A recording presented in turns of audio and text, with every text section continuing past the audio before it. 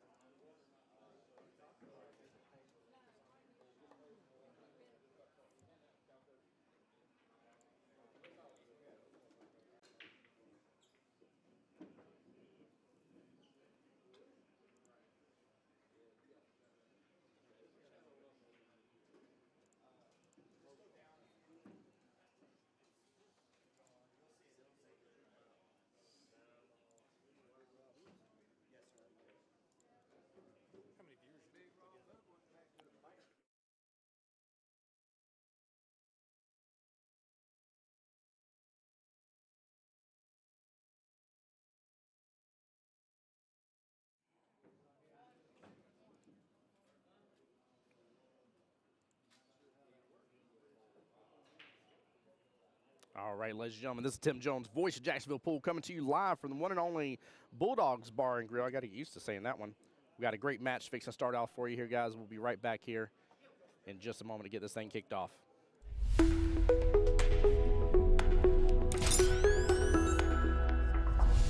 the voice of Jacksonville Pool. All right, ladies and gentlemen, we got a great match going on for you here. Tommy Kennedy, one of the I ain't going to say the hot seat people here, but might as well be since he went for, I think, over 1,000 in the Calcutta. Got a matchup here against Joey Tucker to start off the day here. I may have to adjust my camera again. I think it may have gotten kicked while I was doing setup and stuff here. Come on in, I believe. Yeah, Tommy's still just warming up here. Let's get things adjusted a little bit.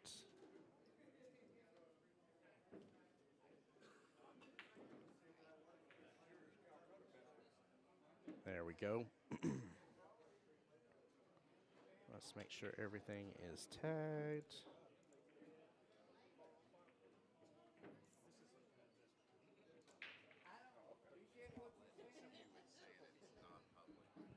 It's saying it's not public? Let's see here.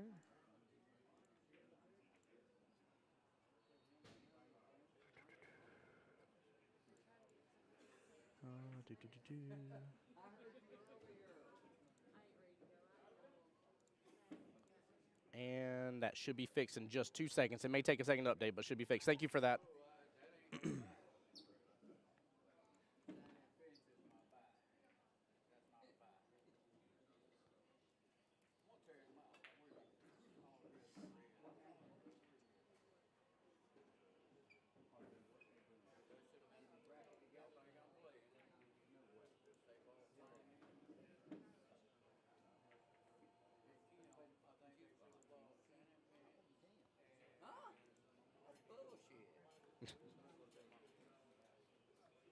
You're good.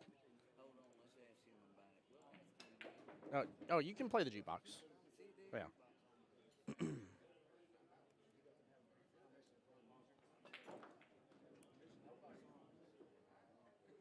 Guys, come on in here. Let's get seated. Yeah, I'm telling you guys to take your seat here on the live stream.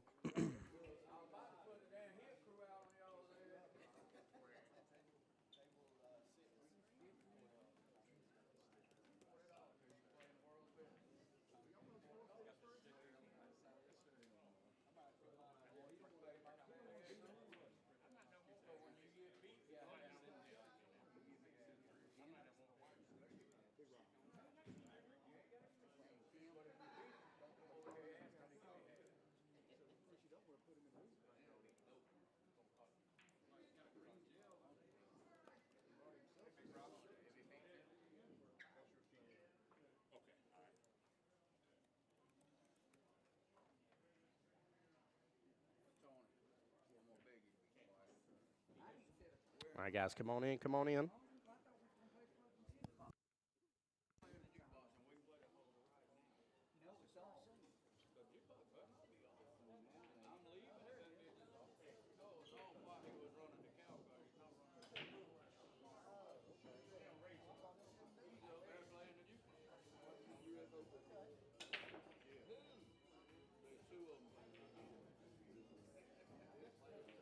Sorry, guys. I'm making sure everything's getting shared out on my end here. There is a bracket listed. You guys should be able to see it on your end as well. Let me know if you're not seeing it here.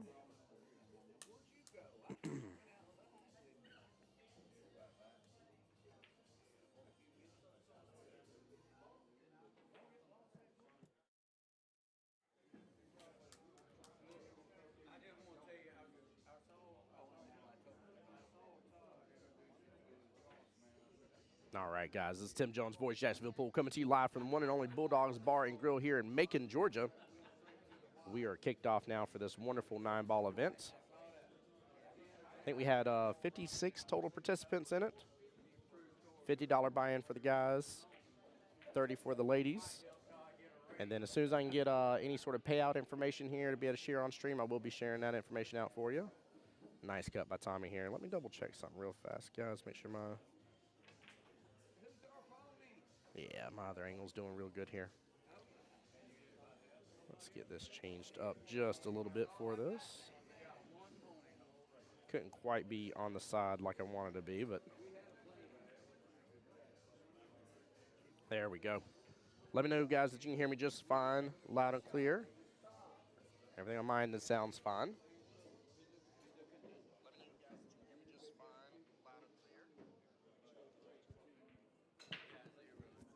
Hey, I see Mr. Chris in chat. Thank you, thank you. There we go. Ooh, unfortunate scratch right there. All right, let's switch back over. Perfect. All right, everything's up and running, guys. We should be good to go now. If anything changes, though, let me know. First time over here at Bulldogs Bar and Grill, and I tell you guys, if y'all didn't see the excitement or hear the excitement in my voice in the video earlier today when I showed kind of the sneak preview of what this pool hall looked like, then you guys really, really missed out. I'm very excited for this spot. Very, very excited. A lot of great people here today. Good Calcutta went off. You always know a good Calcutta whenever the blind bids are hitting 4 digits easily. And it's a race to 7. Only exception to that rule is ladies under, I believe it's 500. They get 2 games on the wire here on the winner side and 1 game on the one-loss side. True double elimination. And we're going to be here with you all day long. I've already been up since 3 a.m. this morning. We're almost 12 hours since I've been awake. Drove 4 hours to get here through the wonderful storm, and I'm ready and excited to actually give you guys this content here. I know there's a lot going on, so I appreciate everybody that's tuning in already today, showing the love and support. Hey, we got a lot of y'all coming in here. Let's give some shout-outs here. Mr. Chris Brown, who's here in the house. Will Butler, what's going on? Daryl, how's it going? Welcome on in. Thank you for being here. Justin Pope, how's it going, sir? Jimmy, how's it going? Welcome to the stream here. Same thing with Jason. Thank you for being here. Appreciate y'all. Guys, hit the like button for me. Hit the share button. Also, if you're not already subscribed, the YouTube channel is live. So in case you got a big screen TV at home and you prefer to watch it on your YouTube, you can definitely do so. Voice of Jacksonville Pool on YouTube as well. We'll have all the live coverage for you as one complete video, and then also throughout the day I'm going to be breaking the videos up and starting and stopping the recording. Nothing will change on your guys' end, but that way the videos can be posted individually and you can see the matchups individually as well. I'm very excited to be here today, though, guys. I'm so thankful for Mr. John and the crew here, to say the least. Absolutely so grateful. This all came together literally last night. Mr. John had reached out to me on Tuesday. And I didn't, for some reason or other, I never got the message. And so we were talking last night, and I was like, I think I can make this happen. I was like, let me see. And it's just such a blessing to be here. Nice little 3-railer right there by Mr. Tommy Kennedy himself here. Set himself up great on that 9-ball. And a good out right there. First rack already done, guys. We are underway. Oh, where did my... Hold on here. I want to be able to keep up with the score for you guys. Let me get this pulled back up on my end. And then my camera definitely got bumped here earlier, but on the other table, Robert Bryant versus Kim Davenport. I'm going to have to adjust that camera here again in a moment. I do apologize. I didn't realize it got bumped before we got started. But that's on table 6, right across here from table 1.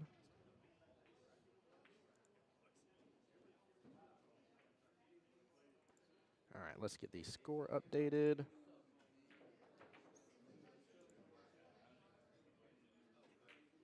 Just said, hey, I missed it. Got kids this week, but should be a good one. Should definitely be a good one, Justin. I'm very much in love with this pool hall. I've talked about it before. What does it take to be a pool hall? Have a building with some pool tables in it. Boom, you're a pool hall. However, there are those that are actually like actively trying to grow the sport. Those that actually care about the sport. Those are that are investing their time, money, effort, everything into the sport. And John and his whole crew here are absolutely living up to that dream. I came in here. Mr. Jim was in here already. I was up here a little bit. I don't know, probably close to like 8:20, 8:10.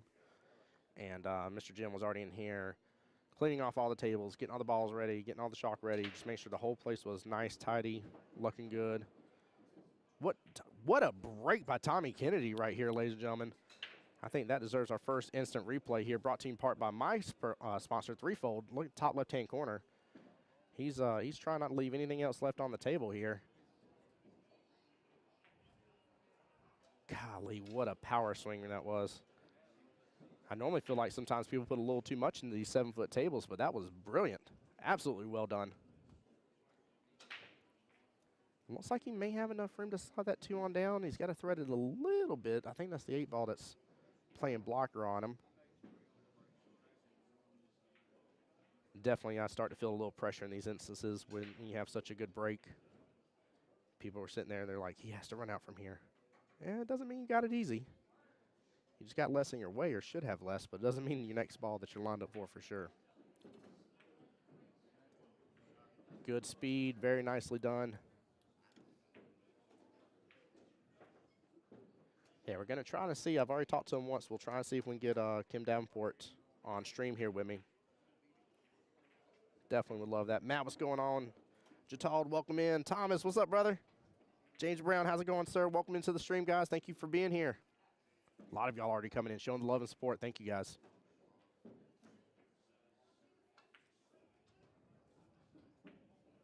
Pull back on that 8 a little bit. Didn't get quite as far as he was hoping, but he can still cut that. He can take it in the corner pocket. I think I'm going to cut this in the right-hand side pocket, though. Just a shorter distance. And a good break and run by Mr. Tommy Kennedy himself. Bringing it up 2-0 here. Race to 7. And guys, if y'all didn't see it, let me know. I do have it coded here to be able to put the excuse me, sorry guys, put the bracket in there for you. Sorry. Saw TK was playing and had to watch. There we go. That's what I'm talking about. Yeah, let's show Tommy Kennedy some love here. Let's see if I can catch the other one going on as well here. I don't know the score here, unfortunately. Players aren't expected to keep up with their scores, but that's Mr. Robert right there, a.k.a. Big Rob, sitting there racking. So I'm assuming he won that rack against Mr. Kim there. Back to the main table here. James Brown says, I'm playing a tournament on the other side of Macon. Why aren't you here, James Brown? You're missing out, brother. Dude, you should have seen how big the Calcutta was. Lots of players, lots of money. This place is popping, sir, to say the least.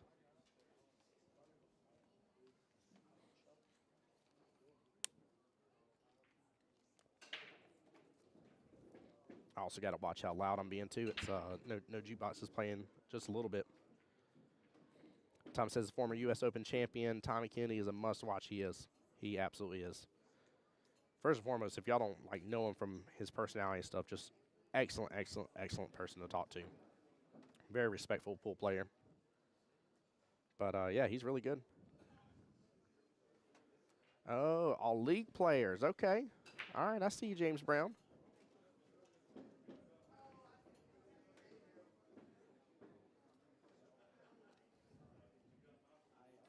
But yeah, Thomas, I definitely agree, man. I love getting to see Tommy Kennedy play, and again, there's a lot of really good people, really good people in here.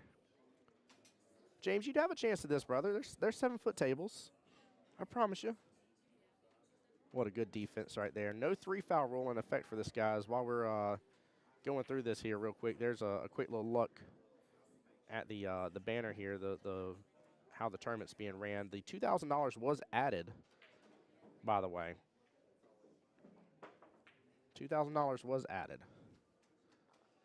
So it did not get to a full field, but Mr. John said, hey, I'm still going to make it happen, and happen he did. Hey, thank you, Chris. Appreciate it, brother. 1-1 for Kim and Rob. I don't think Rod Rentz made it today. If I remember correctly, I heard that name earlier, Justin, and I don't remember seeing that name. Let me pull up the digital pool bracket real fast, and I'll tell you for sure. But I am like 99% sure that was one of the names I heard that was asked about. And negative. Sorry about that little extra beep there when I pull up the search menu. Yeah, he's in yep, he's one of the ones in Alabama. Give me 1 second, guys.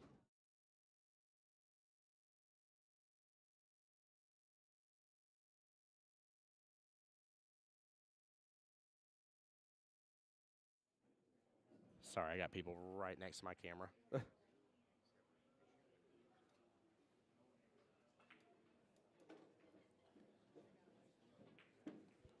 But yeah, I believe James Brown is right. Like I said, he was one of the names I heard earlier, and I think he's at ICB right now.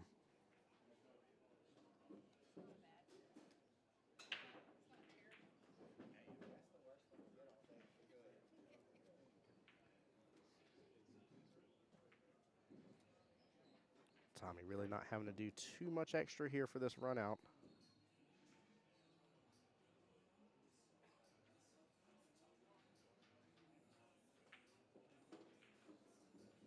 Nice stroke came off that right hand long rail and got perfect shape for the 9-ball.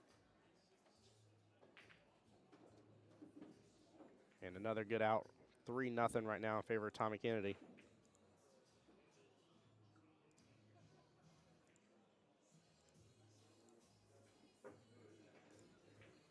Let me see here, double check my phone here, see who all has been slipping in. Nate, what's going on? AK, what's up, my dude? Welcome into the stream. Got a lot of good people in here already today, guys. Hit that share button for me. Make sure and like it. We're looking for bare minimum 50 people, 50 average for the day on Facebook for viewmanship. Now, I know y'all have a lot of different tournaments going on that you guys can view in and be a part of. But I appreciate everybody that's stopping in no matter what, even if you're just stopping to say hey real fast. Even if you're busy for the day. They says, how's it going, brother? It's going well. Oh, my goodness gracious. It's been a blessed day already. I'm excited that the action is happening now, that we're pumping, we're going. Very, very excited, man. Been up since 3 a.m. this morning. Was in bed as a 9. Drove almost 4 hours to get here. Went through the storm this morning. It was pretty rough storm. There was a part there close to, I don't know, it's probably south of Valdosta. I did I-10 to I-90, or I'm sorry, I-10 to I-75 to get here from Jacksonville. And the storm got pretty rough there for a moment. Tommy with another master break here. Where'd that cue? Oh, cue ball sitting right there against the short rail. You got the 6-9 sitting at the top there next to the magic rack. Just home from Tennessee. Nice. We actually got some Tennessee boys in here today right now. There's a couple that drove down from, I think, Knoxville. Don't quote me on that. I don't want anybody coming at me like a spider monkey.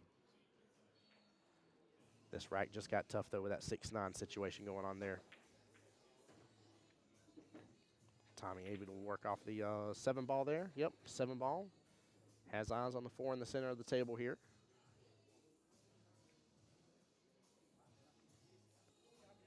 Yeah, I was so excited about this, too. As soon as Mr. John reached out to me, I literally jumped up and down to my wife. I said, I was like, I talked to John back in November. I was like, somebody in my stream told me to talk to him.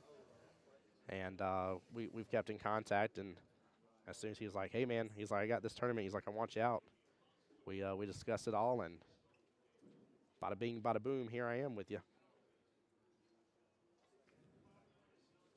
Oh, yeah, he's got a little bit of room on it. Couldn't cut it all the way. Tables open up a lot, too.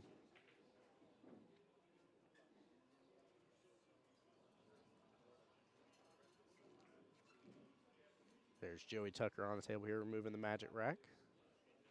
I do like the fact they're using the Magic Rack. I wonder what y'all's thoughts on that whenever it comes to racking. Do you prefer tournaments that use a Magic Rack or something of that style? Or do you prefer using just the regular racks that are on the tables? I tell you, the people that are gonna pop this tournament off definitely have to have that control break, but gotta know how to control it on a 7-footer. It's really, really easy for you to overstroke and overpower stuff when it's not necessary. You just don't have the distance that you have to normally go when you're playing on an 8 or 9-footer.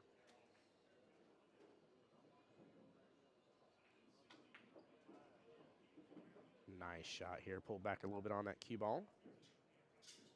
He's got a nice little angle there for the 9, top right-hand corner pocket. There we go. Joey getting on the board here for us, 3-1.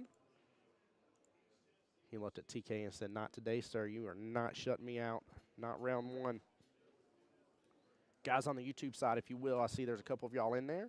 If y'all don't mind commenting, if you get a second to do so, just let me know how everything's looking on your end. I'm always interested to make sure and see how everything's running and stuff, make sure everything's good to go. Who else we got slipping in here? Kathy, what's going on? Peyton, welcome in.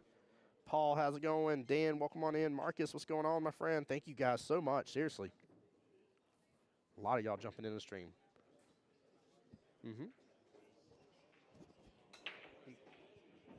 Yep.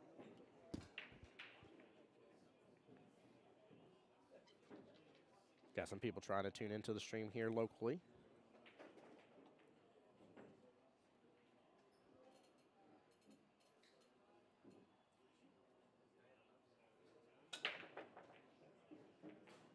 Explosive break. Is he able to get it as good as TK did a moment ago?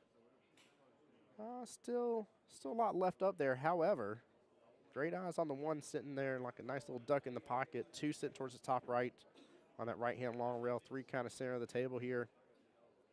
I see a pretty good run-out potential for this. I wouldn't say it's easy, but I think there's some options. I guess my main concern is just from the 3 to the 4, maybe.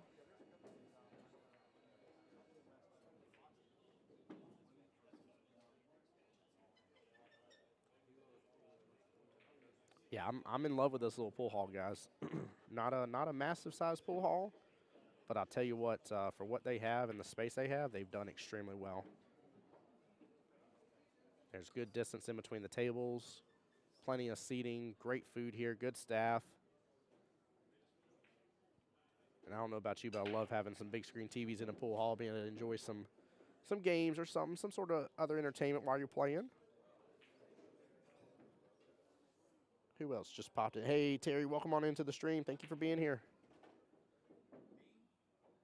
Nicely done. Going to get back above that 4. That was my main concern, was if he was going to be able to get back above it.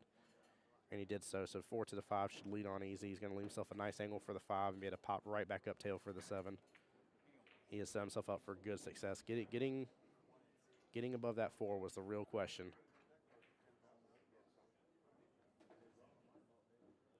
Slow down just a smidge. There we go.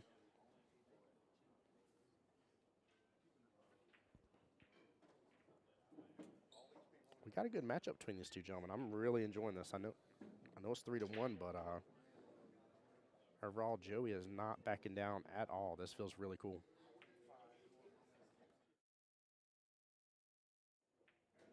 And just like that, it's almost even here. 3-2 overall, race to 7. Very first matchup of round 1. Now, round 1 will take a moment to get through. 56 total participants here, so 28 matches that have to be played for round 1. And there is a total of, I think it's 9. Yeah, I'm pretty sure it's 9 7-foots. Beautiful and well-kept diamond tables. I was talking to John, and he told me they've been open for about 9 months, give or take now.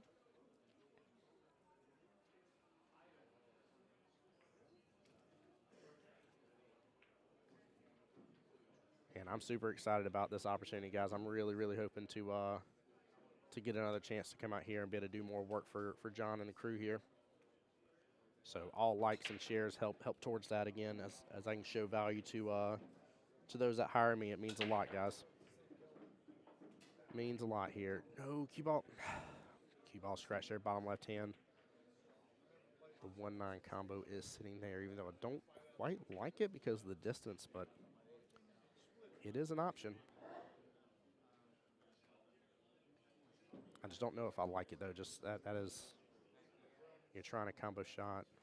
Not somewhat in the pocket. It's right there on that pocket point. A little bit deceiving there to an extent, but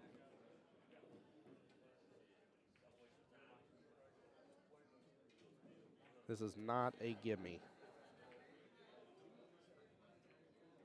Good speed, and he gets it. Very nicely done. Tommy Kennedy up 4-2 right there.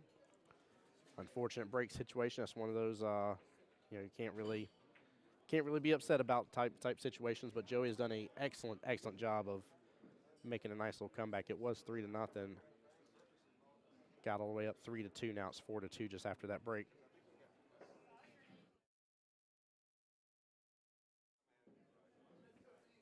I see a few more of y'all coming on in. Welcome in, welcome in. Don't want to leave you guys out here. Let's see, I believe I gave Terry a shout out last. Chris, welcome on in. Ronald Pollock, thank you so much for being here. Angela Baker, appreciate you being here. Thank you so very much for the love and support, y'all. Make sure you're following my Facebook page, Voice of Jacksonville Pool. Along my YouTube, Voice of Jacksonville Pool on there as well. Got a couple y'all on the YouTube side enjoying. And again, what we're going to do here is I'll nothing on y'all's end that will change, but I'm able to stop and start recording, and we'll have the matches broken up for you guys to be able to enjoy at a later date. So there's a particular matchup you guys wanted to see, you'll be able to go back and take a look at that.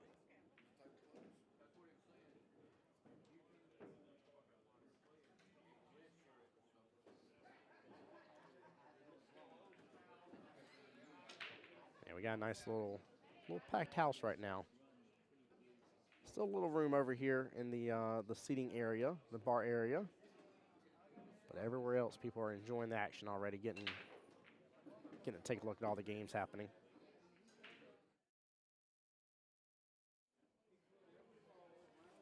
Tommy's got a real solid break on these 7-footers. I'm surprised. It really feels like he's putting so much energy into it.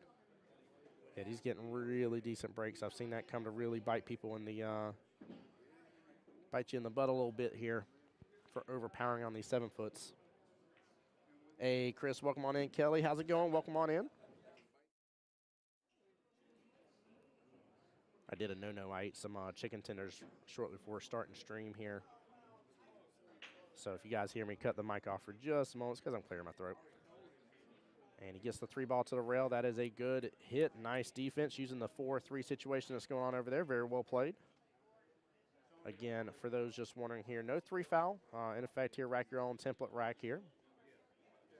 And all these matches are on 7-foot diamonds. Ronald asked a great question. Are you just doing one table, or we go to specific matches? So I have 3 cameras set up. 2 are on table 1. 1 is on table 6. Those 2 are the main specific stream tables. However, as we continue along, if there are no matches going on, I will grab up one of my cameras if I have to and move them around for a brief moment as needed. Ronald, the only downfall is players are not required to keep up with their score. They just come give the score at the end of the match. And so the only downfall to that is if I go to a table and you're like, what's the specific score? I won't be able to give you the real answer here. I'm keeping up with this one personally, but for those that are not keeping up on their phone, that'll be the only downfall. But I've already told John, I was like, whatever you want, whatever matches you want on the stream here, put it on table 1. And then I'll leave y'all in just a moment and get my my 3rd camera here set back up a little bit better. It got knocked whenever we first got started.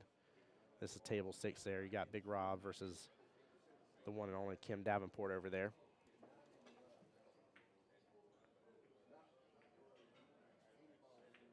Nice hits. I may hide because that 6-ball just a tiny bit. Hard for me to tell from here if the 6 is blocking enough.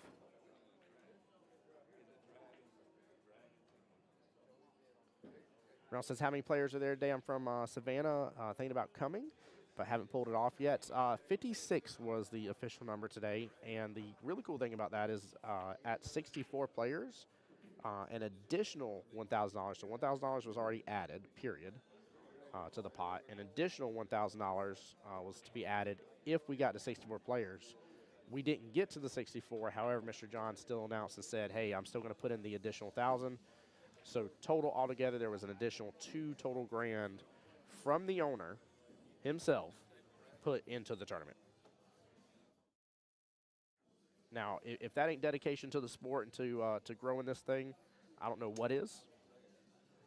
But he's definitely a pool owner, a pool hall owner that has put his money where his mouth is. And I told him, I said, man, I was like, I love the fact you're doing that. I know it's not easy. I know it's not an easy call. You know, some people, they'd be like, oh, well, you know, it's only a difference of 8 more players. But that's 8 more players with their fees. That's 8 more players eating food, buying drinks. I mean, that's a lot. So for him to still be willing to put it in there, even though we didn't hit that goal, is massive, to say the least. Really massive. Let's see, we got a couple more of y'all coming in here. Jim, what's going on? Jamie Chapman in chat here. What's going on? Welcome on in, Jamie. Chandler, how's it going?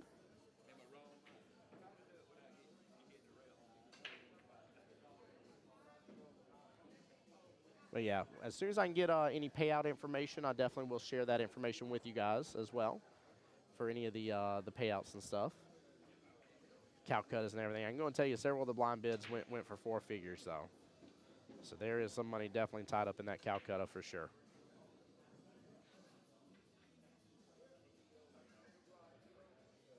TK with the overcut on the 3 ball here. Good attempt. Had quite a bit of distance to get that cut in. Unfortunately for Joey, not a lot of options here. He does have a back bank here towards that corner pocket. He's over. Chris, appreciate that for the 4-2 update. Thank you, sir. And guys, feel free as well. I know some people like doing a little bit of action in the stream and in the chat. You're more than welcome to do so. So don't hesitate if somebody wants to, you know, as we call it, sweat a little bit. Feel free to do so in chat, guys.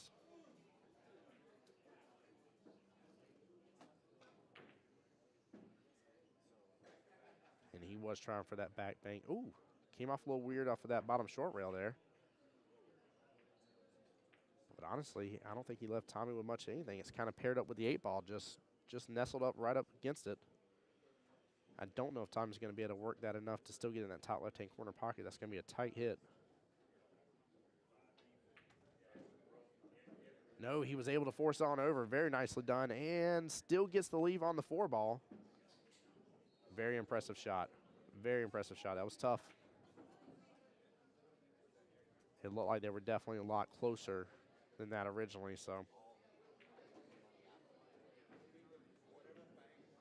Tommy and Kim over there deciding who's going to shoot first. Tracy, welcome to the stream. Daniel, how's it going? Welcome to the stream. Appreciate y'all being here. Chris Brown says, Ronald, you need to make it next month. It's a $5,000 added tournament. Yeah, we'll be talking about some of the tournaments coming up here. I have the flyers. But I don't think you guys want to miss out on this place being a spot for yourself. I think you really need to be taking advantage of it. And need to understand that this is a place where pool actually lives. This is a real legit pool hall. This is a place where the owner clearly plays, clearly cares, has staff that cares. Again, as soon as I walked in here, well-maintained, clean tables, clean pool balls, fresh chalk on the tables. Everything was set up and ready to go this morning. Very, very, very important to be able to see that kind of behavior from amazing pool halls. And when the pool hall owner himself, right, when he himself says, hey, I know we didn't hit the total number of players to add in the extra grand, but I'll go and do it anyways. Guys, I don't know what much, what more we could ask for. Like, I really don't as players. Like, that's stuff we would beg for out of other pool halls. Yeah, Chris is right. John loves the game. Tracy's saying the same thing. Yeah, John's a great guy. Yeah, it has been an honor and pleasure to actually put a face to the name, to say the least. And, guys, you got to think as well here. This man made sure to invite me out, make it worth my while out here so you guys can be able to enjoy the stream and stuff, be able to see the action that's going on. He is very much invested in billiards as a sport, 100%.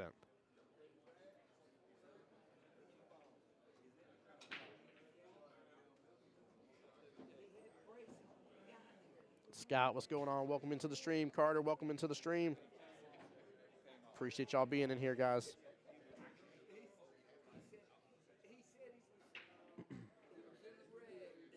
Yeah, I'm in love with this pool hall already. This is definitely a again, I don't remember who specifically told me to reach out to John and to this pool hall, but I definitely appreciate it. That's one of my asks in many of my streams as well here, guys. If you got of events coming up and stuff like that. Now, the only thing I've slacked on, though, guys, is unfortunately I had, well, not unfortunately, it is a blessing. I had a busy work week with my regular job here. I own a local computer repair shop in Jacksonville, Florida, for those that don't know. And had a really, really busy week. And so I never actually got a chance to do the live stream, talk about what my goals are for 2024 and stuff. I still owe you guys that. And I've got to get a list out of the dates that are already booked up here. What a defensive shot by Tommy Kennedy. Wow. Take a look at that again. Chris Brown, Tracy Majors. Nope. There's Mr. Chris right there. Here's being given us our score update. Take a look at this. What a well-executed. Tracy Majors. What a well-executed defensive shot there. Top left-hand corner. Brought to you in part by Threefold here. My personal sponsor for any trophy engraving and sublimation needs. Make sure and reach out to Threefold here. You can actually contact them through me via voiceofjackspool@gmail.com. Small miss right there by Joey. Good try.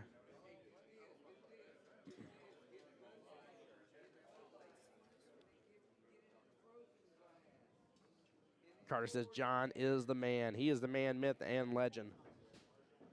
He is 100% showing other pool hall owners how it should be done. 100% is. And my only real ask, bare minimal ask, other than sharing out my stuff here, is inside the actual the stream itself. I've tagged his business. I've tagged this pool hall. But please make sure you pull up on their webpage, on their Facebook, I'm sorry, and drop them a follow. And then as we go in between matches here, I'm going to show you some of the flyers coming up and what we have happening. Which actually, Mr. Tommy Kennedy here, who you're seeing play right now, is involved in one of the upcoming events here in the near future. They literally had a free tournament last night, by the way, guys. I think he told me the first place took home like $400. It was a free entry tournament. No money necessary. You didn't pay a $20 entry fee. No, it was free. $400 went to first place.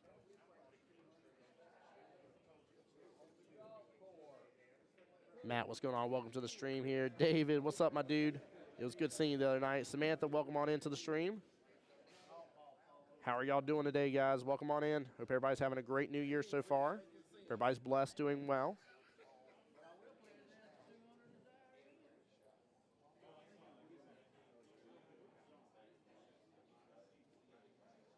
Hey, Matt, my pleasure. Appreciate the support, my friend.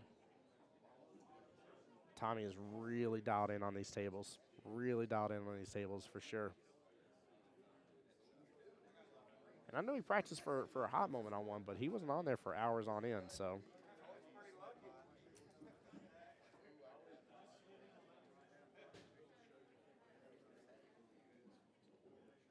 He's going to pull back on this cue ball just a little bit here.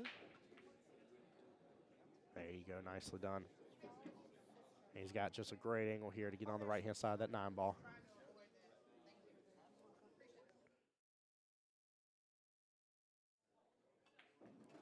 No need to overkill this here. Table 7, Charles Jones versus Table 7. I'll try to mute that whenever it comes up, guys. Chloe, welcome to the stream here. Jane, welcome in as well. Thank you for being here. Jermaine, welcome on into the stream.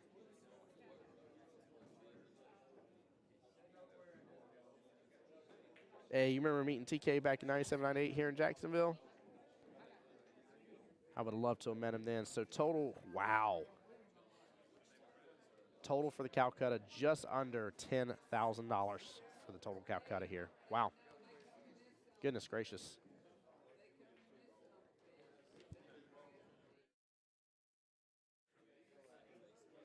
Don't know what's going on with my voice. It's trying to leave me already. Little David's Billiards. Where was that at in Jacksonville, Matt? Was that the one that used to be at the beach before Q-Ball took over? Dave said, what's up, Tim? Hope all is well. Great stream as always. Appreciate you, brother. It is going very well so far. Very, very well so far.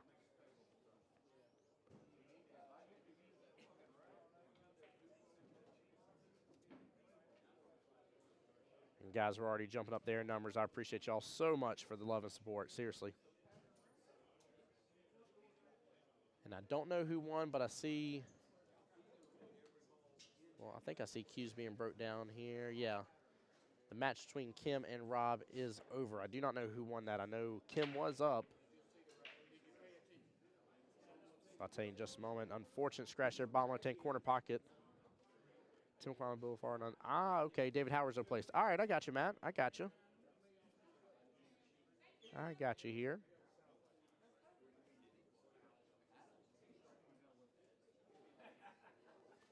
Three balls in a little bit of a problematic spot.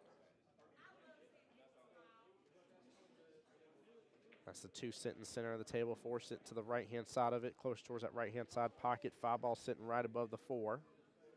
And that's the 3-6 here towards the bottom left hand of the table.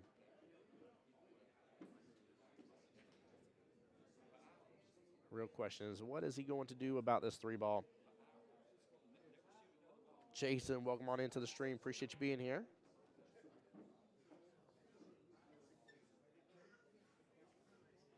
But yeah, I'm telling you guys, just from one pool player to another, please, if you get a chance to, if there's a tournament you can come and join into, what a shot. If there's a tournament you can join into, please don't miss out on this place. Put it on your radar. Definitely put it on your radar here. Randy, welcome into the stream. Thank you for being here.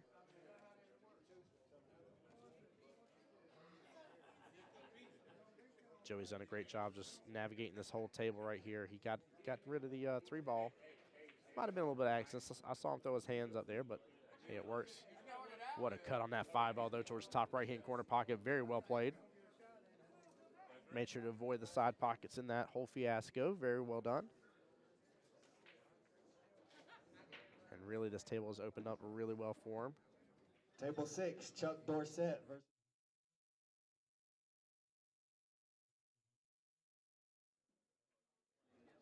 Yep, there's another match already being called. He is calling them as fast as the tables come available. So we're gonna keep this tournament in high gear here.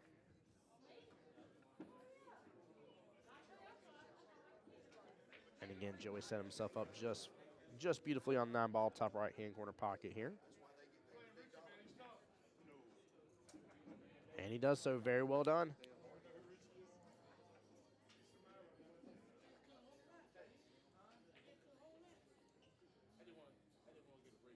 Hey, Ashton, welcome into the stream here. Brandon, welcome into the stream as well. Appreciate y'all being here.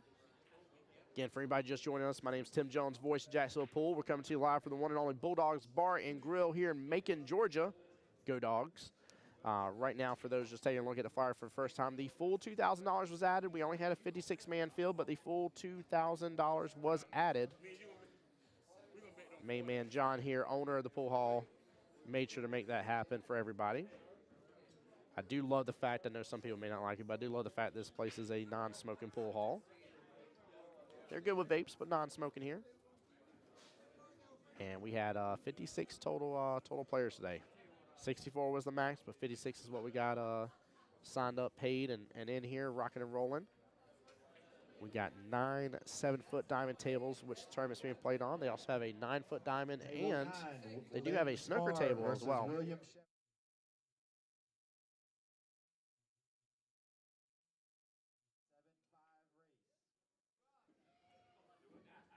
Yeah, what I was saying is they actually have a snooker table here, and I don't know if you guys know this. I was shocked and amazed to learn. They actually have snooker cloth on it, and the felt of it is made to where in one direction There's some resistance against the ball. And in the other direction, it's smooth as can be. You can actually feel it. I thought it was really interesting. It's a very beautiful Brunswick snooker table they have here.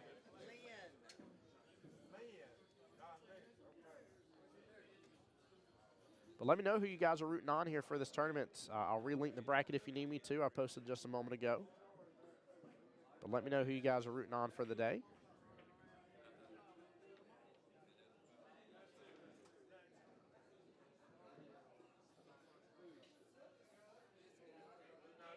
Joey going for a push right there instead of opting to try to hit that 2-ball, which he was very much stuck with. So don't blame him for going for a push at all. Gets a little double kiss off himself, not what Tommy Kennedy was intending. Let's see here. I think the side pocket's kind of open here for him. And it was very well played. Hey, Heidi, welcome to the stream. Tyler, how you doing? Welcome into the stream. Actually, sorry, Tyler. I think I said hi to you a moment ago. If I'm double dipping on these names, please forgive me, guys. Ooh, he's going to get stuck behind the 9 on that. Yeah, he's definitely tied up on that.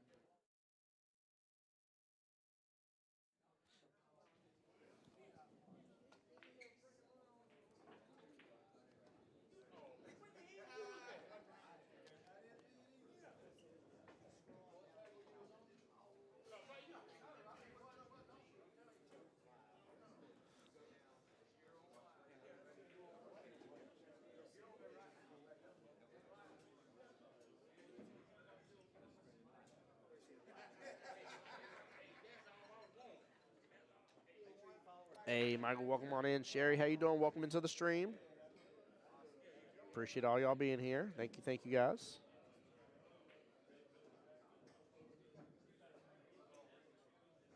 Joey gonna try for a jump shot here. Good hit with it, but unfortunate scratch in that right-hand side pocket. TK sitting on the hill right now, needing one more rack. And 5 balls left on the table right now. Shay, welcome into the stream. How you doing?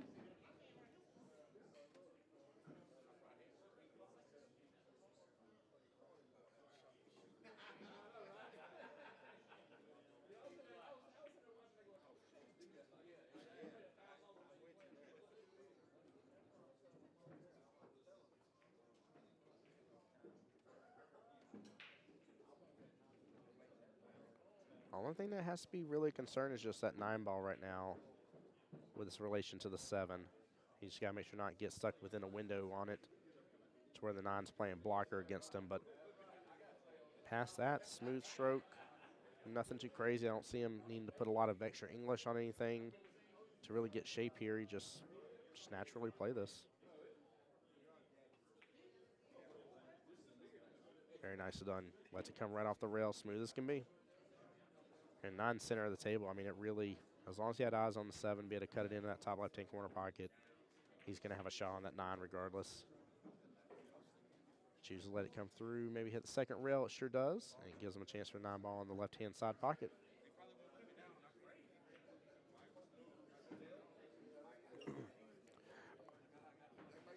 All right, ladies and gentlemen, first matchup here on the live stream is done and over. Tommy Kennedy winning 7-3 against Joey Tucker.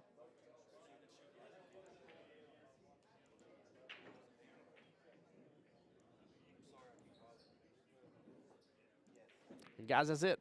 That's it for live stream. Y'all take care. I'm just kidding. I'm just kidding here.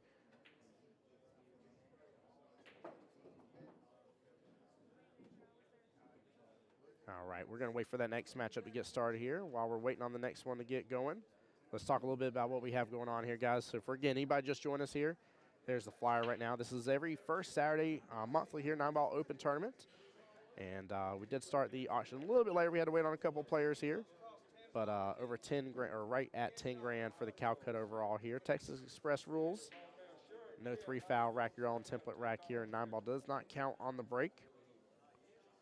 Coming up on February 16th through the 18th, $5,000 total added if it's a full field, $2,500 added, guaranteed no matter what here. So for those that are trying to understand what that means here, basically as long as a full field happens, an additional 2,500 gets put in there. Males entry is 120, females is $6 entry. That does include a $20 green fee right there. Limited to the first 96 paid players. And if you look on there as well here, he's got his Venmo and Cash App listed right there for you. On Friday, the auction is at 6 p.m. Players must be present. Play begins immediately thereafter. On Saturday, play resumes at 10 a.m. $300 entry for 8 players, winner take all. Mini 9-ball single elimination at 10 p.m. And then on Sunday, play resumes at 10 a.m. Final 16 auction here. Play until completed there, guys. So a lot going on here for that one coming up. And then every third Saturday of the month here, split bracket 9-ball tournament. February 20th is the one coming up here, so just a couple weekends from now. Check in at 11 a.m. $2,000 added at full field, but no matter what, at least $1,000 is already being put in. And limited to 20 on the high side, 48 on the low side here, guys. So make sure, again, follow Bulldogs Bar and Grill for me. Make sure you hop on there, go follow their Facebook page. Show them the love and support. And then I told you all about it just a moment ago, but the one and only Tommy Kennedy is actually doing a special one-day event coming up in March the 9th here. And as you can see there, it is a single one-day event, open 9-ball, race to 7 on both sides, double elimination until the finals, which will have one singular race to 9 there. Entry is $65, includes $15 regular fee. Ladies and juniors 16 and under only pay $25, and then $15 fee is included in that. Races are subject to change due to number of entries, winter breaks, winter racks, and quarter of the field paid approximately rack your own here. Make sure you take advantage again of that right here, again at the one and only Bulldogs Bar and Grill here in Macon, Georgia. Waiting to hear who he's fixing to put up on table 1. Give it just a moment, guys.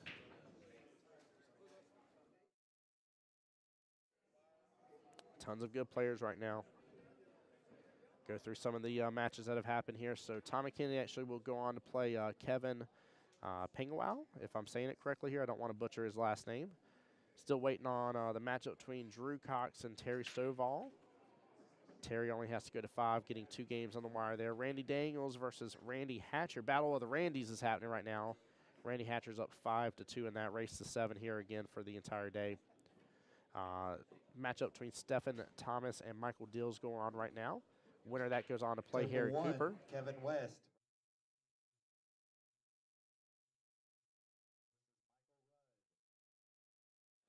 Looks like we just had a match called. Table 1, Kevin West versus Michael Rudd, if I heard that correctly.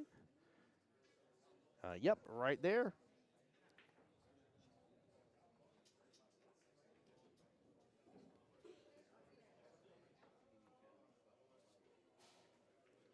All right, guys, give me just a moment here. And we'll get this next matchup going and underway for you.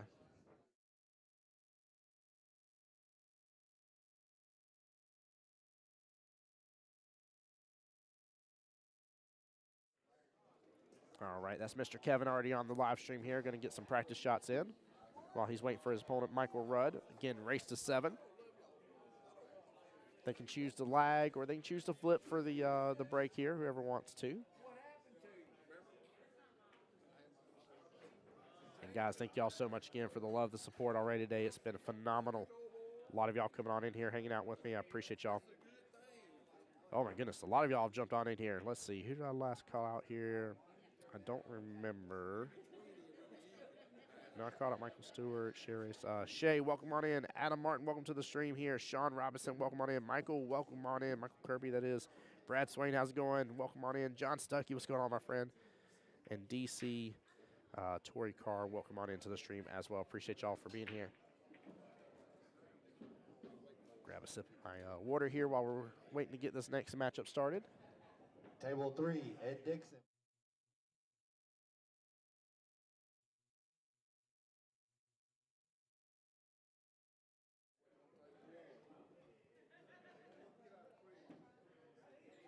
Let me see here. Go ahead and get it posted up again.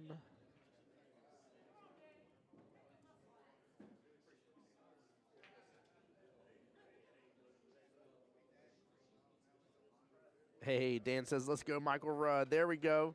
That's what I want to see. I want to see some people shouting other people out here.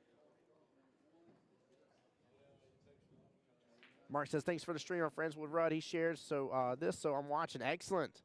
Well, I'm glad you're here with us. Thank you, thank you. Big shout out to Michael for getting some shares out there.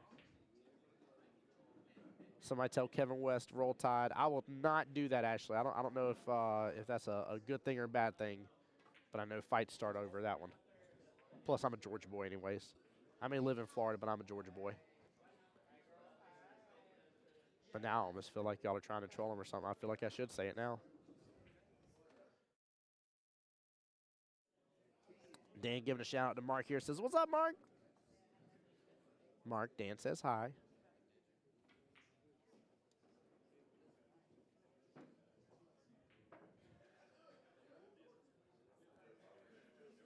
All right, there's Michael Rudd right there. Now, if I remember correctly, Michael Rudd is one of the couple guys that came in here earlier from Tennessee. And if y'all can correct me too, I said it. I believe I heard him say Knoxville, or they said Knoxville, him and the other gentleman that he's with. But feel free to correct me if I'm wrong on that. Hey, we got Team Michael Rudd in the house. Give me 1 second, guys.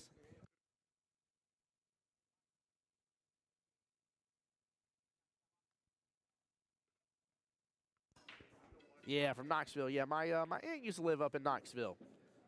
Beautiful area. Absolutely beautiful area. Yeah, that Knoxville is where my aunt used to live. Her and my Uncle Ray. Always loved getting to go visit them anytime I could. It was only a handful of times, but loved it over there. As I've told people before, if I don't live in Florida, it's either going to be Georgia, Tennessee, or Texas. Those are the states I'm willing to live in. Kevin practicing his fancy shots. I'm going to call that shot right there. That was nicely done. I'm assuming just based on chat, though. I mean, we got a little love for Kevin here, but I think most people in here are Team Rudd here. Let me know if I'm sitting incorrect here. Dennis is here on location, trying to make sure the home crowd knows we're live. There you go. Tell them what's up. Get this stream shared out, baby. Let's go.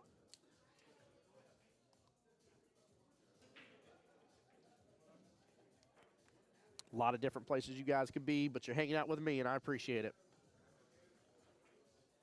You know what I just realized? I didn't see it pop through. Let me recopy pasta and see if it does so.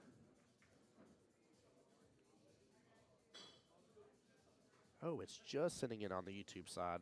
Hold on here. Want to make sure you guys can see the live bracket.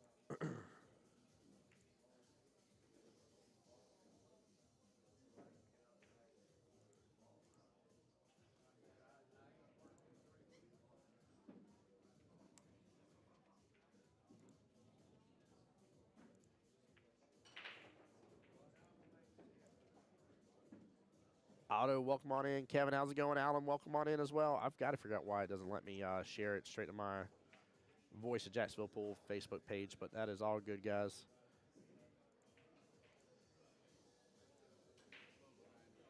Let me go back to my main page here and get it shared out. There we go. There's a digital pool link right there for you guys. That should come through any second now for you. Otto, welcome on in. Randall, welcome in. Jay Hilliard, welcome in. Zach, welcome on in. Thank you guys for being here. We're waiting on Mike Rudd here to get started. Right there, there's the event that we have going on today here. First Saturday monthly 9-ball open tournament here at the one and only Bulldogs Bar and Grill in Macon, Georgia. Men's entry was $50. Women's was $30 for this. That did include a $10 green fee. And they are not kitchen. Full kitchen. They're not kitchen. They're not kidding. Full kitchen and bar. That was hilarious. And again, these are played on beautiful 7-foot diamond tables. Very, very well kept up diamond tables, to say the least.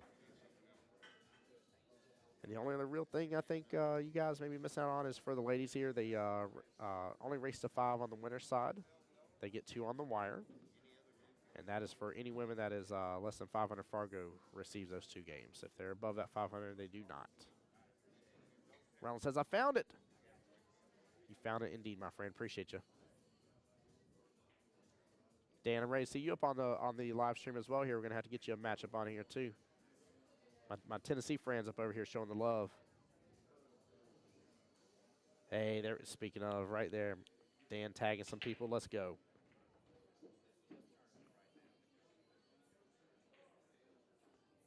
Two balls. Going to drop in the process. 3 sitting as a nice little duck there at bottom left-hand corner pocket, and has to because that 4 sit all the way at the tippy top of that short rail. You got the 5, 8, and 9 there towards the kind of top center here, where the template rack was. So a little bit of work on this. A little bit of work on this. This is not going to be a gimme at all here. Mike, welcome on in. Dean, welcome into the stream. Appreciate y'all being here.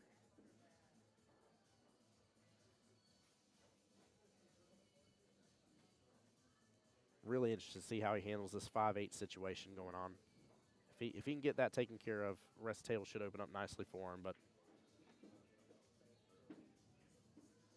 David Burke says, I'll take Shannon to win this tournament. There you go.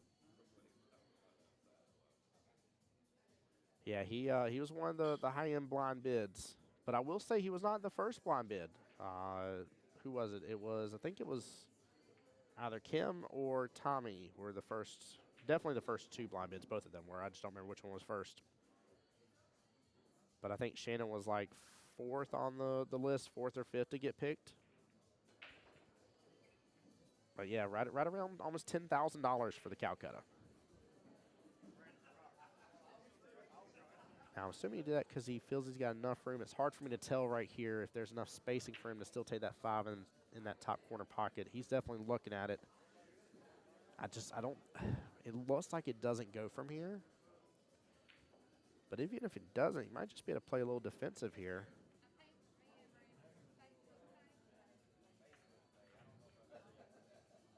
No, he's looking at that 6 ball in the bottom left-hand corner pocket.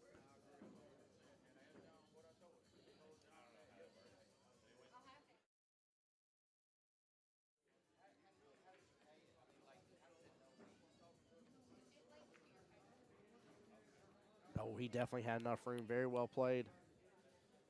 Very well played here. I thought it was stuck up on it. Definitely looked that way for a moment. And again, I got quite a few of y'all on the YouTube side as well. Appreciate y'all being there and enjoying that. So if you will, if anybody's on YouTube and able to just let me know. I know I've pulled it up on my phone already. Looks fine on my end. But if you got it on a big screen TV, I always love feedback about it. Let me know how the stream's looking.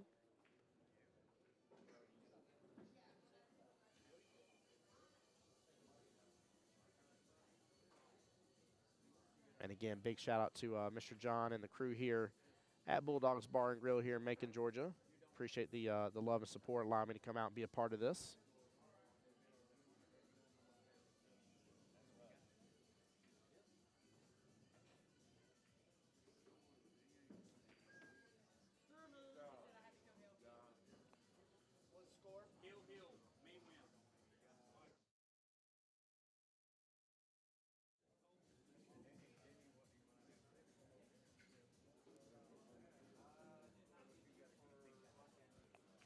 Kevin knows he's in a little bit of predicament here. That's a ridiculously tough cut here if he's actually going to go for the corner pocket. I don't really like the bank. And it's going to sit up right up over that left-hand side pocket. He was trying to do the best he could on that situation. He didn't have a lot of opportunities here.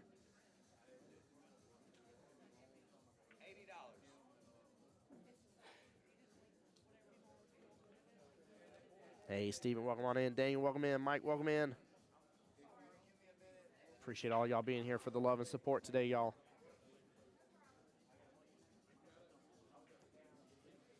For anybody just joining for the first time ever, this is Tim Jones, voice of Jacksonville Pool, coming to you live from the one and only Bulldogs Bar and Grill here in Macon, Georgia.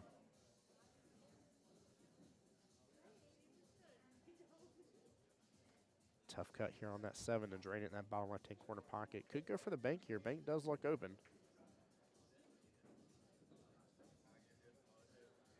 Hey, Mark, give me 1 second. I'll do a quick little copy pasta for the Table exact. 10, Bobby Stovall.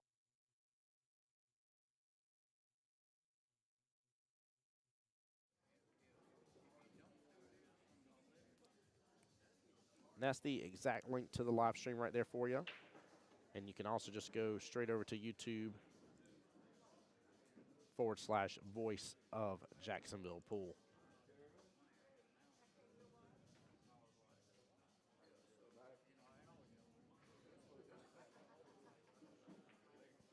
Hey, good luck, Dan. Be blessed, brother.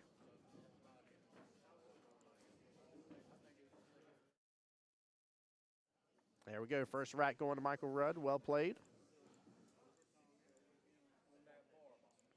1-0 race to 7 here.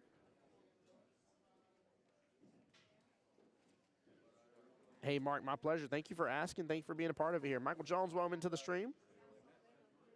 Appreciate you. All right. Wow. Okay, so total for the Calcutta here, the official number, $9,760. Total for the tournament, $4,220 here. When we get payout amounts here, I'll let you guys know that next here as the tournament's running along. But big shout out to John and the team here. Very well done. That makes for a great day. With everything said, just under $14,000. Wow. That's a really good day, actually. Really good day. A lot of money to be had for somebody.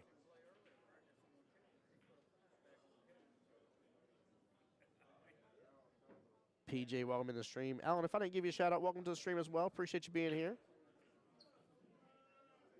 Thank you guys for the love and support today. Seriously, appreciate y'all.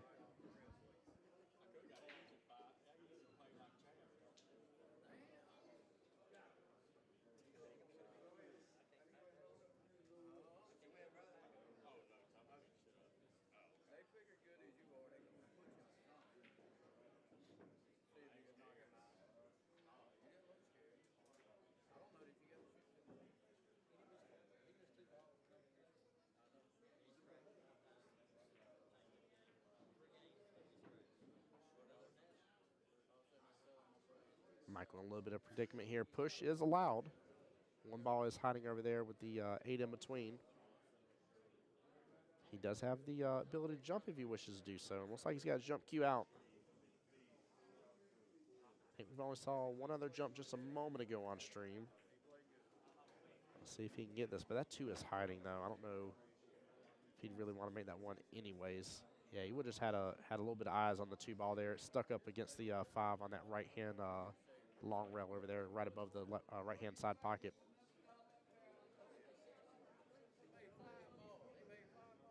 Keza, welcome into the stream. Appreciate you being here.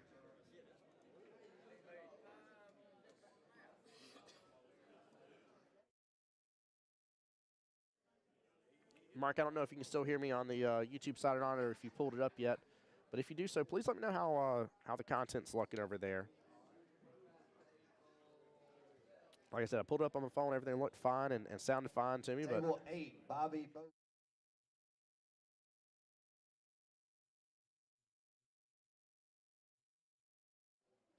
That's a 7-5 race. John over here calling another matchup.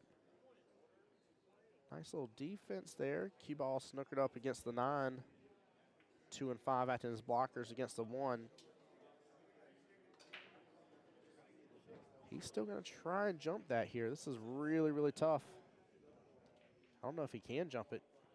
I don't think he has the room to be able to do so.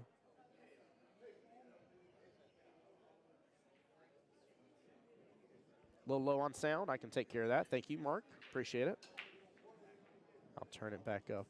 Let's see. There we go. I'll turn it back up a little bit more on my end overall.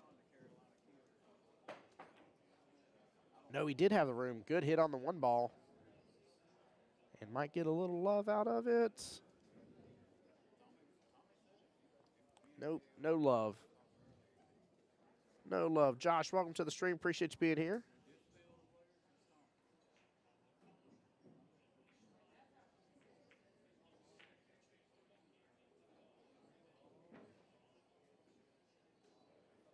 $1 open for that left-hand side pocket, but the real question's about the 2.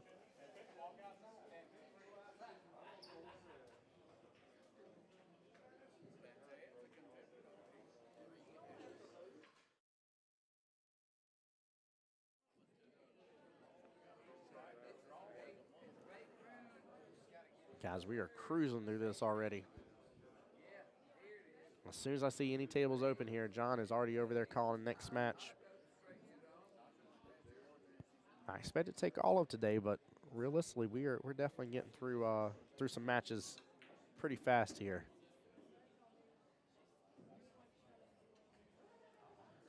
He did a good job pulling that cue ball over here. He has the 2-9 open. I just don't know if it's really as possible as it looks like. From that angle, it looks like it's kind of set, but it's definitely off just a little bit. My main fear about even taking on a shot like this is just leaving the 9 sitting in the pocket in the process. Just basically handing my opponent a free win just because I went for a combo shot that wasn't a great option.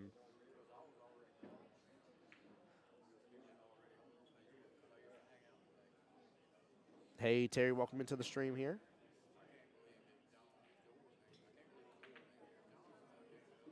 Hey, great shot, great combo. Very, very well done here, guys. If you take a look, top left-hand corner here, quick little instant replay brought to you in part by Threefold, my personal sponsor for any trophy engraving sublimation needs. Feel free to email me, voiceofjackspool@gmail.com. But take a look at this combo again there, top left-hand corner. Good speed, didn't overhit it. Very well handled here. Michael Rudd getting up 2-0 against Kevin here. A little risky there, in my opinion. I don't know, guys. Do y'all feel comfortable going after that combo shot with the 9 being off a little bit like it was there? You already had a little bit of an angle on the 2. 9 was a little bit off rail here. It wasn't kind of a dead set combo. What's your guys' thought on that? Was that a risk worth it? I know hindsight's always 20/20. Clearly he made it, but is that something you guys would normally go for here? Again, it'd be a little worry of mine for sure. I think I would have still hit it about as much as he did. Just kind of ensure I'm not going to leave it sitting in that pocket.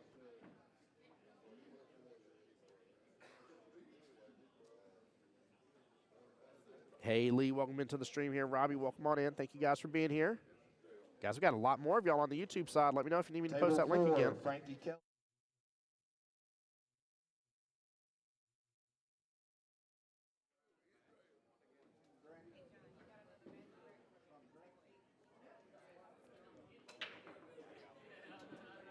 Very good break. Keep in mind, 9 on the snap does not count in any way, shape, or form. Doesn't matter which pocket or anything.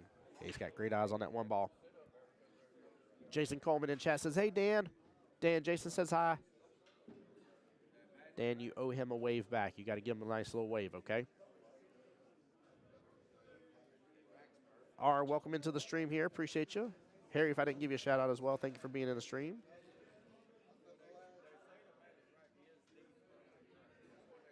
Already getting a lot of love and support from the locals here. A lot of you guys from my end coming on through. Appreciate y'all so much.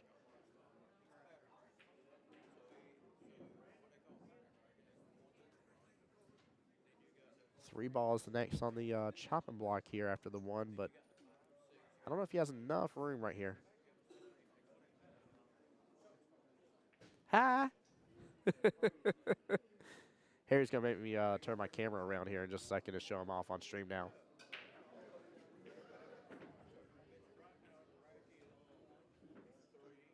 Oh. No, that's actually not bad. That 8 was probably stuck on the pocket point a little bit. Very well played.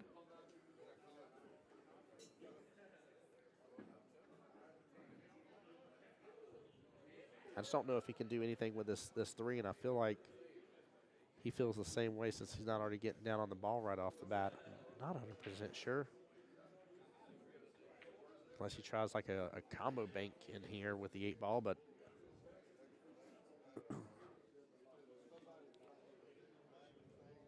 give me 1 second, guys.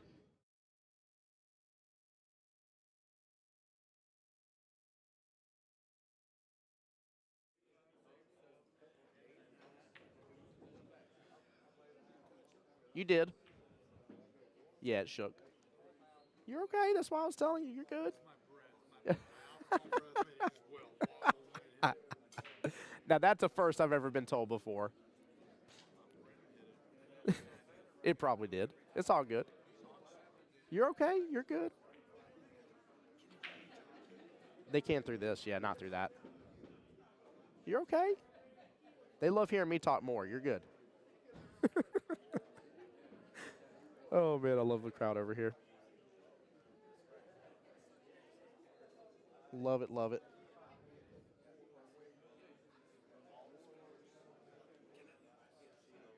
Yeah, you can come over here. Yeah. Just watch that because the surge protector is right here beneath me, so don't have that over this. But yeah, you're good. Here. There you go. Table 6 is over there on the other one. That's table 6. I got to fix the camera because somebody already knocked that one too. Yeah, I got the winner of 6. You got the winner of a 6? It's going to be Chuck, but it's 2-2 right now. Oh, well, it's a good close match then. Yeah. He's beating the guy that's playing him, so There you go. this never goes like Table 9, Laura Hatcher.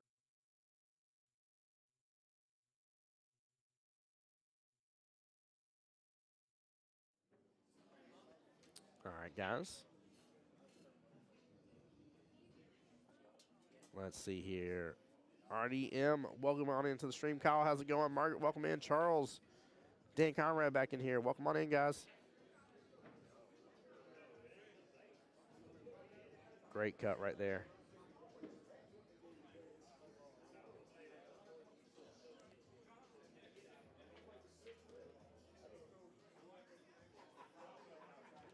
I think really I like using a good amount of bottom here. Guys, if you check the Facebook link, the digital poll link, it's on there. You can watch all.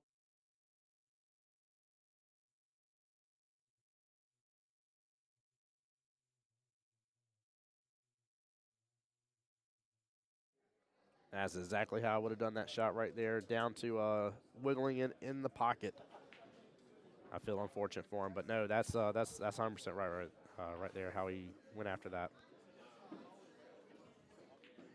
Kevin back to the table here. Looks like he may have to take on the 6-8 combo here, but should be able to smooth this on over. Hey, good speed. Nicely done. Nicely done.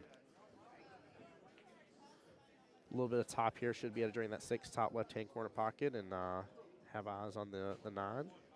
No bottom here whatsoever, though. Using bottom, he's going to pull it right in that left-hand side pocket. There you go. Very well played. Let it go between the rails. Good speed, too. Kevin getting on the board here with his first rack. 1-2, race to 7 overall. Guys, here in a moment, I'll leave you. I got to go fix that camera on table 6 here, but I definitely don't want to interrupt that match. But I'll have to do it here in just a few. That way I'll be able to switch back and forth. I don't know if they're keeping up with the score over there. I'm pretty sure they're a couple racks in, so. Chuck, yeah, I was told it was 2-2 a moment ago. Chuck Dorsett versus Richie Martin. I was told it's at least 2-2 right now. Table 2, Jamie McCauley versus Damian Vaughn. Table 2, Jamie McCauley.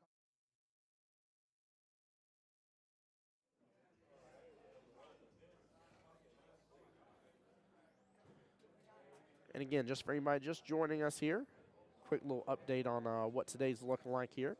We had 56 total participants in today's tournament. Race to 7 here, unless you are on the lady, or if you're ladies side, and under 500 for the Fargo, then race to 5 only. We're here at the one and only Bulldogs Bar and Grill here in Macon, Georgia, having a great day so far. Deborah, what's going on, my dear? How you doing? Welcome to the stream. Oh, there's quite a few y'all come on in here. Let's see. Deborah, I see you. Craig, what's going on? Tracy, welcome into the stream as well. Appreciate y'all.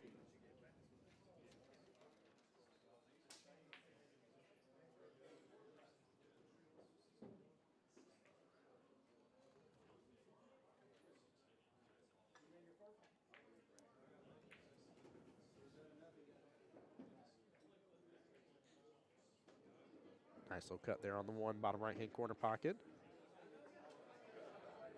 Real question, what is he going to do about the 4 here? Does he have enough room to slide past that 9? He did not. He got down on that shot pretty fast as if he did, though. It definitely looked from this angle like he, like 9 Mile was taking up a little bit too much real estate there. Mike here trying to take a look at that 7 ball, knowing it's going to be a problem. Might be able to use the 6 ball, though, in process here. Deborah says, I'd follow you anywhere. They're lucky to have you. Thank you, Deborah. I appreciate you, my dear. You've earned yourself one good hug next time I see you in Jacksonville. There we go, going defensively here. Trying to get behind that 7-8. Not a bad attempt. Looks like there may be a little bit of room for Kevin to slide past the 9 maybe on this one and still get the cut in. It's going to be a little tough. He's got distance going up against him here, but I think he's got enough room. He had just enough room to at least go defensive on it. Very well played. Sit up against this top short rail. Very nicely done.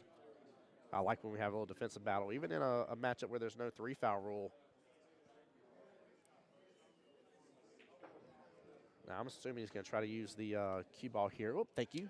Use the cue ball to go left of that 4 and try and use the 7-8 to hide with. Hey, John, congratulations. Yeah, wow. Yeah, appreciate you, sir.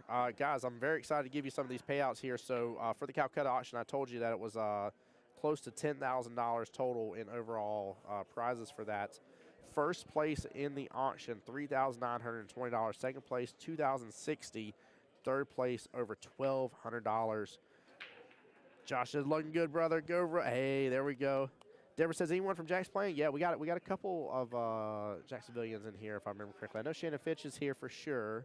Who else did I see? And now I'm drawing a stupid blank about. I'm forgetting somebody else here, Deborah, but there is definitely a couple people for sure. Robbie, I don't know what you mean by that.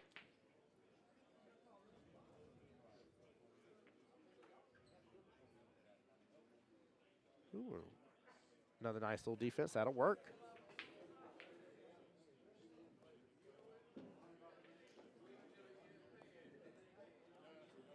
Let's see here. Let's see. Third place, I told you I was $1,230 for the payout here. Fourth place, $890. Fifth and sixth is $490, and seventh and eighth in the Calcutta is $340. Grand total of $9,760. Oh, you messing with somebody that's in here? I got you. Robbie. All good. Deborah says, nice place there. Deborah, I don't know if you saw my video earlier today. I've given a little sneak peek of the pool hall, but it's not a big pool hall. Not big by any means here. But I tell you what, it being a larger size pool hall doesn't matter. What matters is how this pool hall is set up. It's very effectively set up here. There's good space between the tables, very clean tables, everything looking really good. Nice, neat, great staff here already. John decided, he said, hey, I'm going to put my money where my mouth is. I know we didn't hit the full 64-man field, but I'm still going to put the extra $1,000 more in there as if we did hit the full 64-man field. And so, yeah, there's over $2,000 extra inside of this tournament that was given by the owner himself. Robbie said, wishing this was me, but I work all weekend. Wish you were here as well, Robbie. Ricky says, what's up, buddy? Ricky, how you going to let Robbie do you like that, huh? How you going to let him do you like that, Ricky? You got to put Robbie in his place. Tell him to get back to work. Robbie, what you don't know is Ricky's calling your boss as we speak here, getting on to you. I'm just kidding. Enjoy the stream. Unfortunate miss right there by Kevin. Very, very small. Feeling like got robbed right there. Even seen his body language afterwards. Now almost sitting ball length and a half or so away from the bottom right-hand corner pocket here. Sitting as a nice little goose there. Little duck goose. Rick said didn't catch what he said. He talking trash. I mean, he might have might have said your last name in a particular manner. I'll say it like that, respectfully. Kelly Green, welcome into the stream here. Cram, welcome into the stream. Caitlin, how you doing? Welcome on in. Wayne, welcome in as well. My goodness gracious, so many new names in here. So many people coming to visit. Wow, he still gets the drop. It drops for Michael. It doesn't drop for Kevin. What is going on? If that ball would have hung up, I think Kevin would have had the rest of the run out here and would have been just fine after everything's said and done. Nice little three-railer there. He stroked that really well.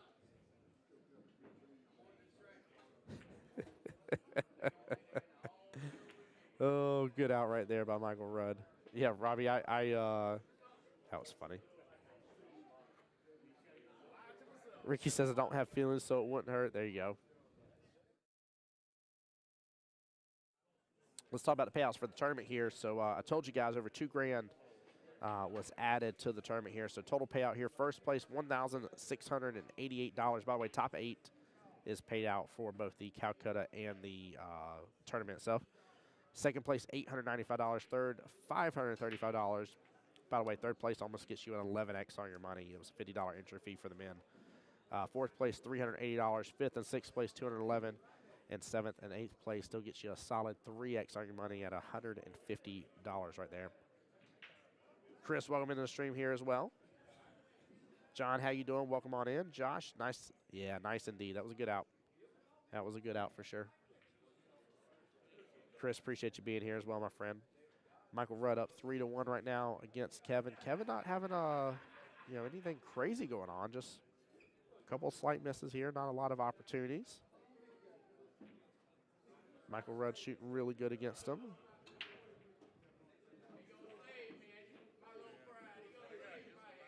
Ooh, they're loving that bottom left-hand corner pocket in case they end up scratching.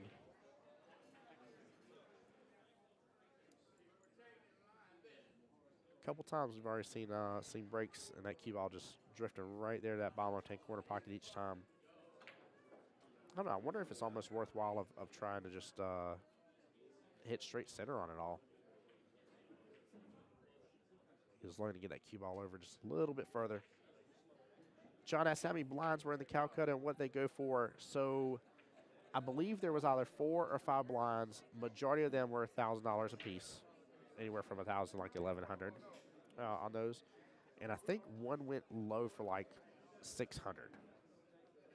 But like the first 3 or 4 went for like $1,000 a piece, guaranteed. So between those first 3 or 4 people, there was $4 to $5 grand alone between the blind bids out of the $9,760 total dollars. Oh, is it going to drift all the way in that top right-hand corner pocket? No, it's going to sit. And he got a good leave out of it. The 6-ball playing blocker here.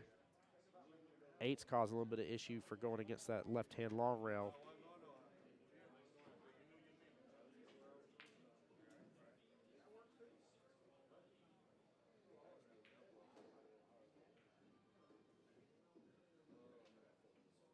Joe King, welcome to the stream here. Appreciate the likes there, guys. Lashawanda? I am butchering your name here. Lashawanda. I'm not saying your name right, but welcome to the stream as well. Appreciate you. They were saying great save. Yeah, that was a good save. We've seen a couple on stream already. I'm happy to see it. I was very curious. I was tempted to talk about this earlier, but I'll go ahead and tell you my thoughts on it right off the bat here. 3 foul is not in effect. I repeat, 3 fouls not in effect. For those that don't know, don't laugh at me for butchering your name. I'm so sorry. But Shane Masters she versus Lauren she done called Odom. me out.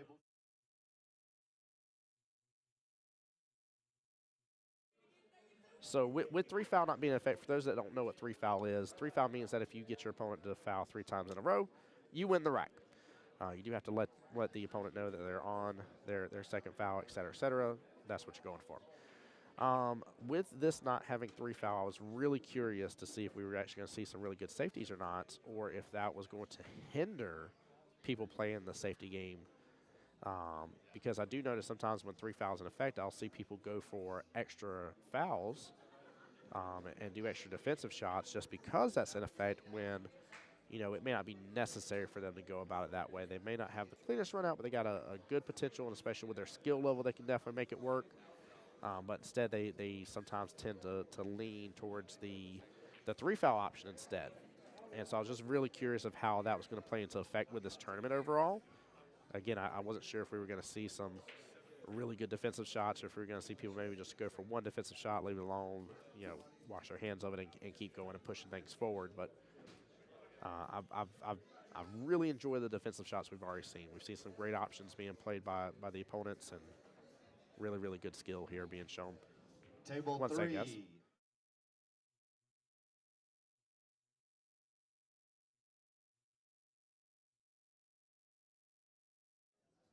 And John Haffey in the house. What's up, brother? How you doing, sir?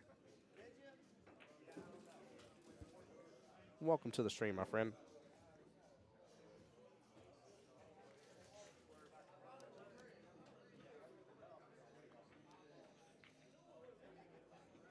Oh, I can't see it from that angle.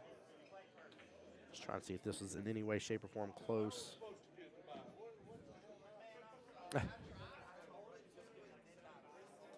Guys, thank y'all for the likes on the stream. I see some more love coming through. Appreciate y'all. A lot of y'all on the YouTube side as well, guys. Really hope the YouTube stream is coming through good. I've gotten a little bit of comments on it so far, so thank you guys for that. Your brother, put on a mic. Don't say sorry. Come say hi. No? Hey, you ain't bothering me at all, my friend. You hang out here all you want to. I don't care. My only ask is that's nowhere near that surge protector in the floor. So that's my only ask. Past that, you're good. Mike Rudd has set himself up really well with that that drawback on that 6 to get to the 8, and then set himself up perfectly on the 9 here. 4-1 right now. Michael Rudd getting a little bit away from Zach here, or Kevin, forgive me, not Zach. Zach just came in the stream here. Zach, welcome into the stream here. Appreciate you.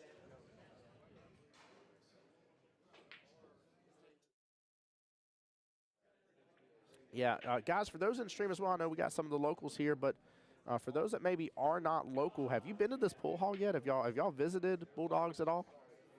Really interested to see if you guys have been here. What's your overall honest opinion and thoughts? Again, I'm in love with the place already. You know, I've had somebody before ask me, they were like, "How much does that pool hall pay you to say something nice about them?" I was like, "I don't get paid to say something nice about them." I've never taken money to lie to you guys on stream about my actual thoughts of a place that I've been at all. Never have, never will. I like being able to give my honest thoughts and feedback about a place, but I'll tell you a couple of the really good highlights of this place that I maybe didn't hit on a moment ago. Mr. Jim, who is the right-hand man to John, for those that know it, know them here, looked at me earlier. He said, if there is something that we can be doing better, he said, please tell me. He's like, I know you've been to other pool halls. I know you've seen other things. Please tell me. Races to 7, Tim. Mrs. Right there says, yes, love it there. I love it. I'm in love with this place. I love the fact that their whole problem is they want more space. And that's such an amazing problem to have. I mean, this pool hall is packed right now. This is a great thing to see. Nice little kick up there by Mike Rudd here. He's still got eyes on the 1, but everything's kind of settled down a little bit. He does not have the best opportunity. He can push here if he wants to do so. He could look to drain that 1 all the way to top left-hand corner pocket, but that is not easy at all. Yeah, I think he's looking just to be safe here. Maybe pair the 1 up with the 8 there on the left-hand long rail. But yeah, Timothy Dacey races to 7 here.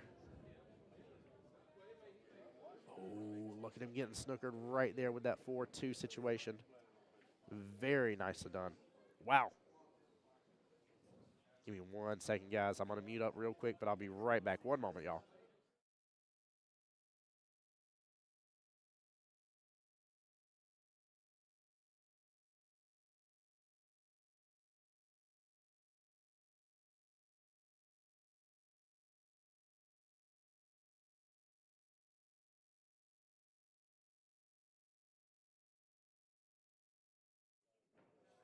All right, guys, sorry about that. I'm back. Zach rooting on Michael Rudd here. There we go. Yeah, we got majority of the chat, I would say. I've seen Team Mike Rudd here going for that same defensive setup here. Doesn't get quite behind that 4, but may have gotten paired up to it enough. At least make this shot a little bit more difficult for Kevin. Kevin's looking here at Mike saying, just give me 1 opportunity here. Mike's doing a great job really denying him that. Did he just cut that in top left-hand corner pocket? He absolutely did just cut that in top left-hand corner pocket, guys. That was an amazing cut. Very, very difficult here. Quick little instant replay there. Top left-hand corner pocket, or top left-hand corner pocket. Top left of your screen here, guys. Take a look at that. Oh, my gosh. He drained that in so perfectly. Wow, wow, wow. Jesse, what's going on, bud? Welcome to the stream. Johnny, how's it going? Welcome on in. That was, wow. I didn't know if he'd have enough room or not, or if the 4 was paired up with that cue ball earlier. 2-9 combo is an option. We've seen people swing at wilder things before, and right now Michael Rudd has a 4-1 lead right now. Up 3 extra games here, only raced to 7. He's over the halfway point. He's going for it.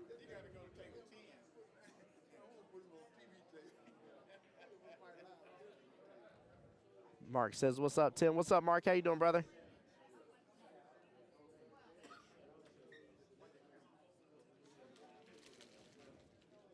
I love it how we got some of the locals here sitting here saying what's up and then looking at me real quick here and waving at me while they're in the stream.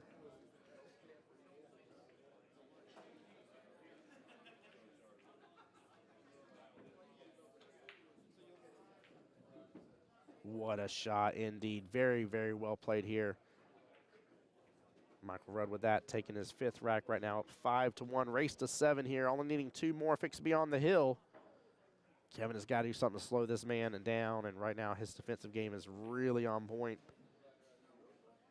Like I said, I wasn't sure how it would end up panning out here. Hey, thank you so much, Jim, on YouTube side. He says, hey, Tim, this is Jim. I'll let you in the building this morning. You're doing great. Thanks for what you do. Jim, thank you for what you do, brother. I was able to brag about you right off the bat, man. You know, first impressions are important. And when I come into a building, I see tables being clean, things being swept up, wiped down, balls clean, ready to go, chalk ready to go, tables just set up perfectly looking good. Man, I appreciate you doing that. Absolutely appreciate what you do here, sir. Guys, for those who don't know, if you're on the YouTube side and you saw that comment here, that is Jim. That is John's right-hand man, as John officially said this morning. And absolutely, he was working his butt off right as soon as I pulled up this morning. This man was already on his A game taking care of business in here. And that was after they had a tournament last night, a free tournament. I don't know if you guys heard me say that earlier. I was told it was over $400 to first place for a free, no entry fee tournament. They literally just had that tournament last night.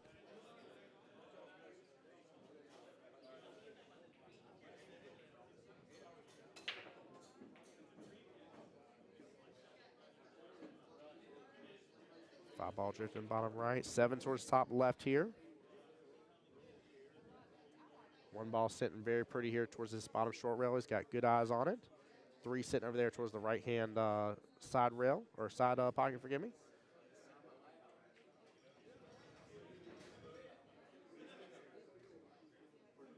I think he's trying to signal about doing the pickup and put back down situation. Yeah, that's exactly what he was doing.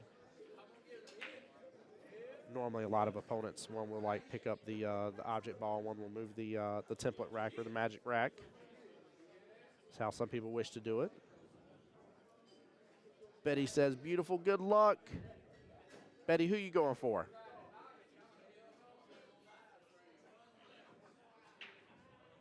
Might even go for this 4-9 combination here, but honestly, I think I'm just going to play this off the right-hand long rail, bring it back over, take the 4 in the top right-hand corner pocket, and just run this out normal. Jim up in YouTube side said, Big Rob bought half the Calcutta. Big money for Big Rob. Yes, he did buy half the Calcutta. That man was scooping up every champion he could in here. And we'll see if it pays out. I mean, honestly, with the money that he was spending at first, as long as any of them gets first place, he's made back every bit of his money and then some, if I remember correctly, based on what he spent. So. But yeah, it was actually really cool. There was a couple people trying to bid up against Big Rob, and Big Rob kept just shutting them down left and right. It was really, really fun. It was a good Calcutta. And again, guys, there's a lot of events going on. Make sure you are following Bulldogs Bar and Grill on their Facebook page. Take a look at the calendar. We got some of the flyers in stream here to show off during this tournament as well. We'll talk about those in between our matches. That puts Mike Rudd on the hill here, 6-1 against Kevin.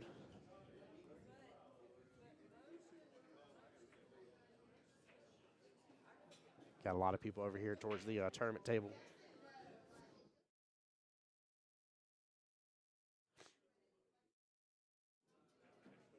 Josh is good shooting, man. Josh, he is shooting really well. I'm assuming you're talking about Mike. Josh giving Dan a shout out here as well. It says, Dan the man, what's up? Dan, Josh says hi. Chad, welcome into the stream as well. Appreciate you. Mark says Rudd is looking strong. He's looking really strong. I'll be honest with you. I wouldn't be, I know other people may be, but I would not be upset if one of these two Tennessee boys pop it off in here. What's going on, James? Hey, brother. How far away are you? 10 minutes down the road?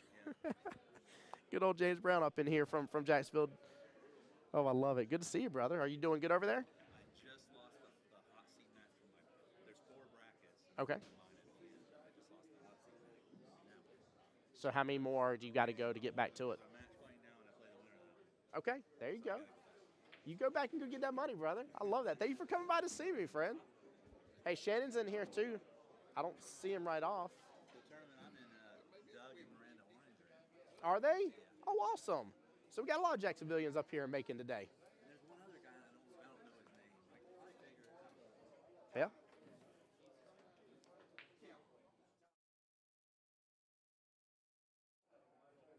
Sam says Mike Rudd is always strong here. Timothy Dacey saying, what's up? What's going on? Chris Frank says, what's up, Knoxville peeps? Knoxville in the house. Seriously, I do love that, though. I don't remember how much Mike went for. I know there was a little bit of a battle with him buying himself. I want to say I think he was like towards like the 160 range, give or take. Oh, yeah. Yep. That's awesome. Well, we're going to have to get you in this one next time, James. There's a lot going on. There's a lot of tournaments. And it actually has, do you know that snooker cloth? Do you know there's a difference? Yeah, so it's rougher on one side, smoother on the other. So if you're shooting from that end of the table towards us, it's rougher so the ball travels slower. Yep, there's a smooth side and yeah, there's a smooth side and a rough side to it. I had no clue that was a thing in snooker. I know some of you guys in chat are going to laugh your butts off at me. They actually have a real snooker table in here. It's a beautiful, it's a 10-footer? Oh, is it? Oh, JK, it's a 10-footer. It looks real to me. But they got even the smaller snooker balls and everything. And it actually has snooker cloth on it. It's rougher on one side over the other, which is really cool. Timmy's saying that's cheap. Yeah, I'm trying to remember exactly how much he went for. I think it was 160 though. I think it was 160 or 180, Timothy. I know, like I said, there was a battle between him and one other person trying to buy him. And I believe Mike Rudd won himself in the Calcutta, if I remember correctly. And then if I didn't give you guys a shout out here, Eric Todd, welcome to the stream. Steve, welcome on in here as well. Steve Musselman, welcome in. We're seeing Mike Rudd just absolutely dominate this match here.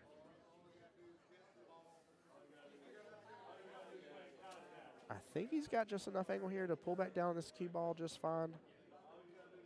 If not, no, he's following up some top. He's going to hit against the, ooh, that top short rail.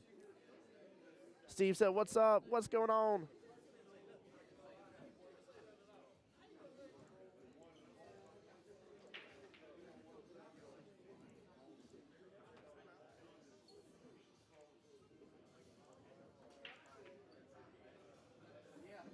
Just in case if anybody wants to watch on the YouTube side, I'll go and do the link right there again. Any pros, yeah, there's some really cool. Kim Davenport's in the building. Tommy Kennedy's in the building as well. You got some really fun heavy hitters in there.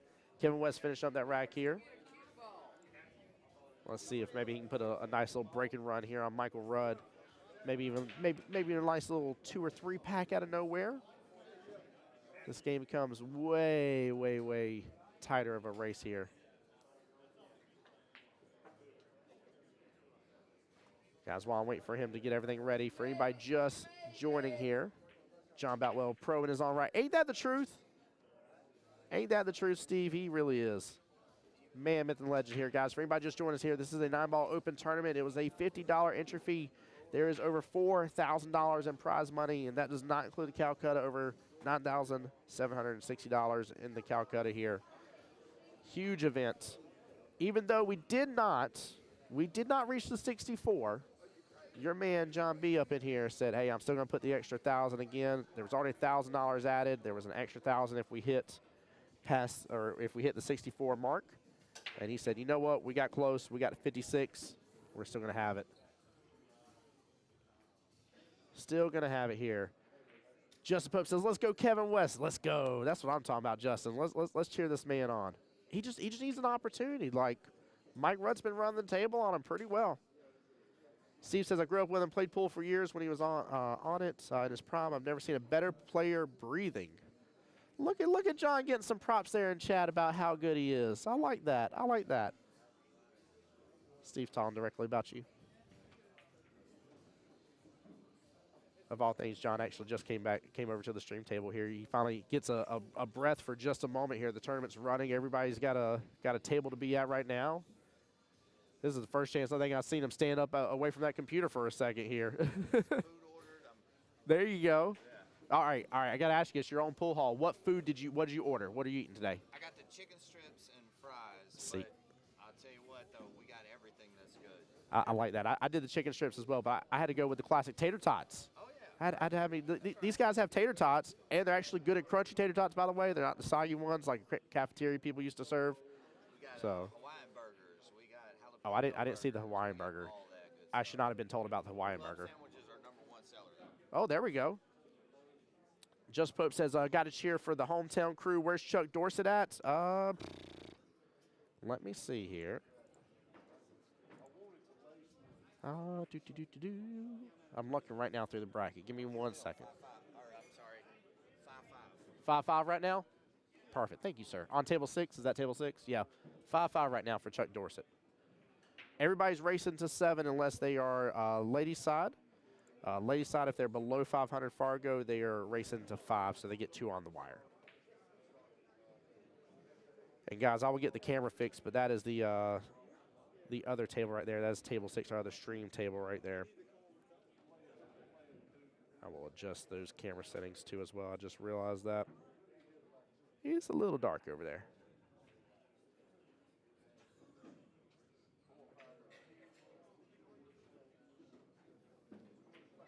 There we go. But yeah, ignore the crookedness of the camera, guys. It got bumped after we started. I haven't left the table yet. Trey's saying tater tots really good. So is the BLT. There we go. They have some good tequila if you're into that. Is Dan playing today? Josh, Dan who? Are you talking about Dan Richardson? I'm getting Torcha broke 1-1. Yeah, Dan was definitely, he was supporting the stream while his boy over here was playing. Then he got called off to a match here. He says, I'm getting Torcha broke 1-1 scratch and I haven't been back to table yet. It's 5-1. He ran out on a 3-pack. Get out of here, Dan. Ugh. Oh, no. Speaking of getting out of here, that 5-ball just became the biggest bully in the yard. He is stuck. Chuck just went on. Yep. See, I like this. I like this a lot. I got eyes on this table. We got eyes on that table. Hey, we'll keep them up to date. Dude, that is brutal. I was wondering when it was going to happen today, Dan. I knew it was going to happen just with the level of players we have here. A 3-pack is not out of the question. These are 7-foot tables, right? You got your magic rack. So, or template rack. I don't know if it's a magic rack. I keep calling it that. But I knew it was going to happen.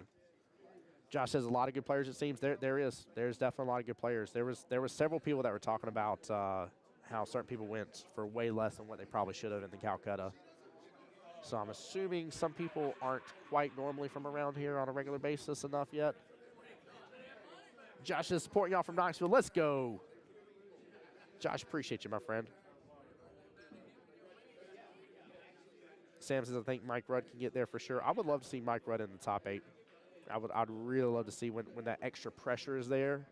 I'd really love to see him play. Good attempt at a 1-rail kick here by Kevin.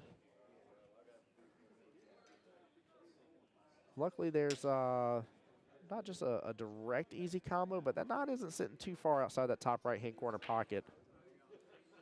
Seriously, Josh, thank you for support from Knoxville. Thank you guys for so many people that have shared out to the stream as well. Show the love, show the support. Appreciate y'all, all the likes. All that stuff means a lot to me. It's the way I show value, by the way. For those who don't know, I do get paid to do this.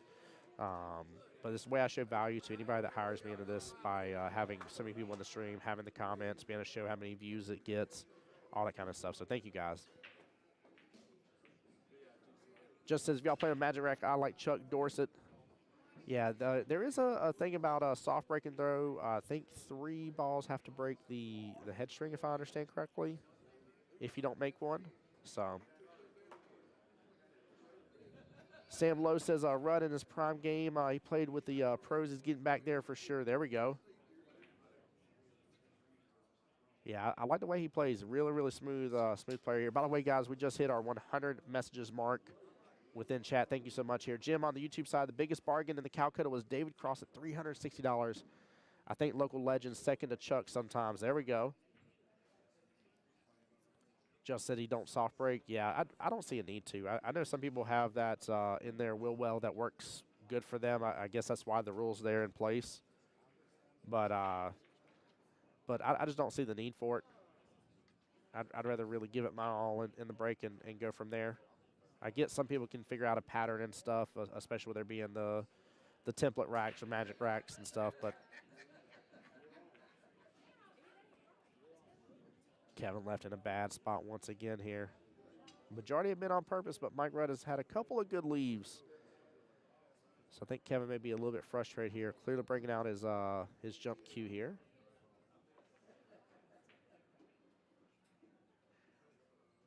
Sam says he's got a unique shooting style. Yeah, I definitely like Mike Rudd's shooting style overall. I really, really do. Michael Lee coming in the chat. How you doing, my friend? Welcome on in. But yeah, I don't know. Maybe guys correct me or educate me here. I've only had one time where I've had an opponent go through and soft break on me before, and he seemed to really just have his whole game wrapped up behind that. Is there a real benefit to it for some reason? Like, I don't know. Ooh, you dropped French fry. Nope, there he is right there. Oh, shit, I sure did.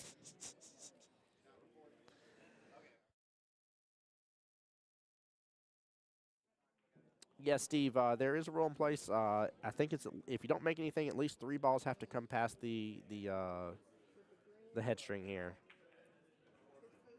So the second diamond up on the long rail. And I'm assuming that was put in place because, you know. Anyone else here in double, or is it just me? Let me know. Let me double check. Let's see, that's all muted. That I don't have pulled up. I don't have anything else playing to where it should be double, Chris. Let me know if anybody else is here in double, though, guys, just in case. Steve says, I know Corey likes to soft break sometimes. But, I mean, is there, like, an actual real, like, benefit to it? I don't know. Maybe I just feel like it I don't know. I just don't see the benefit in it. Again, I've only ever had one opponent ever do it to me personally in my time of playing pool. And the moment I got up to break versus his soft break, like, it messed up his whole game of how he plays. So it just, I don't know. It didn't seem to really benefit him. It was more so that it was annoying me than anything, but it just didn't seem to benefit him. Mike Rudd on the hill with an opportunity here on that 9 to be able to cut it in there, that top corner pocket.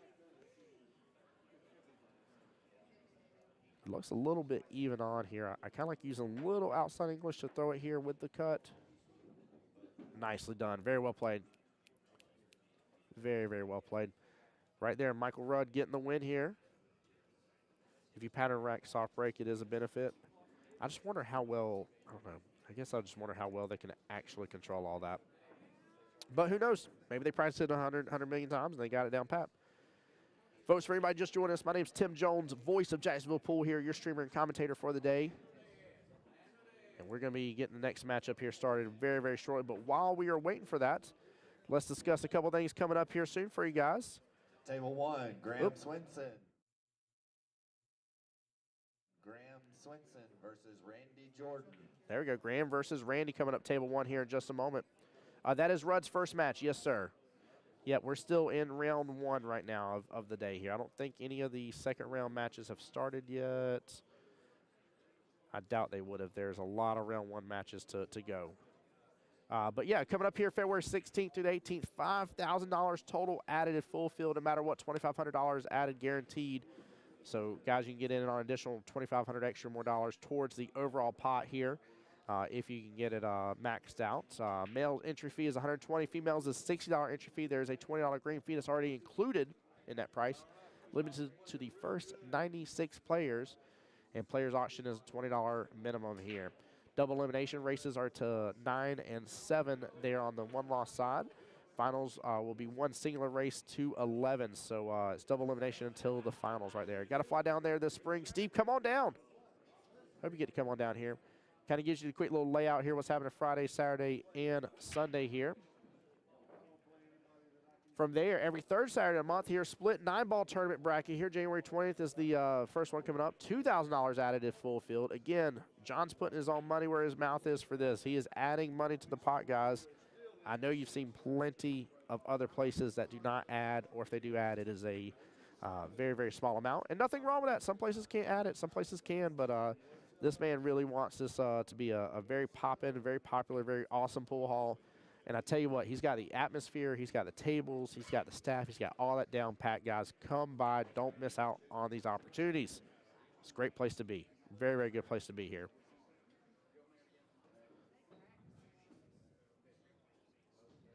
All right, we're going to get the next match started here in just a moment. I'll be right back with you guys. Again, this is Tim Jones' Voice, Jacksonville Pool, coming to you live from the one and only Bulldogs Bar and Grill here.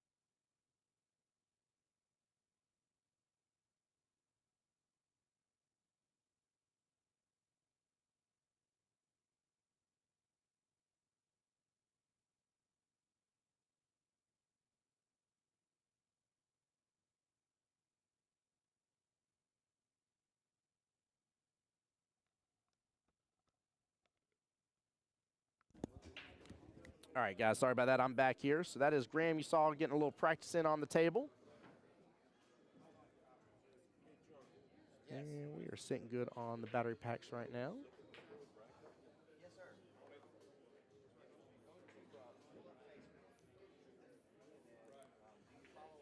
And guys, everybody have access to the bracket. Do you need me to repost it again for you?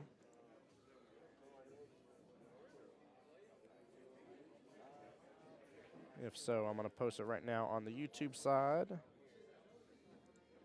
And give me 1 second, I will copy paste it over to the Facebook side for everybody over there.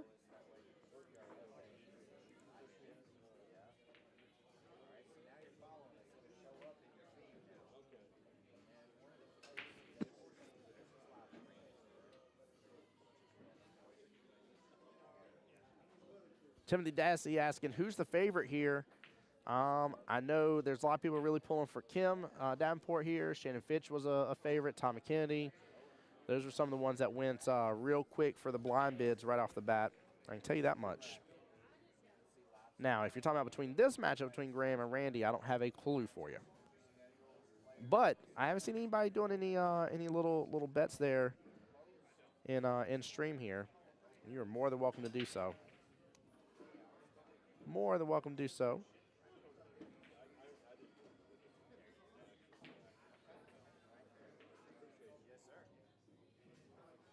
And they'll be starting up.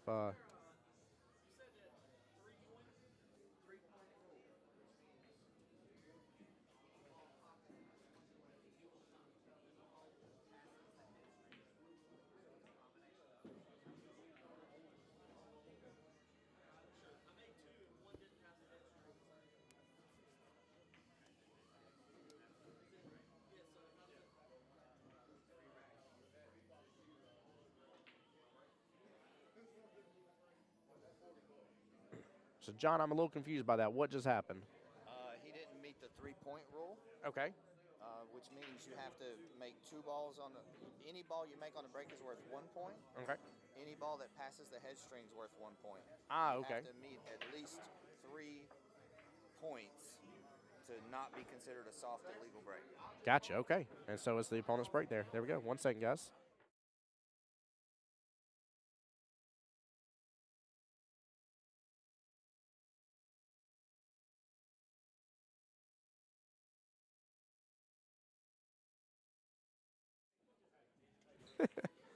So if I understand correctly about the break here, guys, I apologize. I was just asking for clarification because I actually misunderstood it originally for myself. So basically, you just need at least 3 points. So any ball pocketed counts as a point. Any ball that breaks the head string there, which is the second diamond on the long rail here, from where where you normally break from, counts as a point as well. So because of that, even though he made 2 on the break, a third did not pass the head string, so it did not count as a legal break. Very, very interesting ruling here. So that was Graham originally breaking. We have Randy back to the table here. So back to the very beginning of rack number 1. Nothing else has changed. Just it changed who was going to start off the break here. Kind of a little reset, if you will. So he not only made 2, but then he also had over 2 more balls make it past the head string there towards the bottom. The 2 and the 4 did so. Definitely legal break here. He's got a little bit of a situation there with the 3, maybe. I think with where the 9 is, he's not going to be able to follow this 2 ball up enough. Honestly, he might just need to get eyes on 3 and play defensive, maybe snooker the cue ball with the 9. No, he was able to actually drift that cue ball right on up. I didn't think he had enough room. Sorry, enough rule. I just was reading what Steve typed. He said, I like those rules. Even if he went in top corner, even if one he made went in top corner, yeah. Yep, so even if he makes 2 balls on the break, if a third ball other than the cue ball does not break that head string or does not drop, it does not count. It's pretty interesting ruling here. I might have to turn.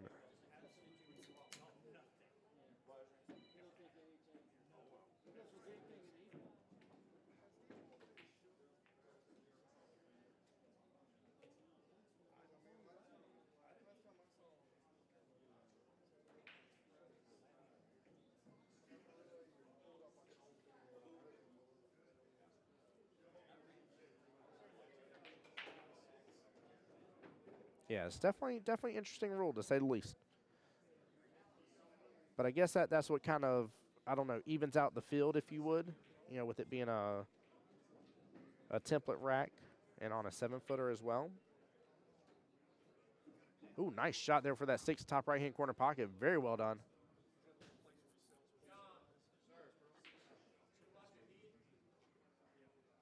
Oh, getting called for a shot to be watched here.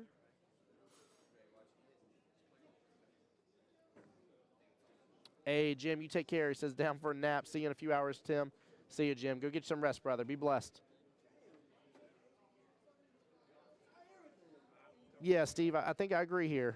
Tim says the rule's silly in my opinion here, but Steve says makes the playing field even for everyone. I think that's what the goal is of that rule. I think that's the purpose behind it here. And guys, correct me if I'm wrong here. That should be Mr. Graham back at the table now. Sorry about the little extra lag on the cameras, guys.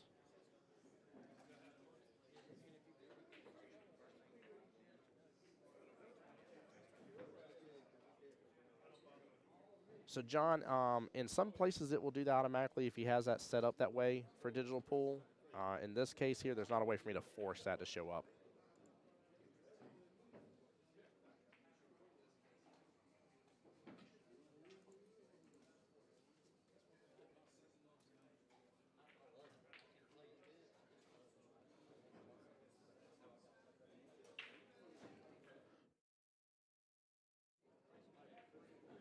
I was trying to see if I could still see it within digital pool as well. I don't know if I can just click on the person. Nope, I cannot. Yeah, I don't know what setting allows that to be done in digital pool. I know I've seen it before for sure. I guess maybe for the tournaments where that's how the handicap is put in place, maybe, is why I've seen it before and had it set up that way. But right now in digital poll right this second, I don't see anyone's Fargo put in there. I know their Fargos are in there, but I don't physically see them. Graham not really liking this jump shot opportunity here. He is pretty close to the 7 ball.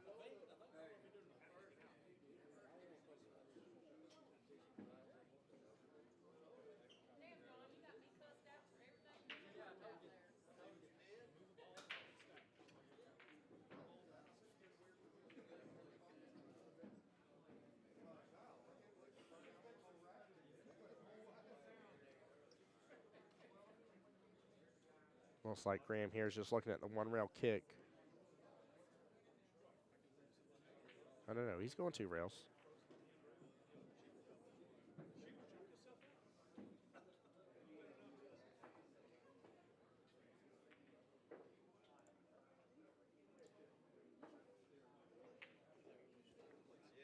Sorry, guys. Trying to get that unfrozen here. I don't know why it's locking up on me. Hey, Ryan, welcome into the stream here. Kevin, how you doing? Welcome into the stream.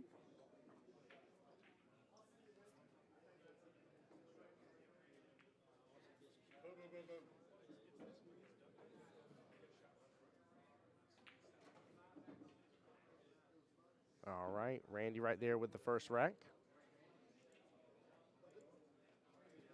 Give me 1 second, guys. We're right back.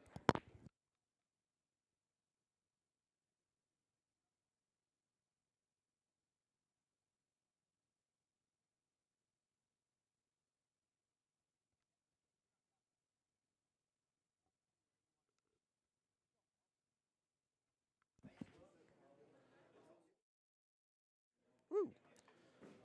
All right, sorry, guys.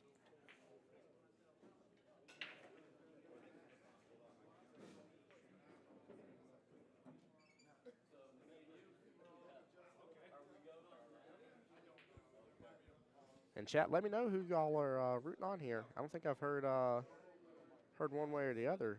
Team Graham or Team Randy here. Again, race to 7 here all day long until we get to the one loss side.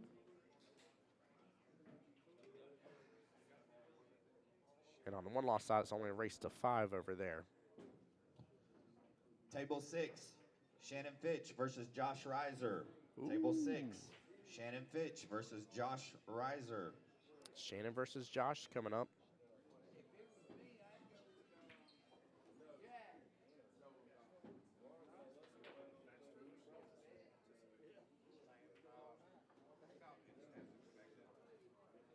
Assuming he doesn't have enough room for the 2 in the side pocket, but I feel like he goes. I don't know if the 6 is playing enough blocker here or not.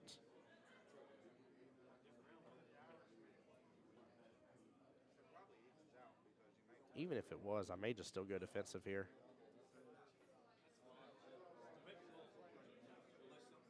Nicely done. Cue ball's going to creep out just a little bit, but the 6 still got more than enough eyes on the 2. Graham will have an opportunity here for a 1 rail kick at it just fine. Coming in on the right-hand side of that long rail. Just got to be careful about it. If he skims it a little bit here, he could end up sending the cue ball running over into the corner pocket.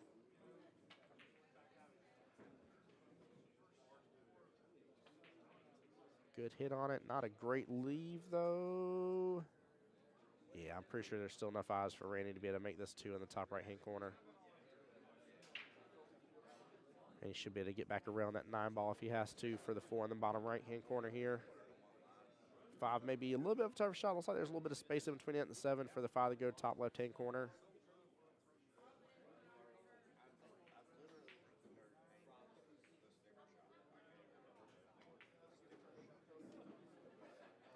Nicely done here. Just went ahead and drew it into the long rail instead. Very well played.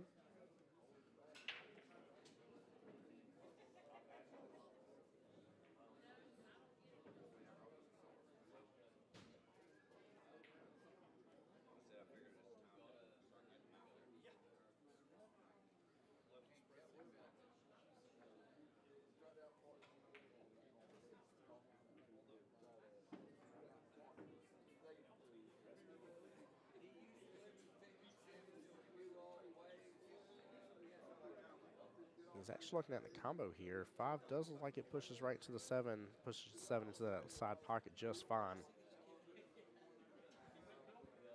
Oh, quite a few of y'all have come into the stream here. If I didn't give you a shout yet, I do apologize. Ryan, Roger, Randy, Sherry, Mikey, and Antonio, welcome into the stream. Thank you guys for being here.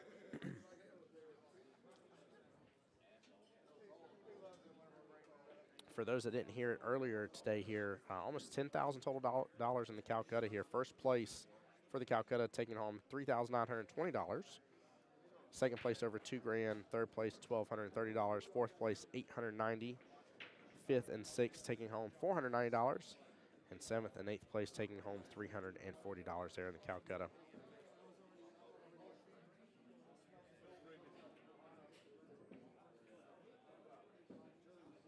Very nicely done. Good bank shot right there. Has great eyes on the 6 here. A little bit of a tougher cut, but nothing too crazy. He's going to pull it in that left-hand long round, let it bounce right back out. Avoids that right-hand side pocket still. Question is, does he have enough angle here to get back up table after this shot?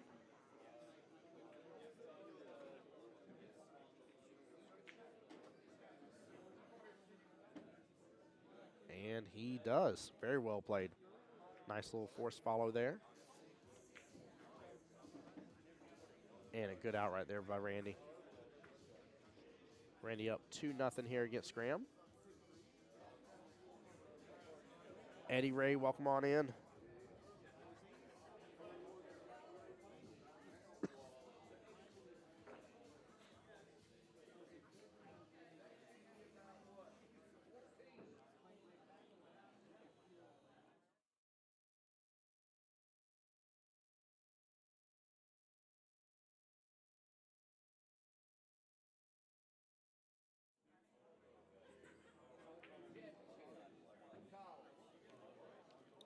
Oops.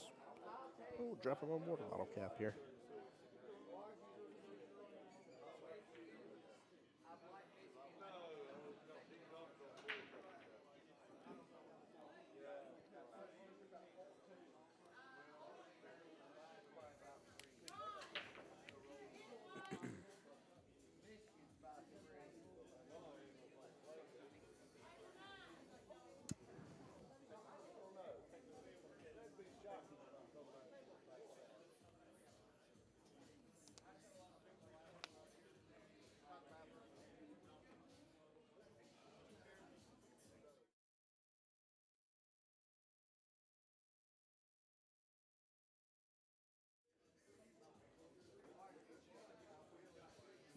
All right, sorry about that, guys. I'm back now. And that is Graham Swinson back to the table here. Eyes on the 1. Don't think he has enough there to cut it in that left-hand side pocket. Steve says Graham finally has a chance to do something, maybe not. Just go defensive here is always really got as an option. And he does so and does it very well by the look of it here.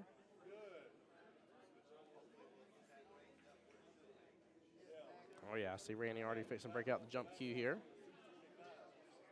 Table 8, Fred Huff.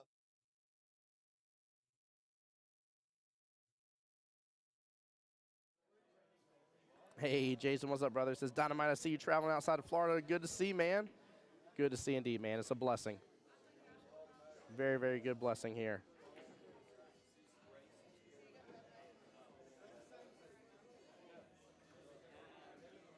Table 10, Terry Stovall versus Randy Hatcher. Table 10, Randy Stovall versus Randy Hatcher versus Terry Stovall. What a leave he just got out of that, too. Terry goes to 5.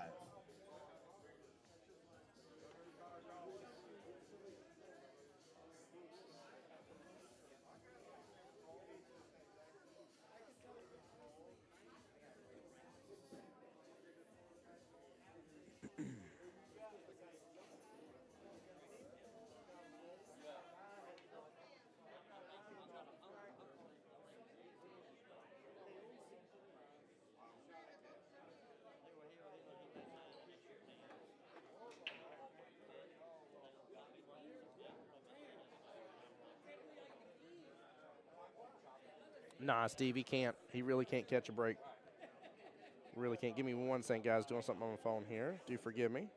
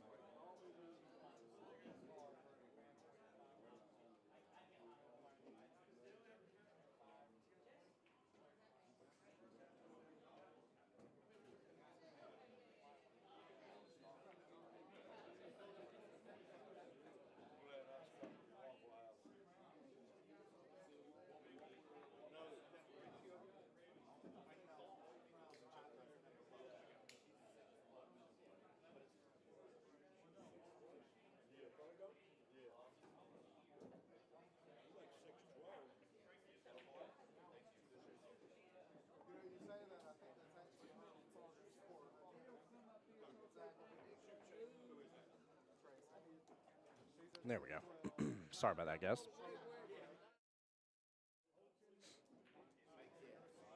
Trying to make sure I wasn't missing anything on my phone going on here. Table 4, Michael.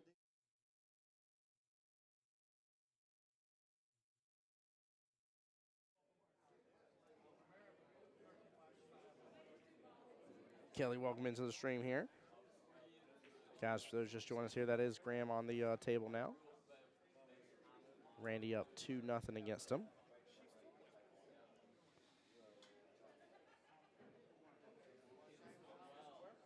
Nice little cut there on the 3 ball. Dan, welcome into the stream as well. How you doing?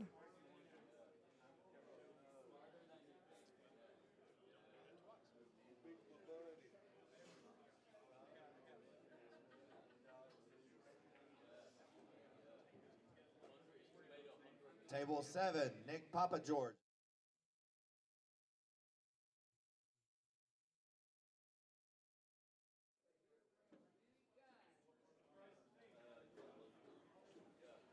He is set up prime position here. Be able to take the 5 in the right-hand side pocket, let the cue ball drift up, take the 6 in the same side pocket, or if he gets maybe too far above it, maybe take 6 all the way down. But the real question is about the 6 to the 8 ball here. Get off that short rail a little bit. He does so.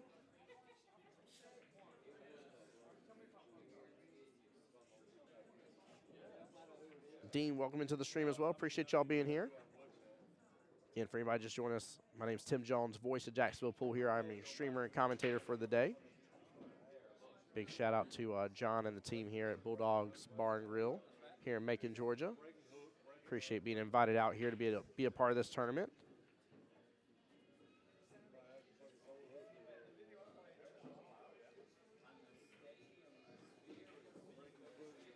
And I think he got in that little window. Oh, yeah, he's got eyes on that 8. Very well played. Very, very well played here. He had a little bit of a tight window there to handle that 8. He's going to let the cue ball come back around here and have great eyes on the 9.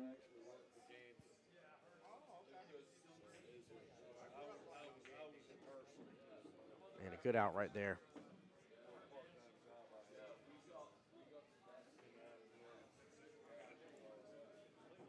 Graham getting his first rack right there.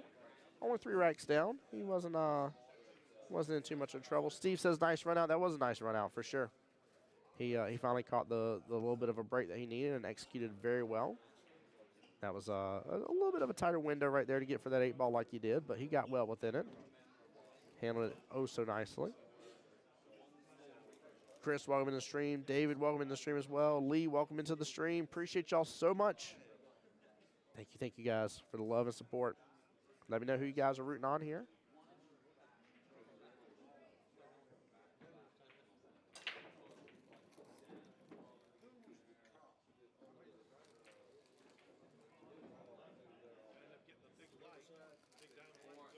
Just young, I would say, Timothy. I'd say just young overall. Not a kid from what I'm assuming, but I don't know for 100%.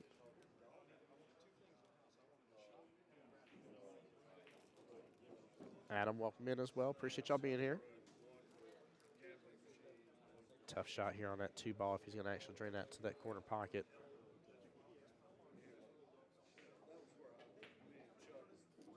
And he does so absolutely very cleanly here. Gets back above the 3. Doesn't get right on top of it as well. Nicely done.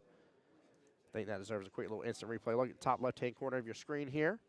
Instant replay is brought to you by Threefold, my personal sponsor for any trophy, engraving, and sublimation needs. Please feel free to email me voiceofjackspool@gmail.com. I'll be more than happy to pass your information right over to him, man. He absolutely dominated that shot here. He's going to go for a defense. 3 ball's got to get to the rail, and it does. Very nicely done. John Hummel up in chat. What's up, John Hummel? How you doing, brother? Hope you're feeling better. He says, who? Tim Jones. John Hummel, what's up, my brother? Good hit there on the 3. He's going to send it back up table, but it's going to creep out just a little bit, and it does. Graham's going to have plenty of eyes on that 3 ball here, and looks like it should be able to cut just fine that top right-hand corner pocket. I don't think anything's really keeping him from doing so, from getting on the right angle. John says, I'm getting better, not 100 yet. Glad you're getting better, brother. Hope your voice is healing up nicely. Almost had that 9 in the process. I don't know if that was his ultimate goal or if he just knew the 9 would prevent him from scratching there, but good try. Yeah, Steve, he did have a shot on the 9 there. It was close. He wasn't far off. He was not far off at all on it. Very well played.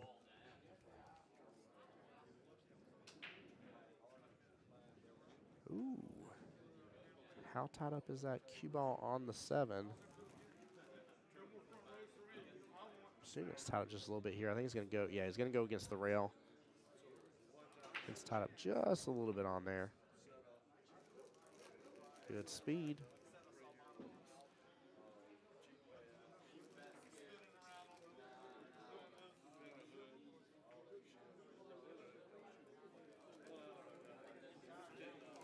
Very good defense. John Hummel says, gorgeous pull haul there. Saw the video earlier, John. It is absolutely phenomenal. They, John and the team here have done a great job, to say the least. I'm in love with the pull haul. It's a smaller size. That's the, if there's one thing I would say that if anybody want to take it as a negative here, but you only have so much space to work with, right? Like everybody's limited by that in some form or fashion.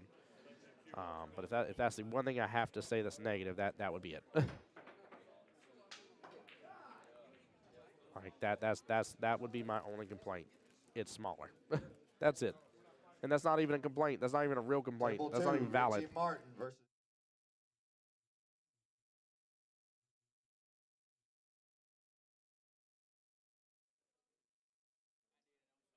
You're on my list. I talk to Santa Claus on the regular, okay? Hey, I appreciate you. You're good. You put it back in place.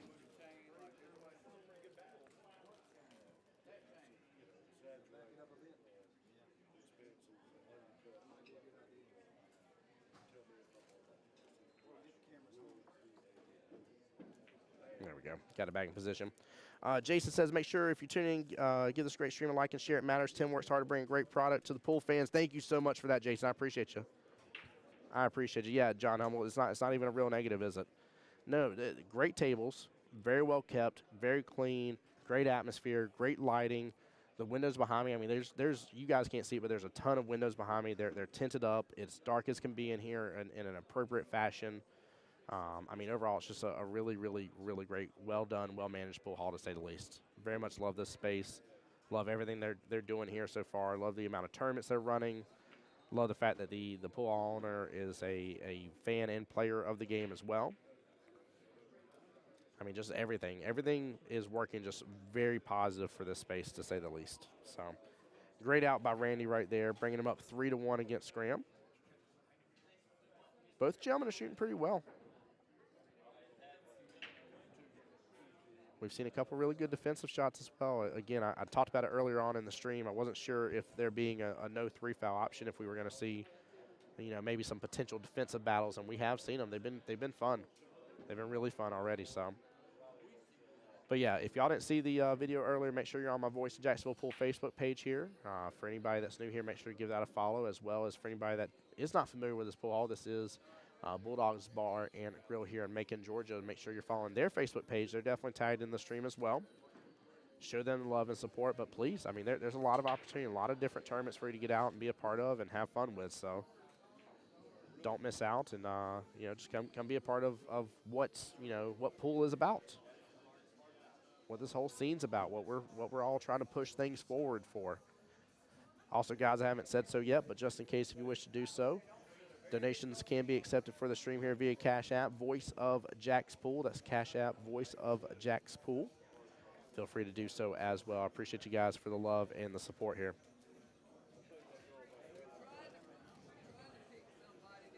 Steve said it's a lot bigger than the pool hall me and John grew up in, and he ran in Tennessee. Glad to see him doing well. Yeah, very glad to see him doing well. He's good peeps. Very good peeps, Steve. I'm very much hoping and praying to be able to come out to another one of these events. I'm hoping to do a good job today and be able to show them the value in doing the stream and having you guys here and be able to view this and hopefully get more people interested in coming out here to this pool hall forum. It's really a good place to be. Really good place to be. He honestly, really, truly, at the core of who he is, he very much cares. And again, I talked about it earlier, but I'll repeat it. I don't mind it. What does it take to be a pool hall? Have a building with pool tables. That's it. That's all it takes to be considered a pool hall. But to be really considered somebody that truly cares and loves the sport takes a lot of effort, a lot of time, a lot of energy, a lot of sweat, a lot of money to be put into it. And John and the team here are doing that. So it's awesome to see. Really, really awesome to see.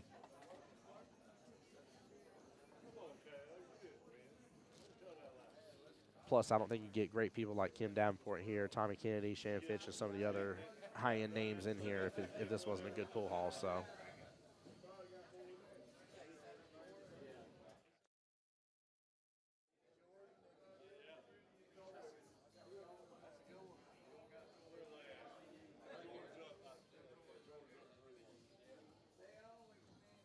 Table Also 9, got Tommy Kennedy.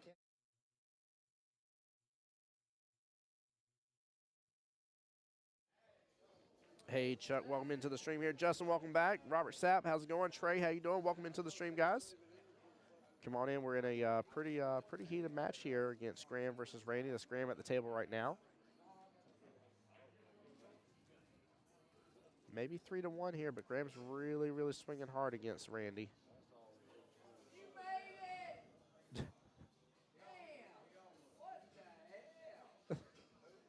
I don't know what that yelling was for which table here. It wasn't for the one we're watching. Good attempt right there. Unfortunately, hit the 4-ball first, though.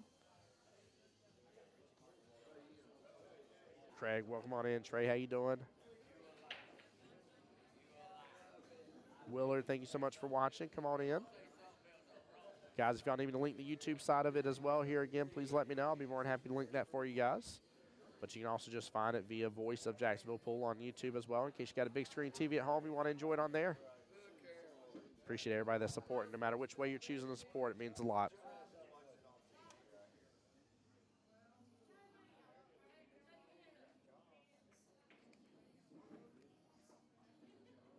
Kenny Williams, welcome in. Richard Knowles, how's it going? Welcome on in.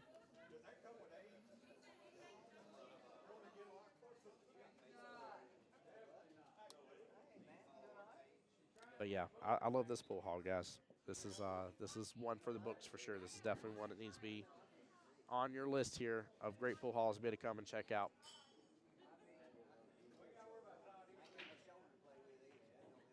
And then I'm very much excited as well to see, if and when this pool hall expands and grows bigger.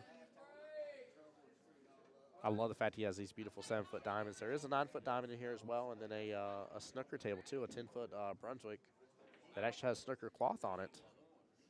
I learned to stand. I know a couple of y'all on stream probably have laughed at me and giggled that I was surprised by this and shocked, but I didn't know that snooker cloth is made to affect the balls a little bit differently depending on which way upstream or downstream that it's shooting. You can actually run your hand across it and feel that one way running your hand is smoother than the other. And so it affects the way the ball rolls, whether you're going up table or down table. It's really cool. Alden, welcome in the stream here. Steve says, good coverage, got to get out of here. Take care, everyone. Great tournament. Steve, take care. Be blessed, man. Enjoy the rest of your day. Thank you so much for the love and support. Seriously. Drew, welcome to the stream here. Kenny Williams, how you doing? Welcome on in. Yeah, it's funny. The Calcutta was running so much later than expected here. He was really trying to wait and give people time to get here. And so I had quite a few of y'all actually messaging me, and even a couple of my buddies like Alden, who's in stream now, that was sending me a text message like, when's stream starting? Like, look, I thought I was going to start here at this time, but unfortunately, hey, some things happen.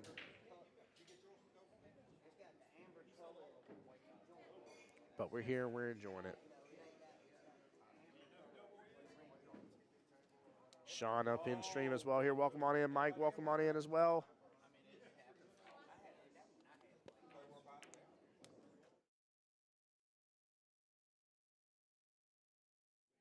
That 5 mile is going to creep right there towards the top left-hand corner pocket.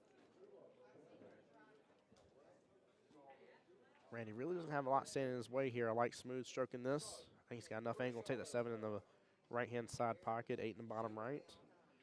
Yep, let it come off the rail. Nicely done. Smooth shots here. Nothing crazy overall.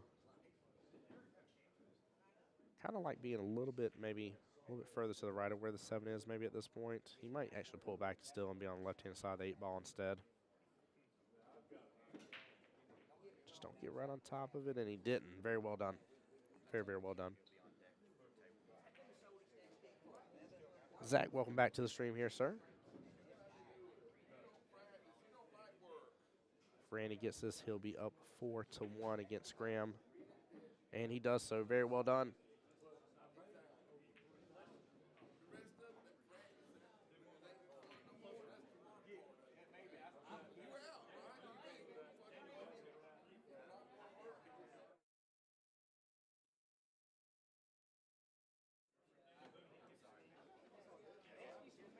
Guys, while we're waiting on him to rack as well here, this is Tim Jones Boys Jacksonville Pool. Don't forget, we got some events coming up here.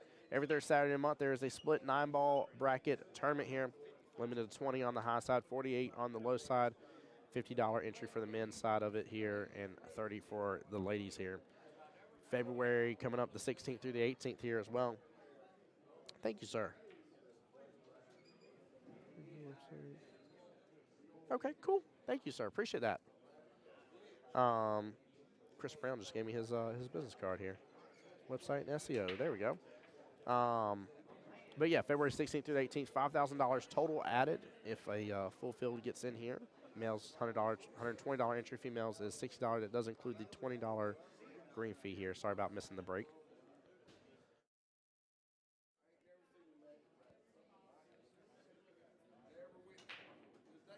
Hey, got plenty more of y'all coming in the stream. Come on in. Get seated. Enjoy the stream here. Make sure and hit the like and share button if you would for me. It means a lot.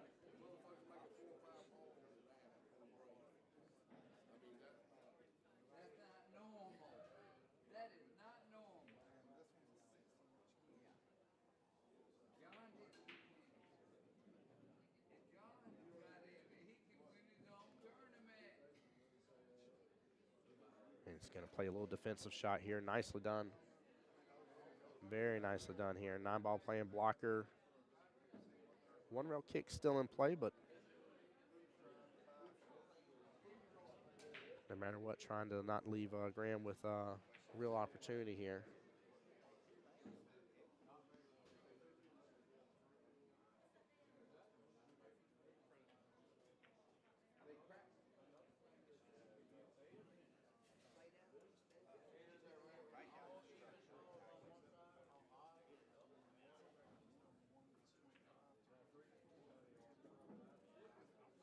Not sure if that 2-5 combo goes. Looks like it does, but it's going to be a little tough because of where the 9 is.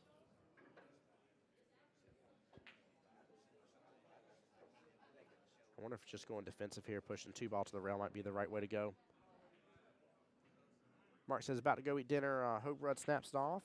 Look for more of your streams. Hope you cover some one pocket. But thanks, man, for the stream. Absolutely. I appreciate it, Mark. Thank you so much. Thank you, thank you. Appreciate you being here. Appreciate the support, my friend. Hope you're blessed. Have a great day if I don't see you again. And just thank you again for the support, seriously.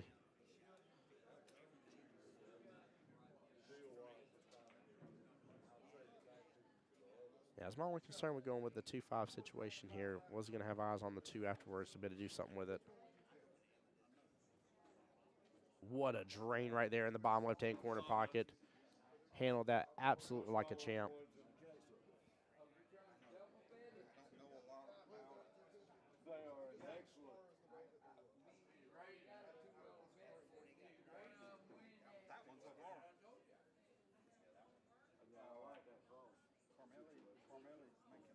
Another brilliant cut here. Randy is on fire right now.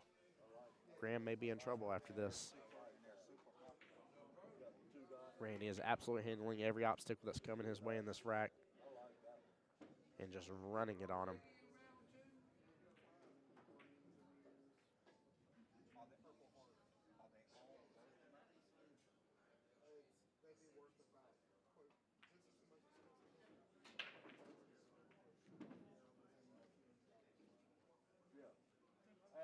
Kind of left himself just a little bit more difficult on that 9, but top here takes care of business just fine, or just smooth stroking it. Just don't do anything else extra in here. You won't pull it in that corner pocket, and he didn't. Very well done. Randy up 5-1 right now against Graham here.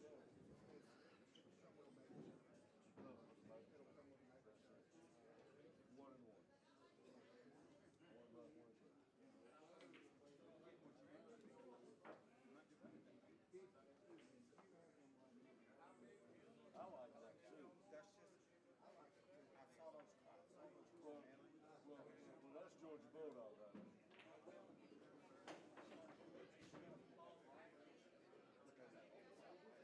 Yeah. That orange.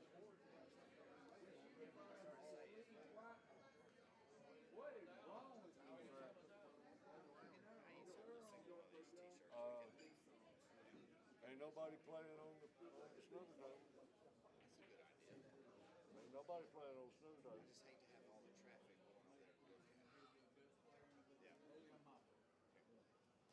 Especially around table 1.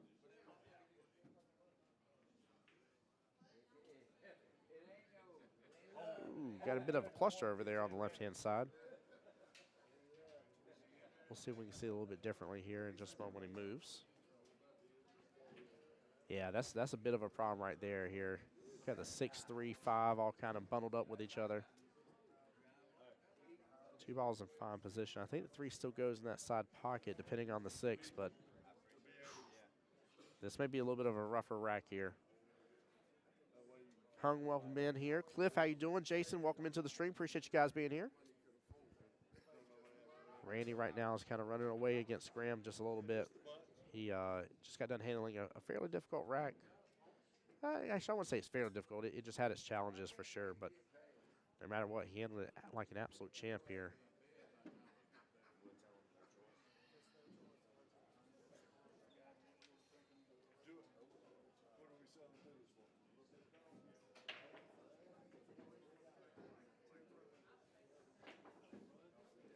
One second, guys.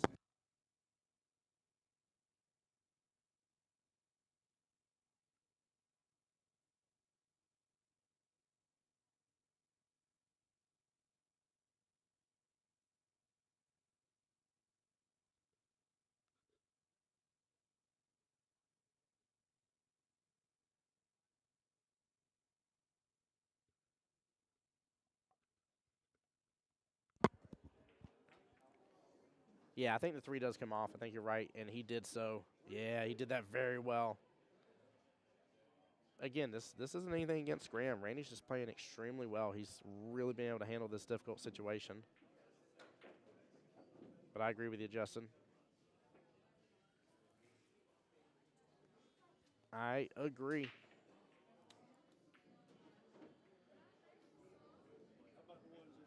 He might have a little bit more difficult shot here with the 5.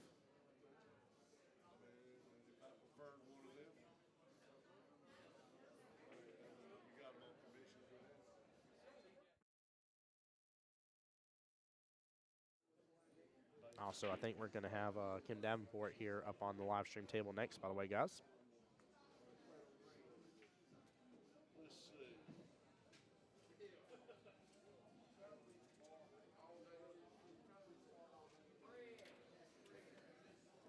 Also, as soon as this matchup is done, guys, I will have to get my cameras plugged in, get them recharged a little bit. I think we're going to have an in-house raffle. We're going to be auctioning off a couple of cues up here. Oh, yeah. We have Sawdust Custom Cues in the house. Sawdust Custom Cues are in the house. Up here. He represents Sawdust Custom Cues. You get your choice. There we go. Of 1 of 5. You can take your pick of 1 of 5 Sawdust Custom Cues. Oh, that's bad to the bone.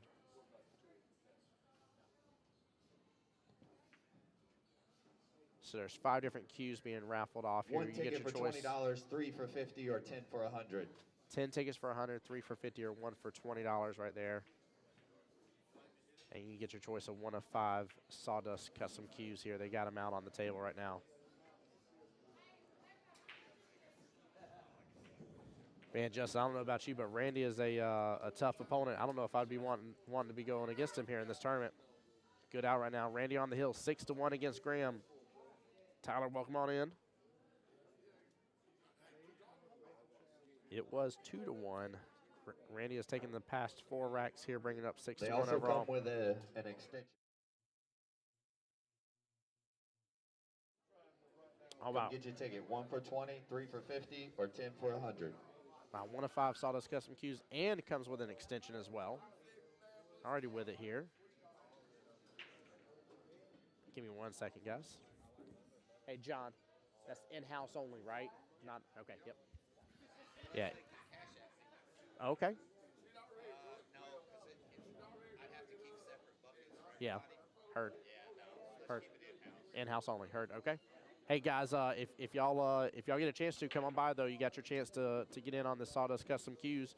Got to be in-house here. 1 ticket for $20, 3 for 50, or what was it?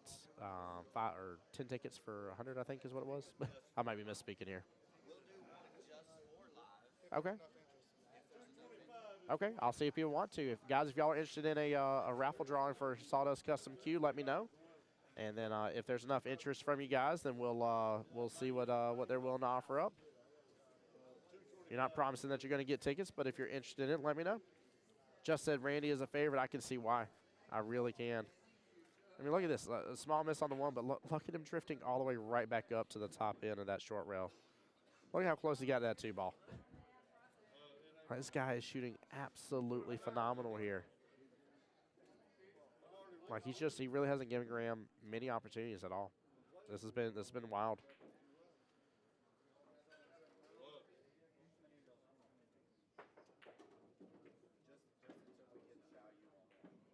Nice little 2 for right there, and gets around to get shape for the 2.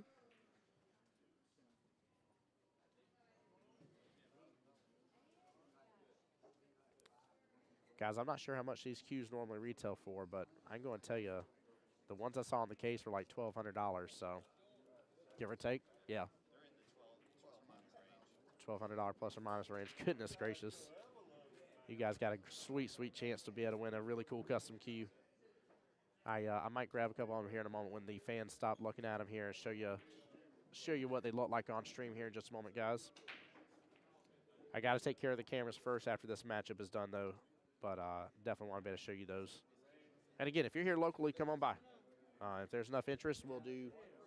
They said they'll do a raffle for stream instead as well. But right now, for the main raffle here, for your choice between the 5 of them and the not just the cue, but you get the extension to it as well. That's got to be here in house.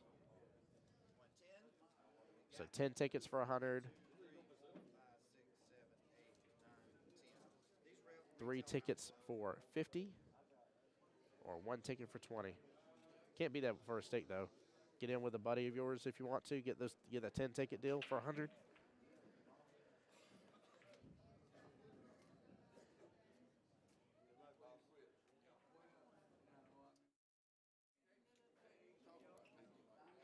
Graham doing good to take advantage of the situation here, and he does so.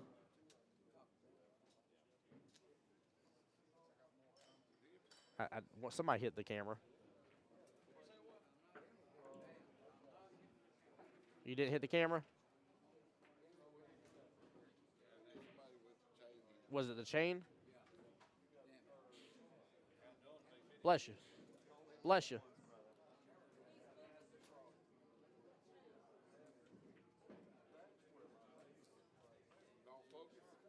No, it's good. Yeah.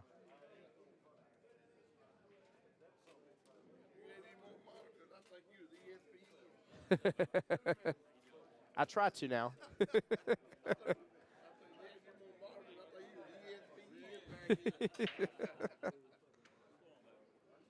I love that. Gentleman asked if I have any more monitors here because I have 3 monitors total set up, 1 on the laptop, 2 on each side. Well, 1 on each side, I'm sorry, two additional monitors. He said, you're looking like ESPN there.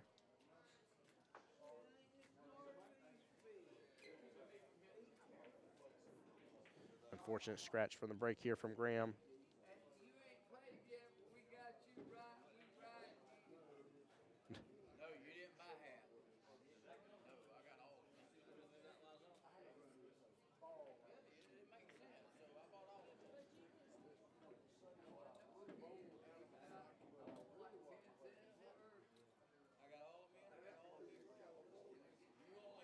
He's going to have to do a little something here with this 2-ball. Just says, welcome Lee Cooper to the stream. Get your pool lessons from the Georgia Billiard coach right there.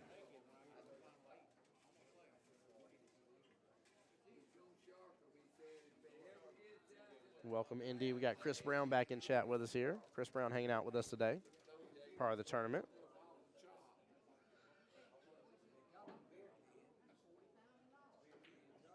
Yeah, Randy's definitely going to be one of the most fierce ones for this tournament so far. He has been rocking and rolling on this table just as beautifully as he can be, too. He's handled pretty much all scenarios and all situations that have come his way so far.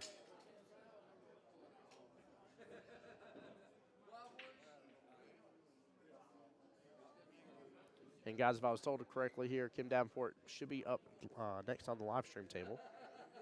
As soon as we're done with this matchup here, I got to get my cameras taken care of for just a quick second, so I'll be stepping away from the stream. And then we'll get everything rocking and rolling right away for you guys to be able to continue enjoying the rest of the matchups here.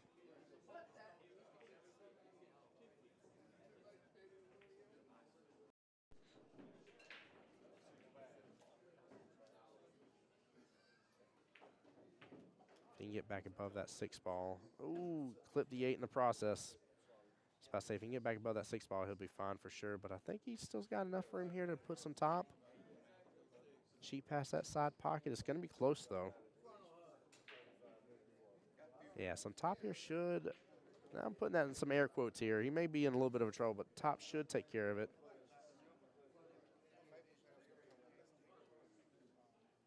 But it's going to be tight for sure.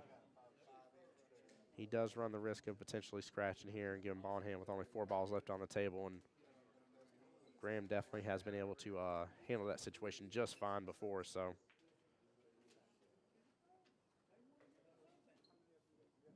Derek, welcome on in. Tony, how you doing? Welcome on into the stream as well. Yeah, he's very much worried about that scratch. Good attempt, though.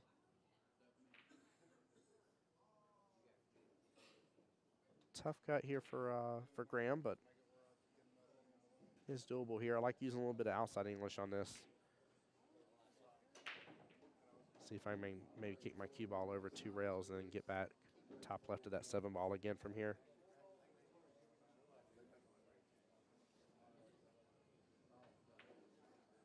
Yeah, he's loading up quite a bit of outside here. Good speed. Just didn't cut it correctly here. He got back on the right-hand side of that, which still works. Tomato, tomato on that, but just unfortunate miss right there on the 6.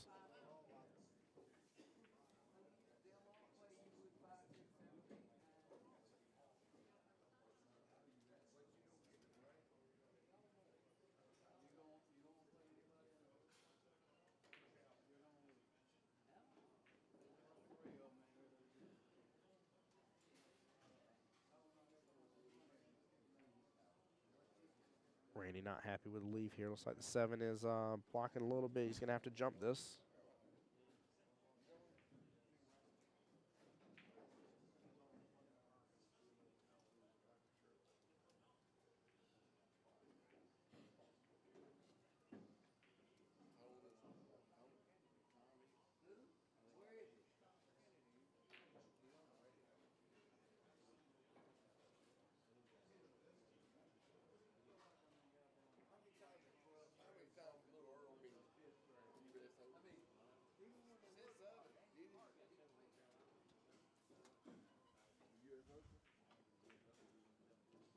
Careful of the table. Careful of the table for me. Don't mind. You're good, you're good.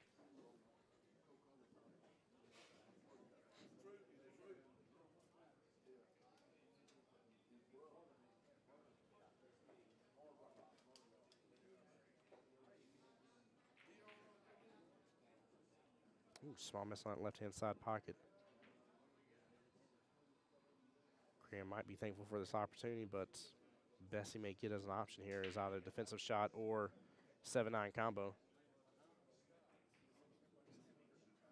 Just said that was a hell of a shot, one of them one-pocket shots.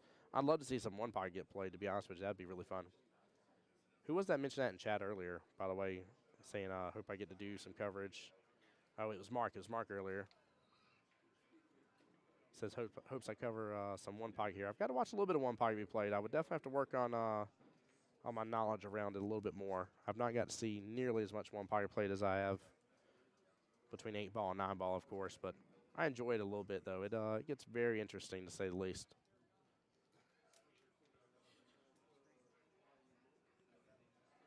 Justin says, it's like watching paint dry one pocket. That's too funny.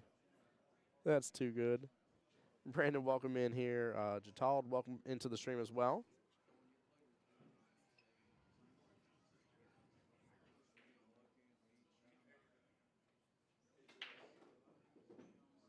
That was too funny, though, Justin. I don't know. It definitely can be that way from time to time, but I get excited about it just from the defensive battle.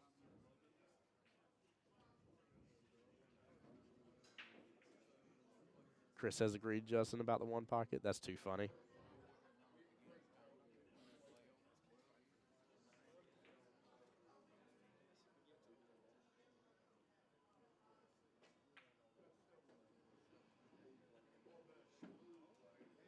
Good speed right there by Graham. Very well done. Brent says thanks will be down there in a little while. Nice. Come on down, bud.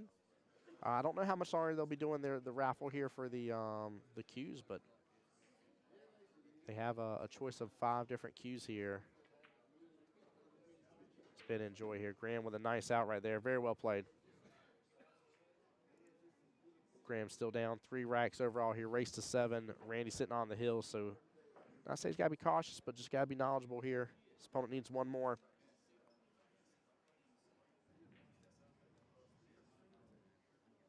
Just as to commentate that, you'd have to have some extra material unless you're working. That's too good. Craig want to know, Justin Pope, where you at? Justin, don't tell him. It's a trap. Amber, welcome into the stream here. Welcome into the stream. Appreciate you.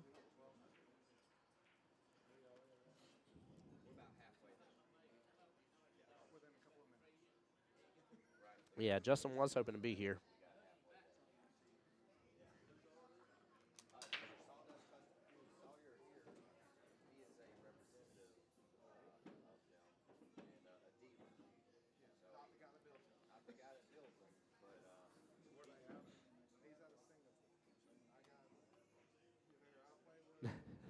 Justin, that's too funny. He said baby mama's going to say no-go for swapping out for any pool tournaments. Well, I do hope you, like I said before, I do hope you have a wonderful and blessed weekend with your kiddos.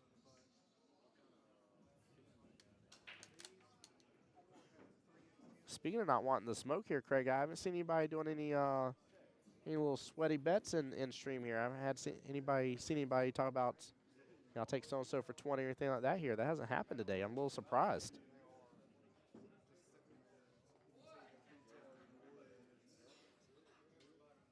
Justin said they couldn't even build the fire. Chris says, bet he'll be here next month, $5,000 added. Yeah, with that full field, that'd be phenomenal. I mean, considering today's payout for the tournament alone is $4,220, and the had $2,000 added. So it'd be nice to see that that $5,000 added.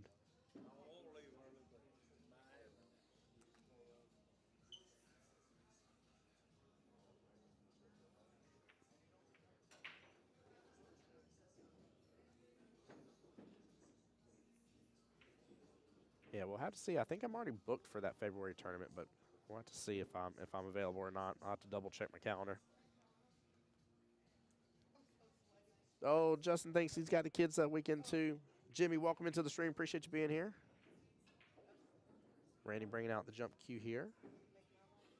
7-ball's got a little bit of distance he's got to clear. Not too much of it's blocking, but he's got some distance on it.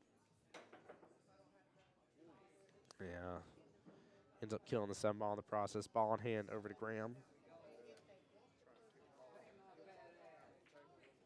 table has opened up very nicely here.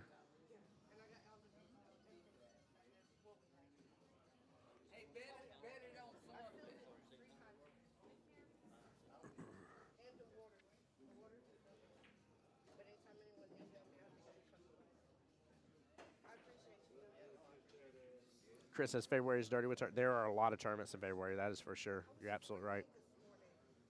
Absolutely right about that.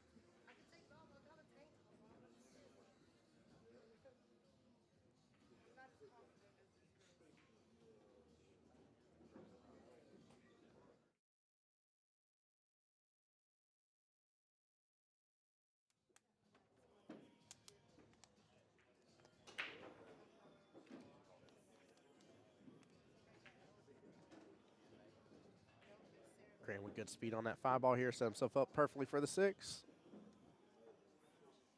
Should be able to pull that right on back. Take the 9 top left-hand corner pocket.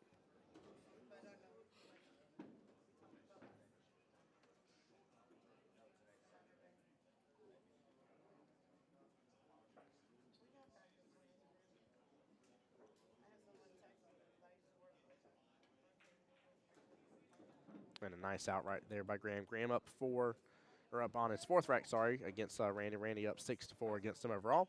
Races to 7. Graham needs 3. Randy needs 1. Graham's fighting back, though. That is for sure.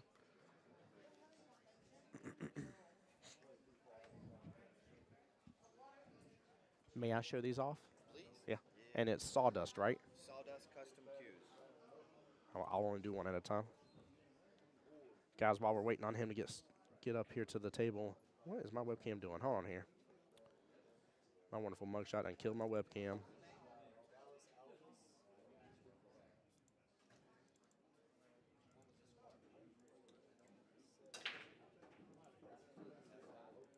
Give it 1 second here. There we go.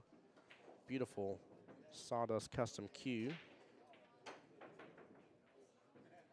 That nice, gorgeous inlay right there. Very beautiful cue. Very beautiful cue here. Now, where did my multicams go? Come back. Oh, sorry, guys.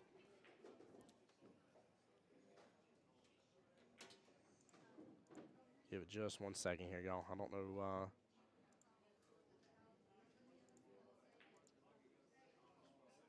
Table 3, Michael Rudd versus John Mackey. Table 3, Michael Rudd versus John Mackey.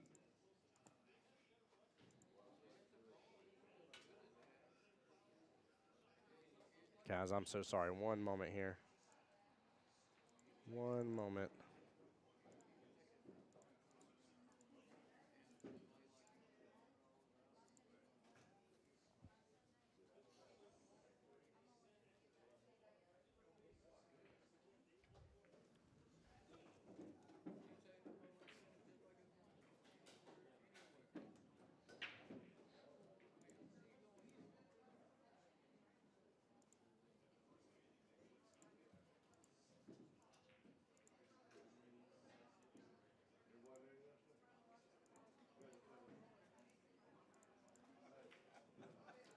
Sorry, guys. Nothing wrong on y'all's screen here. Just something on my end.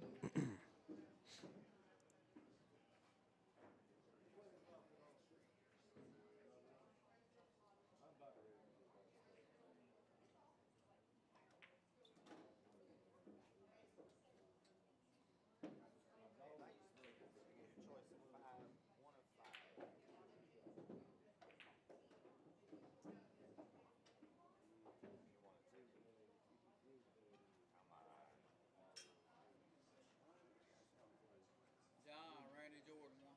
Thank you. What's the score?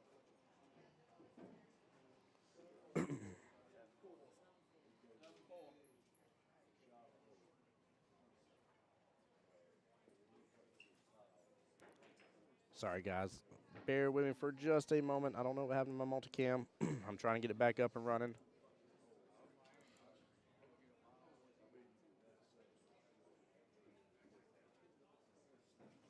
Let me do this real quick here.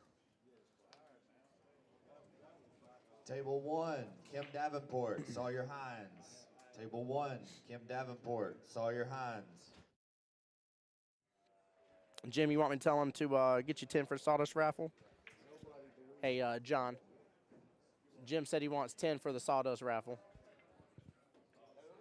Jim? You're Jim? Jim Carson? Yeah. Okay.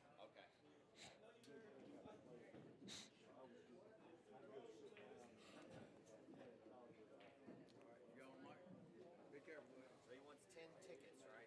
Yeah, 10 tickets for 100. Yep. He said, yes, please.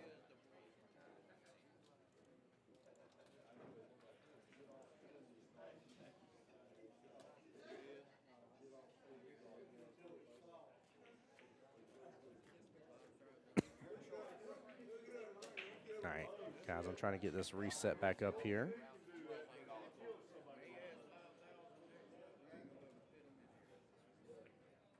You said I can hold your ticket? Okay.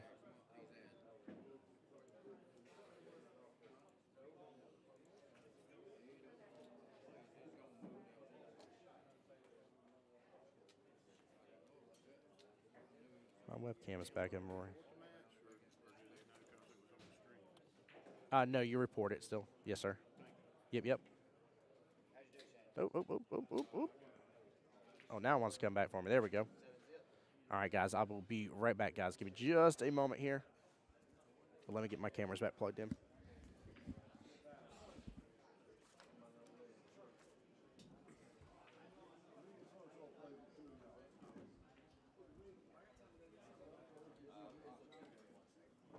Table 6, Tracy Majors versus Ashwin Van Powell. Table 6, Tracy Majors versus Ashwin Van Powell.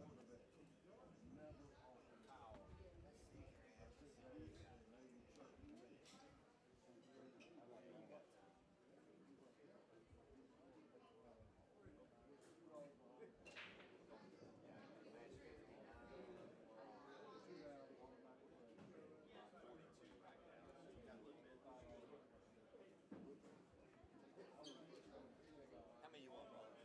Just one ticket?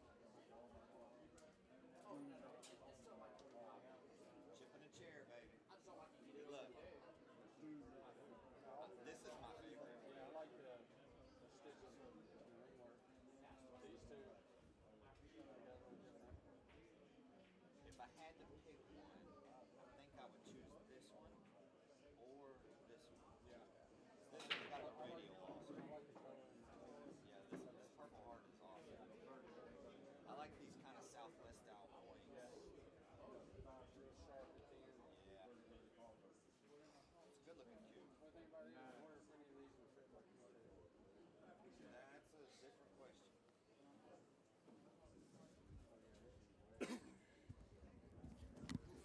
All right, I'm back, guys. Sorry about that. No cam on table 3. No, sir. All right, let me get all this pulled back up on my end. I'd say that's pretty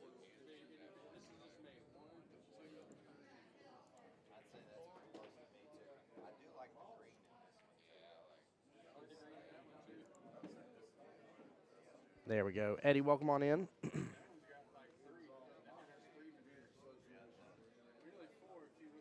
Craig was over there. He's over there chilling on the side of this table here. I got to say hi to him personally. I love how there's so many people that are in stream that are here physically.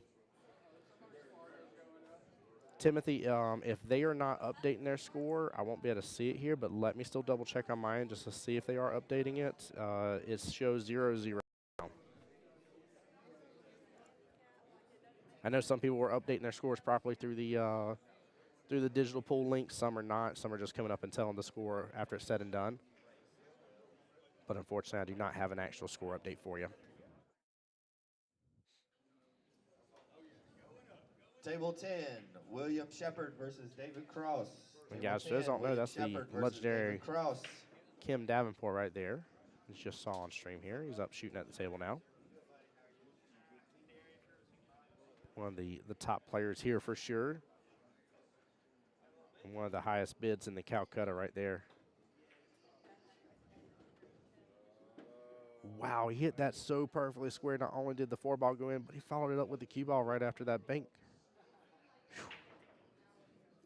Right after the one-rail kick, forgive me, not a bank.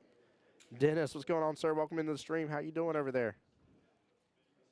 Amy, how you doing? Welcome in, welcome in. Huge opportunity here for Kenneth Hines. 4 balls left on the table here with the ball in hand. I think he wanted to pull that back just a little bit there. But he can still cut that in that left-hand side pocket. It's just a matter of controlling the cue ball here. Still have a shot on 8 easily. He's going to pull it down this bottom short rail. He does so very nicely done.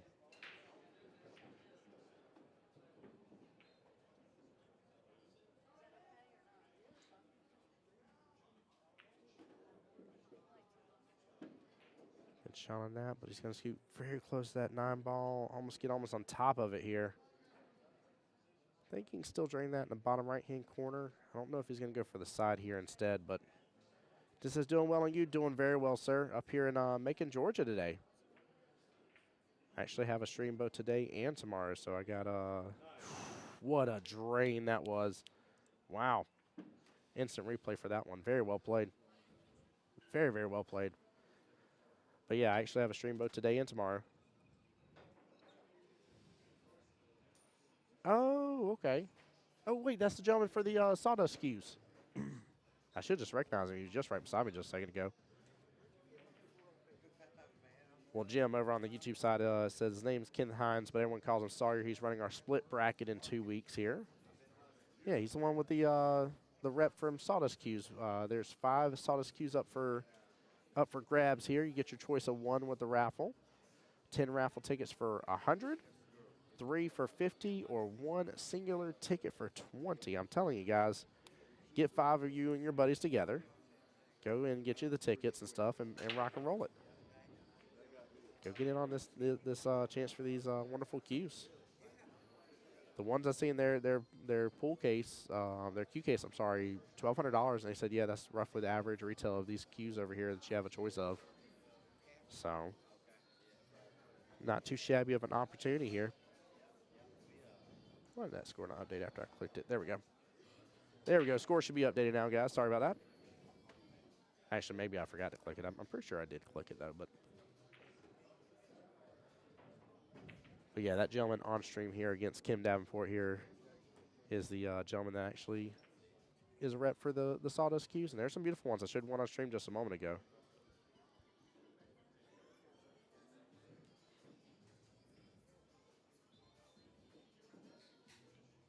Hey, Bill Norris, what's up, brother? Welcome on in. Lauren, how you doing? Welcome in.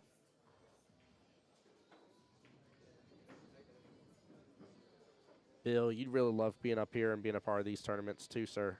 You should get if you get a chance to, make sure and add them on Facebook via Bulldogs Bar and Grill on Facebook. Make sure everybody adds them, guys. Show them love and support.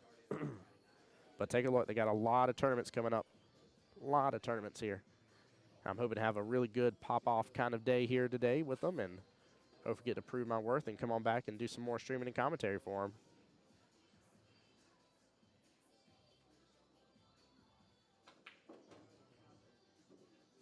What a shot. Doesn't get much of a bump into the 3 here.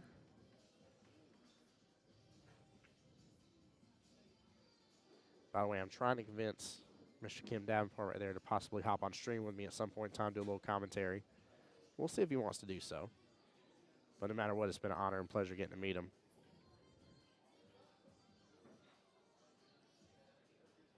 Good defense right there, just using that left-hand long rail and allowing the 5 to be a blocker here.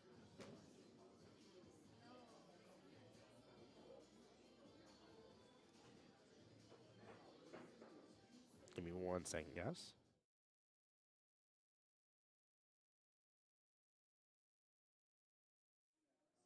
Dennis, the only one for sure here is Shannon Fitch. I know there's a couple others that we're talking about coming, but sorry. The only one here I know of for sure is just Shannon Fitch. But there's some other Florida peeps here. Tommy Candy's here.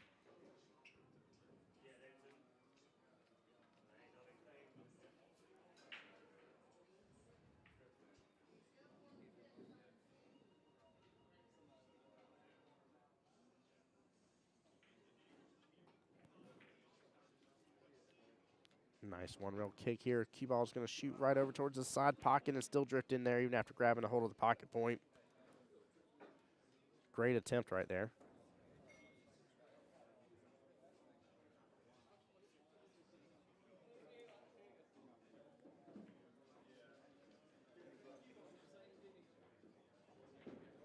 But yeah, Dennis, how's the new year treating you? And how's New Year treating everybody so far? Hope everything's going well. I know we're just fixed to be a week into it, but hope 2024 is going good for you.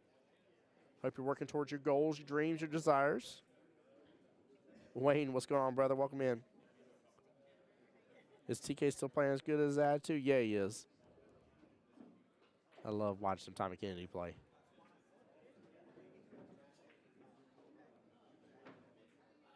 Yeah, he's definitely one of the expected top players here in this tournament.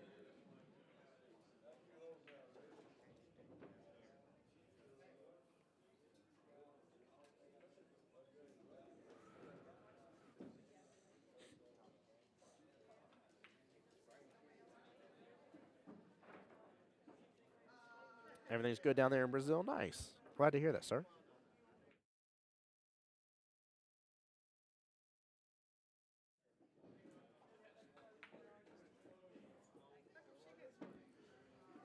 Guys, you know what I haven't checked in on? I'm not checked to see how far along into the tournament we are. Is it not updating for me on that? There it goes. 22% of the tournament complete right now. 3 hours, 24 minutes in, 22% completed. We got 25 out of 113 matches done. Let's see if anybody else is updating scores. Let me pull up just the tables. Yeah, nobody else is really updating scores. Minus table 10. David Cross shows he's up 1-0 against William Shepard here. Kim Davenport getting that last rack here. 1-1 race to 7 here. Since there's been some of you new guys coming into the stream, just to go ahead and talk about what we got going on. Ian, what's up, buddy? Welcome to the stream. Right now, this is the Saturday monthly 9-ball open tournament here. Sign-ups started around 11. Auction was a little bit after 12 o'clock here, give or take. John did end up adding the full $2,000 instead of just the $1,000 into the field. So that left the overall pot for the tournament over $4,220. And you do have a player's auction with $20 minimum on yourself. 64 player limit. We ended up getting 56 players for the tournament right here. 7-foot diamond tables, beautiful tables, Texas Express rules. No 9 on the break. Can't soft break. Got to have at least 3 points on the break here. What he means by that, for 3 points, I had him explain it to me, so that way hopefully I can tell you guys properly.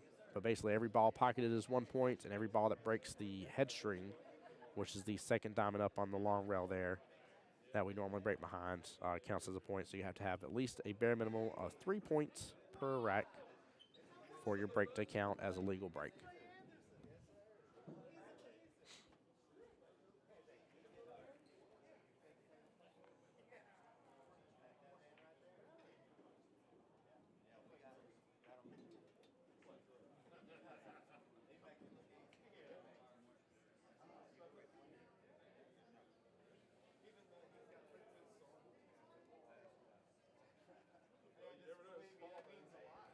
Sorry, back with not really a great option on the one here. I'm assuming he may play defensive. He does, trying to snooker the cue ball up with the 4 there. Pops out a little bit, but doesn't leave Kim with a lot of options either. I wonder if he can use the 6-4 to his advantage here. Maybe hide the cue ball with that instead. Or he's going to go for the opposite here, hide the 1 with the 6-4 instead of the cue ball. Actually, no, forgive me. It looks like he's going to back cut it. Sorry. Yeah, I'll take that back. I think he's just going to back cut it instead. That looks like it'd be a tough one if he's going to go for it. No, he did go for the defense. All right, perfect. I had it right the first time. I just saw him change up angles on me, though, out of nowhere. That's why I was a little confused for a second. Nice little defense, though. Hey, says, last time the tournament was videotaped, I watched till 1 a.m. My name is Eddie. My name is Edie. Not Eddie. Sorry about that. Love having a commentator. That's a dang bonus. Well, Edie, thank you so much. Very much appreciate you. And thank you for telling me your name is Edie and not Eddie. I appreciate that because I definitely swapped straight to Eddie immediately. So I appreciate you. But thank you so much, by the way. I appreciate the compliment. Hope you're enjoying the stream here. I'm a one-man marching band, as I like to call it. My name's Tim Jones. Voice of Jacksonville Pool is what I'm known as. And hoping to continue going and growing and eventually make my way to some of the big high-end tournaments to get to do commentary and stuff like that as well. But I appreciate all the love and support. So without you guys being here and sharing the stream, liking the stream, commenting on the stream and stuff, those sort of things don't, they won't be possible, right? Getting my name out there is a really big deal, and I'm looking forward to a fantastic 2024. So very much appreciate y'all.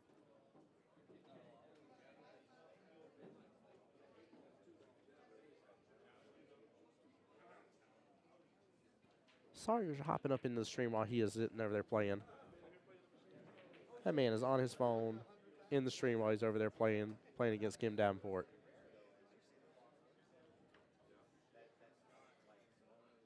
I do got to tag Raleigh at some point in time, though, and tell him I did go up and talk to Kim Davenport and stuff and got to brag on Raleigh about how much he looks up to Kim Davenport as his hero for pool. What a shot. I can see why, too. Kim's got a smooth stroke without any doubt in my mind. That's what Raleigh told me. He said he's one of the most straight stroking people out there with how good his stroke is. Ooh, rattles the pocket on that one, though. I might have bragged a little bit too much there. The pool god said I had to tone it down a notch. I'm boasting the man's ego too much. That's too funny, though. But, guys, for those here that are in the building or nearby, there is still a chance to hop in the raffle. They are raffling off a Sawdust Cue, like I said. Retail on them is about $1,200, give or take. You can get 10 tickets for $100. Dennis says, Raleigh's one of my pool heroes. I love Raleigh, man. I actually called him up trying to see if I could get him out here to this tournament. And he had some priorities. He's working this weekend, so I was like, hey, I'm sorry. I wasn't trying to make you make a bad choice there, and didn't want to, encourage bad behaviors. I want him to work if he's supposed to work, and not call out on his team and stuff. But it would have been great to have him out here, though. Always love having that man around. He is such a good influencer.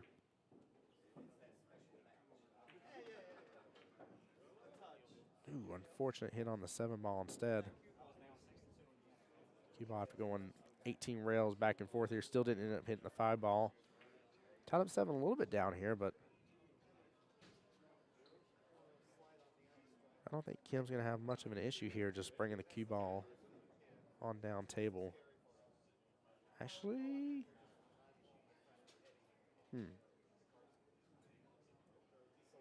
Kathy Jones, welcome to the stream. How you doing?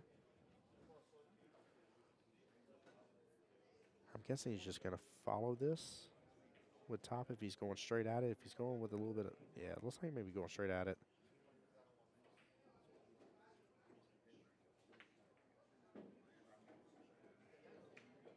There we go, nicely done. Table 4, Frankie Kelly versus Chad Royal. Table 4, Frankie Kelly versus Chad Royal. And a good smooth stroke there. Unfortunate miss and unfortunate scratch in the process, too. That is such a bummer. Give me one second, guys.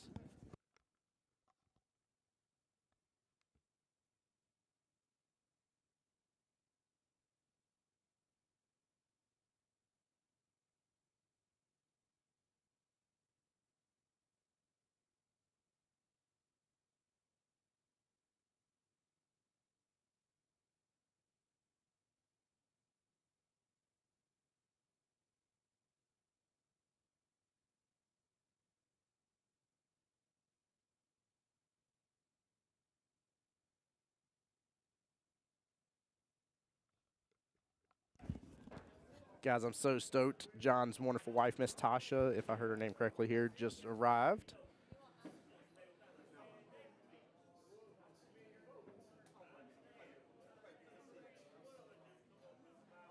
And I see I come back here to Kenneth Hines looking like he's finishing up this rack here. Make sure I didn't miss anything, but I'm pretty sure it's 2-1. But yeah, Dennis, I always love telling the story about Raleigh, man. I used to absolutely not like Raleigh at all. Period, no ifs, ands, or buts. And it was funny, man. He was somebody that's, because I didn't like him as much at first, that I wanted to get better at, which I had no chance of beating him anytime soon when I first met him, because I was very brand new to playing in pool and stuff, and holding a bridge and everything. I was a skill level 2 in APA, and You know, it was funny situation. And as the years have grown, like I've grown to love and adore Raleigh. He's such a great person, just a huge fan of everything I do here, and definitely a huge supporter and a huge supporter in the billiards community, and just overall just really, really good people. But it always cracks me up that he was somebody that's, you know, if I didn't have to be trapped in the same room with him, I wasn't going to be. So it always cracked me up. Very close matchup here for Sawyer versus Kim Davenport. Kim Davenport, one of the favorites here. Like I said, he went for, I think it was either him or it was Tommy Kennedy went for the first blind bid. I'm pretty sure it was, Kim Davenport that went for first blind bid. And it was like 1,100, if I remember correctly, 11 or 1,200. I don't think anybody was over 12, if I remember on that one for sure. Oh, I missed a few of y'all coming in the stream here. Jeffrey Washington, welcome to the stream. Justin, how you doing? Welcome to the stream as well. Appreciate y'all being here. Guys as well here, I don't mean to keep harping on it, but I'll leave it up there for a moment here in case anybody wishes to do any donations. Voice of Jack's Pool via Cash App right there. All donations go to me as the streamer here. Very much appreciate all that stuff goes towards all the gas and all that kind of extra stuff here for travel expenses and equipment and stuff. I do pay to be able to stream to both YouTube and Facebook at the same time, all that kind of stuff, guys. So I appreciate anybody that's willing to donate. Ooh, almost got a little close to that 6 ball.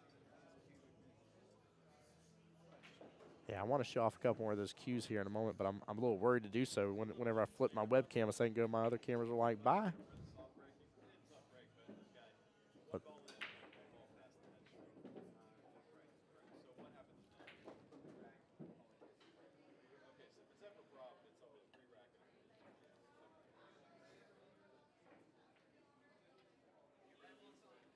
guys, I can't believe it's already 5 o'clock in the afternoon. It's almost 6. Where'd the time go? How long have we been live for? Only 3.5 hours? My goodness gracious. The day's slipping from me.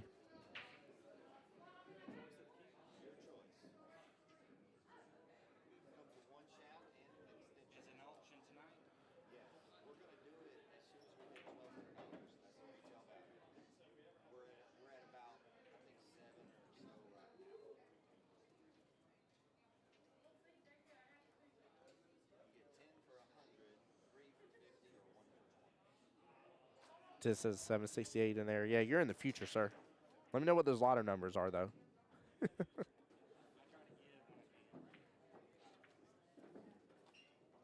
What a nice shot on that 7 ball.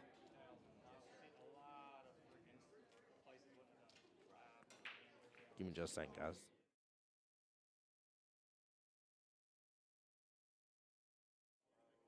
Trying to get a sip of my water in here. Sorry.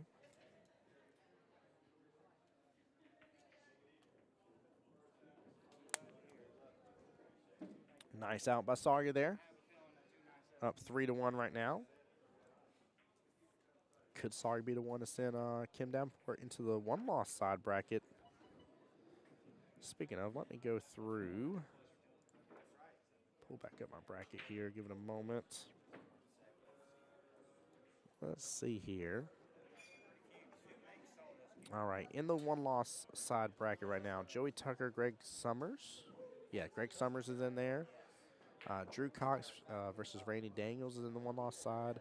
Stephen Thomas versus Monica Mills. Let's see, Shane Woodhams. One second, guys. Sorry, Shane Woodhams still waiting for another match to finish up, but he's in the one-loss side. Charles Smar, Robert Bryant's in the one-loss side. Chuck Dorsett is as well. Chris Brown versus Charles Jones. Kevin West still waiting on another matchup here, but he's in the one-loss side. Lynn Smar, Edward Dixon. Quite a few others. And although I don't have the score of it, which was table 9, 7, 8, 9. I don't see. Oh no, that must have just recently got called here. Tommy Kennedy versus Kevin Pengow. I might be saying it wrong here. That's coming up here soon on table 9.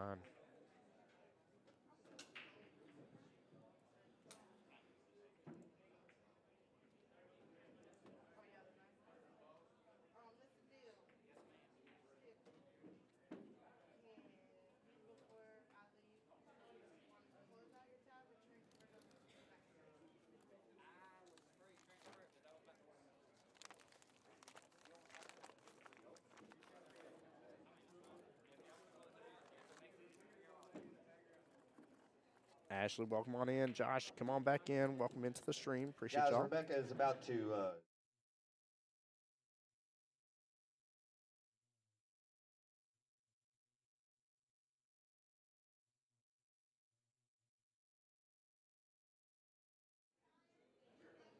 And looks like we got shift change going on. Miss Rebecca's going to be done for the day. She's been here since bright and early as well. I think she's been here since 9 a.m. Doing really good service behind the bar for us.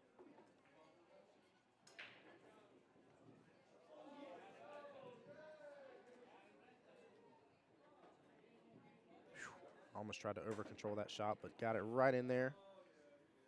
That could have hung up there too. That was good speed. Sawyer's got it down pat, that's for sure. He's definitely giving Kim Davenport a run for his money.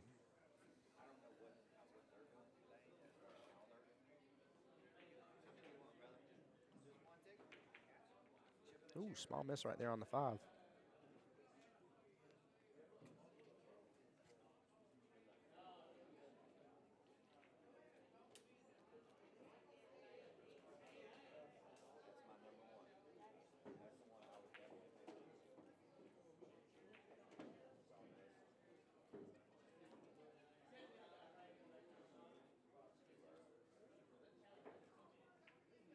Because my wife just texted me a moment ago. So my daughter's birthday is on Monday, January the 8th here, so just a couple days away. She turns 5, and my wife was so sure that she wanted a Toy Story cake. My wife went to go call it into Publix, and she was telling the Publix lady that she wants a Toy Story cake. And Lynn was like, no, Mom, I don't want that. I want Ariel. So now my daughter's getting an Ariel cake instead for her birthday. Ooh, right off that pocket point. Very close.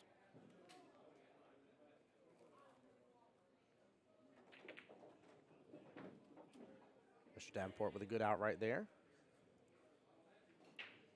Bring it 2-3 here overall, race to 7. This is still through the winner's side right now.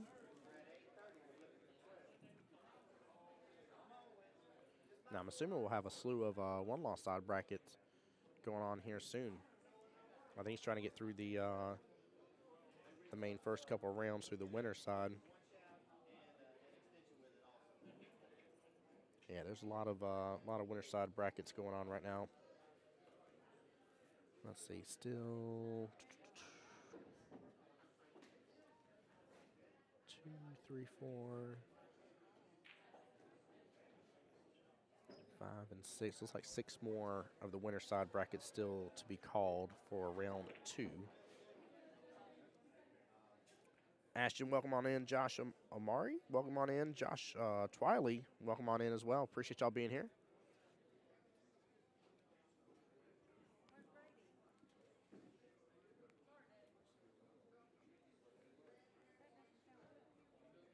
Table 9, Randy Jordan versus Bobby Bote. Randy Jordan versus Bobby Bote, table 9.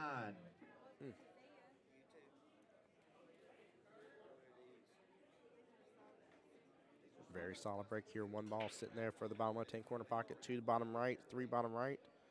4 easily goes top left. Real question is about getting from the 4 to the 5. I see that being the only real problem here. Everything else should be pretty smooth sailing, because if he can get back down table for that 5, the 7 will lead him to the 9. So really this is all about that 4 to the 5 situation.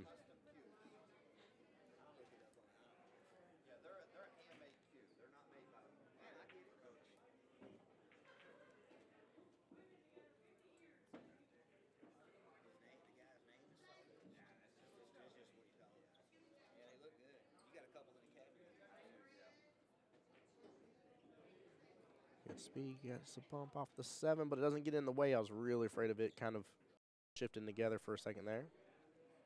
He's got to get back down for the 5 here. A lot of bottom left, and he does so very nicely done. Absolutely handled that like the champ he is. That was the only real issue. Like I said, everything else kind of leads to the next without having to get crazy on it. Justin, welcome on in here. Daniel Clark, Shannon Merritt, welcome on in. Y'all are just in time here to see this great matchup between the one they call Sawyer here rep for Sawdust Q's, and Mr. Kim Davenport. 3-3 right now. Race to 7. Still 4 racks left for both gentlemen. Again, guys, my name is Tim Jones, voice of Jacksonville Pool, coming to you live from the one and only Bulldogs Bar and Grill here in Macon, Georgia. If y'all have not heard my overall compliments to this pool hall, then you have been missing out, guys. This is absolutely a place that you want to put on your radar. I'm going to quickly go through it, but tons of events, even the one and only Tommy Kennedy right over here doing exhibition matches here coming up in March, right there, March the 8th on Friday. And then there's a one-day event. There's a split bracket event coming up every third Saturday of the month here, so January 20th. There's a February event coming up on the 16th through the 18th. There's this event that we got going on as a monthly event as well, guys. We got a lot of choices of events here. And like I've told you 18 times now, make it 19, go and mark it on down here. John is a true billiards pool hall owner. He loves the sport, plays the sport, cares about the sport. Every bit of his passion is clearly shown and visualized here in this pool hall. And it's definitely, again, a place that needs to be on your list and take advantage of. Is the volume a little low? I can crank it up some there, Dennis.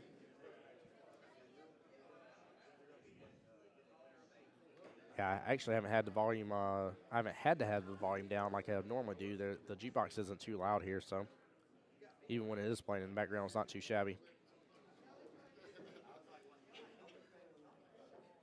Davenport with a great opportunity here for a potential break and run.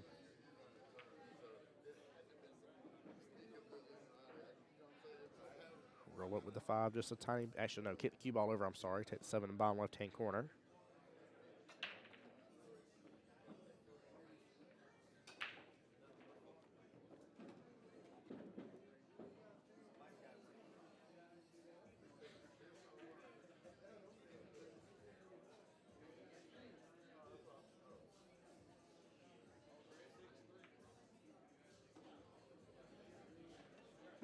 Nicely done here. Set himself up perfect for the 9.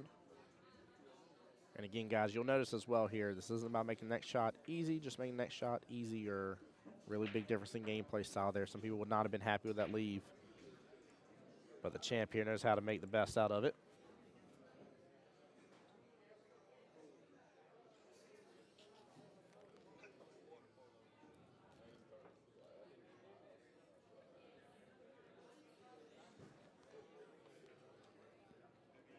But yeah, Dennis, I appreciate you, sir. Jason, welcome on into the stream.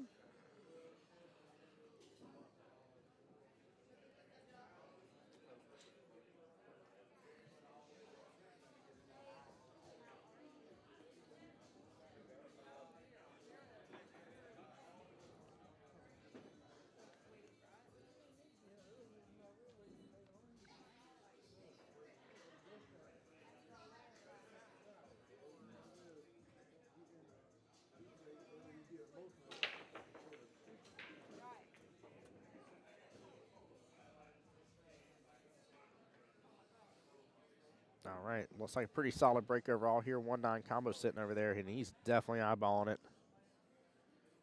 Honestly, as he should at this point here. This might get him the nice little lead here, a little 2-rack lead with only needing 2 racks left.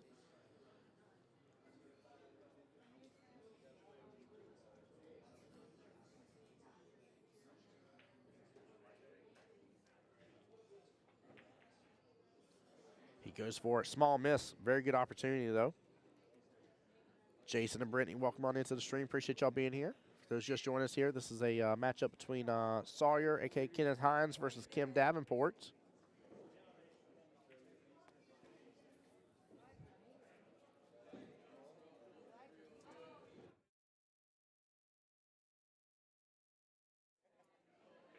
That sounds like me every morning. Every morning. One for 20, 3 for 50, one. Yeah, 1 for 20, 3 for 50, or 10 for 100. And you get your choice. Oop, you okay? I'm trying to trip you up. I didn't Oop. unplug you. No, you didn't. You're good. You don't have chances on the stick without not Jason via the YouTube side says, "Go Dallas Gunslinger Alvis."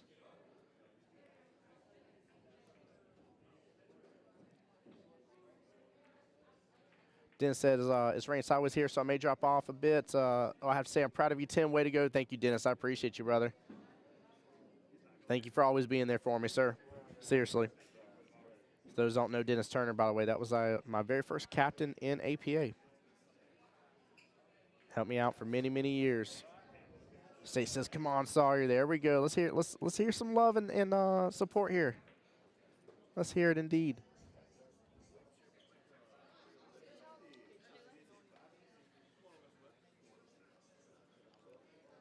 Sawyer's been shooting really good too. Kim just didn't give him any opportunities the last rack, but Sawyer's been doing really good against Kim Davenport's for sure. Nice little hit, almost make on that one ball.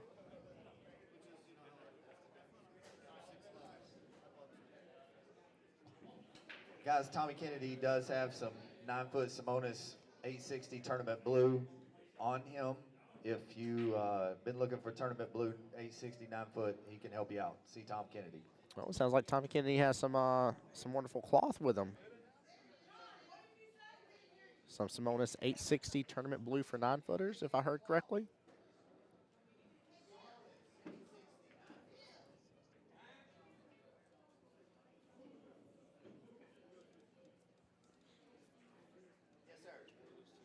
Jason, how's everything sounding on the YouTube side, by the way? How are you doing? Nice little defense right there. And you get your choice of cue. It comes with one shaft and it's a snip shaft. Good luck, brother. Appreciate you. How many you want? Oh, is that for the predator? Is that for the predator? Is that for the predator? What's up, Tommy? Good seeing you too, sir. You don't want on here? No?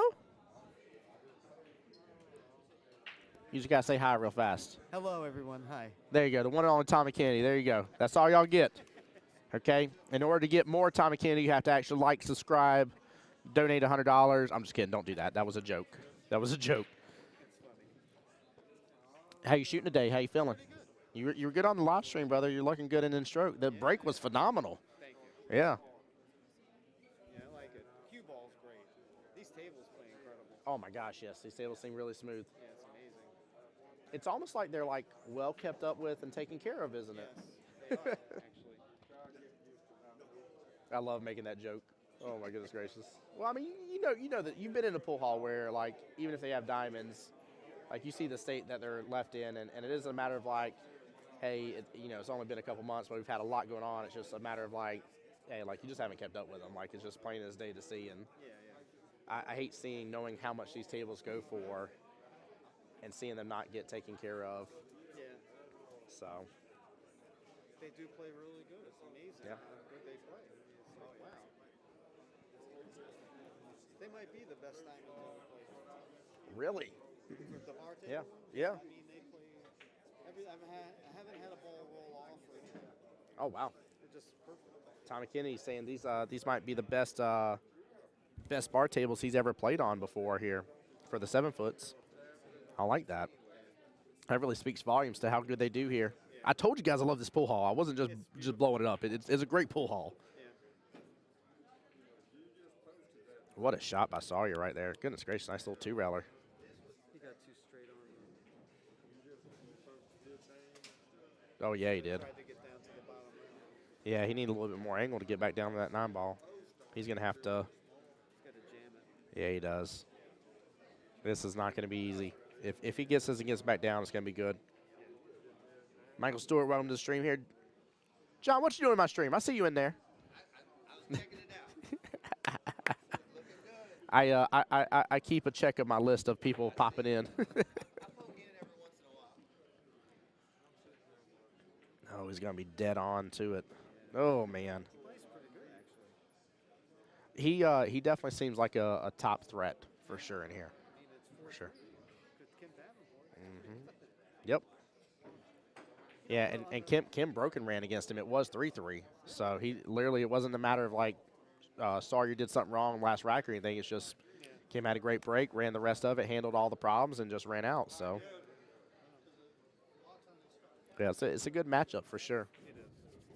It's a tough shot here, but he's going for it, I think. That's all you can do, really. Maybe. Yeah, I mean, you don't really have a lot of good defenses here per se. Wow, he scratched. Ooh. That was big. Yeah, it was. And there's that 2-rack lead difference between these two gentlemen, and maybe the ultimate differentiator in this matchup here. Because they've kind of been going neck and neck, so even if they continue that progress right now, Kim's got the advantage because of that. So He made a great shot on the 6, but the cue ball didn't come back enough. yeah, But he hit it great. Yep. That was amazing. It jumped up in the air. That's why he didn't get it to come back. yeah. Tommy's Table saying 8, it. Oop. Kevin Overton versus Jamie McCauley. Table 8, Kevin Overton versus Jamie McCauley. Wow. I love it. Amazing. I love it. Did you get in on the raffle for the sawdust cues? No, They look good, though. they do. They do. They're very cool. Sawdust. Yeah, I've never heard of them until today, but I saw a couple in their queue rack over there by the bar, and they were like $1,200 retail. So I was like, if these are $1,200 and you're paying, $100 for 10 tickets, that's not too shabby. Yeah, no. Are they custom cues? Or They're custom. They're handmade. Yeah. who makes them, do you know? The only thing I know, and I'm not trying to sound like a smart butt, Sawdust. The gentleman's last name is Sawdust, is all I've heard them say. So, but I've never heard of him until today. But this red one I showed off on stream for a brief second. Like, it looks gorgeous.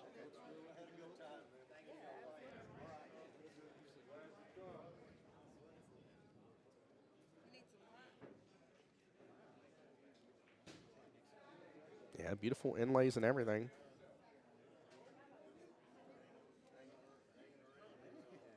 Yeah, it's a gorgeous looking cue. Yeah. Yeah, it's guys. Even these cues are catching Tommy Kennedy's eyes. I don't know if that tells you something, but that tells me something for sure. That tells me something for sure. Jason says perfect. There you go. John, you're kicking butt over there. I'm so cheering you on. I'm very proud of you. Let's go, Edie. Let's go. Showing John the love. I'm just grateful, to say the least. Like I said, I don't remember who it is. I'd love to give the credit. But during one of my live streams, somebody was like, hey, you've got to reach out to the owner. You got to check this place out. And if it wasn't for that conversation and me messaging John, I wouldn't be here today with you guys to be able to hang out and enjoy this. And again, all this came together last night as of 8 p.m. So he reached out to me on Tuesday. I didn't see it till last night. And I was like, let me see how I can do this and see if I can make that 4-hour trip if wifey is going to be okay with me being gone. And wife was like, go do your thing, go make it happen. And here I was up at 3 o'clock this morning, drove out here. And Tim, how close to the home are you? 4 hours away. Now, in terms of like Valdosta is about 2 hours away, Dennis, give or take. But roughly 4 hours total from Jacksonville. Depending on which path you got, 3 main ways to go back to Jacksonville. But if you take 75 straight down and then I-10 over, it's like 3 hours and like 45, 50 minutes, give or take.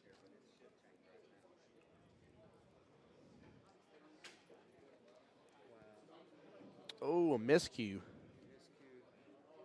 And that was a lot. Like, I even heard that in the stream. That was pretty loud, miscue. Isn't Miss Q an unmarried woman? Isn't miscued an unmarried woman? Yes, he is not wrong. I like that. To my Georgia home, Valdosta, about 2 hours away, roughly, Dennis. That was too good.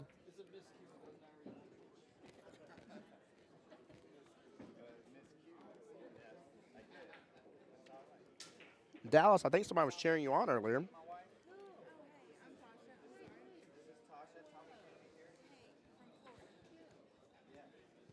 That's right. We represent out here. Edie says, shout out to you, Tim. Shout out to you, Edie. No, ma'am, I don't take no shout outs. I give you the shout out. Edie in the house. Seriously, though, y'all do seriously make this very much worthwhile. If I didn't have a great chat to communicate with and talk with, it'd be a whole different ballpark.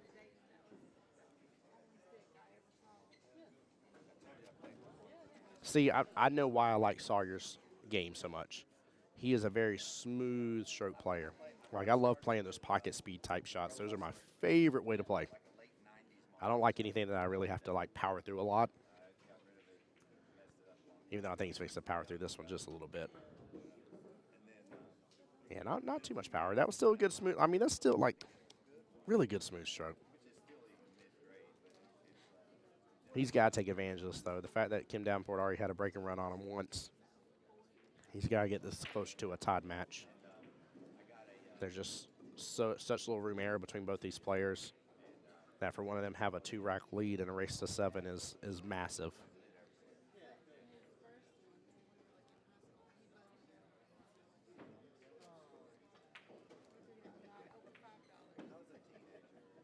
There we go. Should come off that short. Wow. Oh, did it just drift over? Oh, did they get hooked? I don't know if he's hooked. I can't really tell.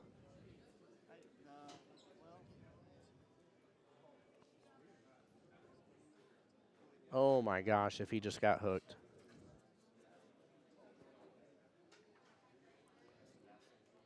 Very unfortunate if he did. He might still be able to curve through this, though, a little bit. A little bit of a masse here. That's what he's going for. Oh, it just didn't take.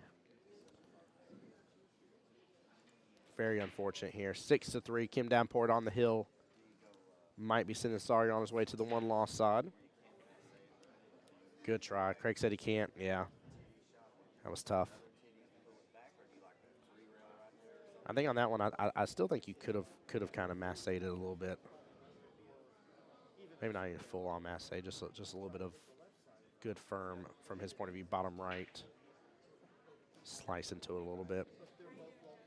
Either way, I mean, no matter what, he was up a creek without much of a paddle at all here. That was a very unfortunate situation.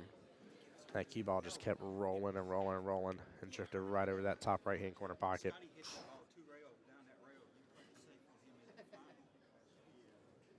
It is wild.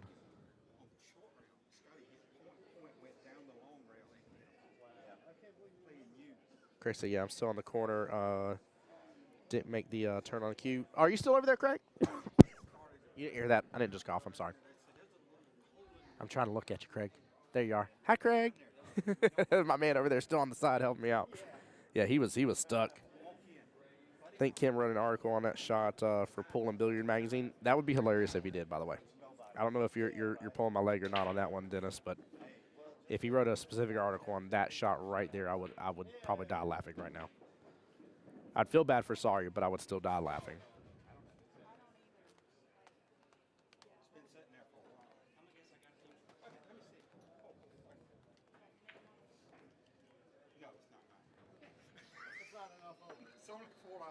I was shaking my head no when you said something, but you didn't look. Oh, I didn't, did I, Craig? Yeah, that was an unfortunate situation, though. Very unfortunate. Angela Ross up in here says, hi, Tim. What's going on, Angela? How you doing? I just said Ross instead of Rose. I'm a moron. Ignore me, Angela. Forgive me. Woo, look at that leave. Kim just pulled a nice little John Cena. You can't see the object ball. Dun, dun, dun, dun. That's what that was. Goodness gracious. Wow, wow, wow.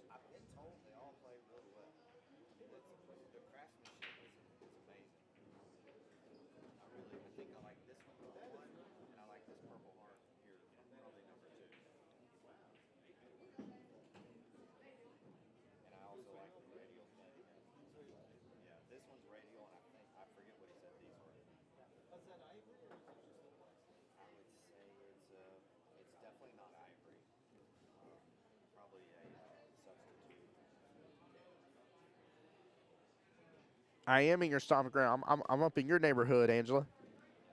I love this pool hall, though, my dear. I'm really hoping and praying to get to come back out here and do some more commentary and stuff again, for sure. This has been a real treat, to say the least. A real treat.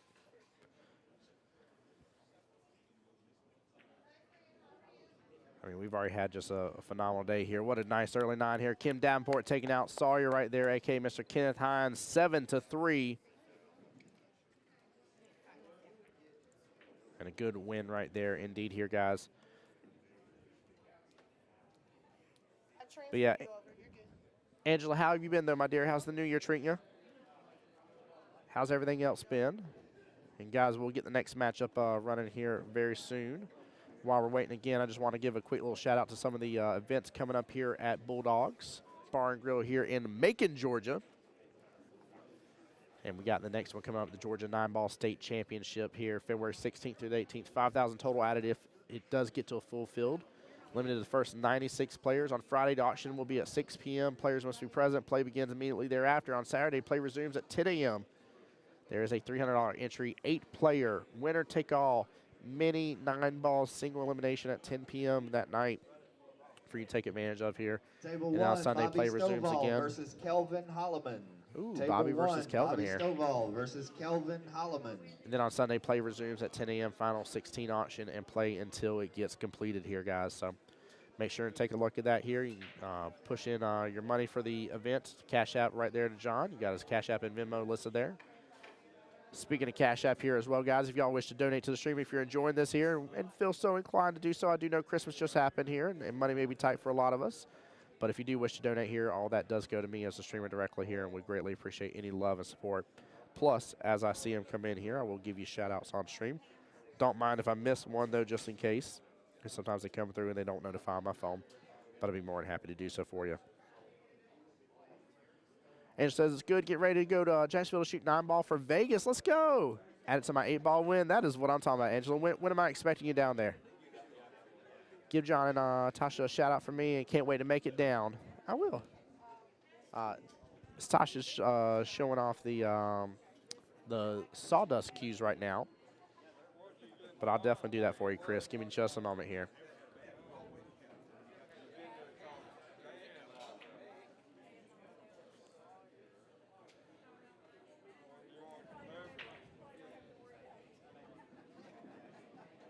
Angel says in April. Yeah, I think it's April time frame for that, right? I'm pretty sure. Well, I hope to get to see you down there. Miss Tasha, by the way, Chris Jackson's wanted to give you and John a shout out. So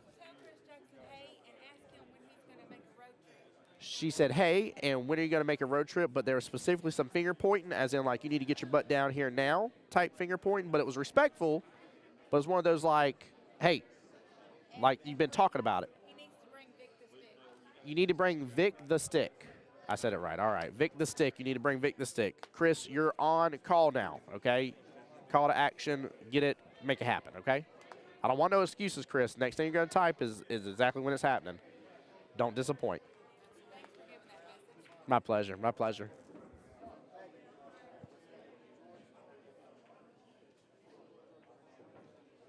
Oh, nice. Shooting tri-cups and black shear. Hope you're having a blessed time. I will definitely, John's talking with Tommy Kennedy, but I'll tell him you said hi there, Angela, for sure.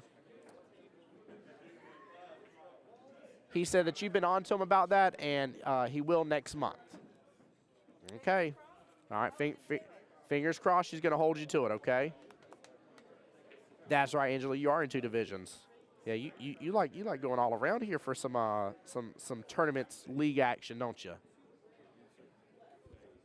All right, chat, maybe y'all can tell me without me having to bother John here. Which one is this? Is this Bobby that's on the stream here right now, or is this Kelvin that's on the stream? Who is that currently shooting right now that's practicing on the stream? Hey, see, now we got Stacy finally. Somebody trying to do a little betting in chat. Let's go. Says I'll take Kevin for a buck here. Just says not positive. I believe Red. Kelvin Holloman plays with one of those sawdust cues. Let's go, Red. There we go. Chris says, thanks and great coverage. My pleasure, absolutely.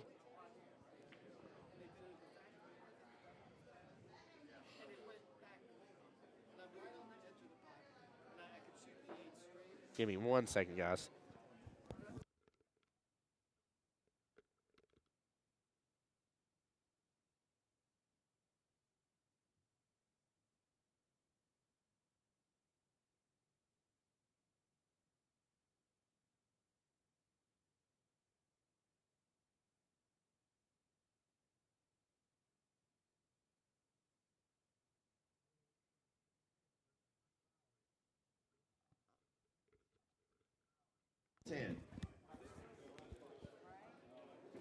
All right, so that is Mr. Bobby. That's right there at the table right now.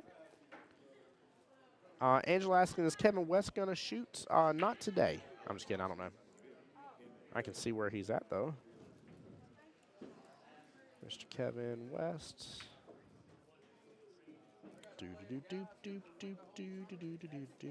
Kevin West is in the one-loss side bracket here. He's waiting to play David Cross. And there's a few matches, good handful of matches before he gets to that part.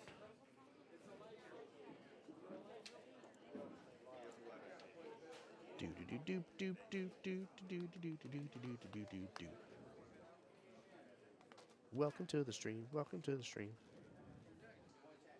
Craig says, "Go, Bobby." Yeah, you want to commentate with me? Yes, absolutely. Guys, give me one thing here. I got the one and only Kim Davenport joining me on stream. I'm very excited about this, so hold on real fast. Let me get another chair.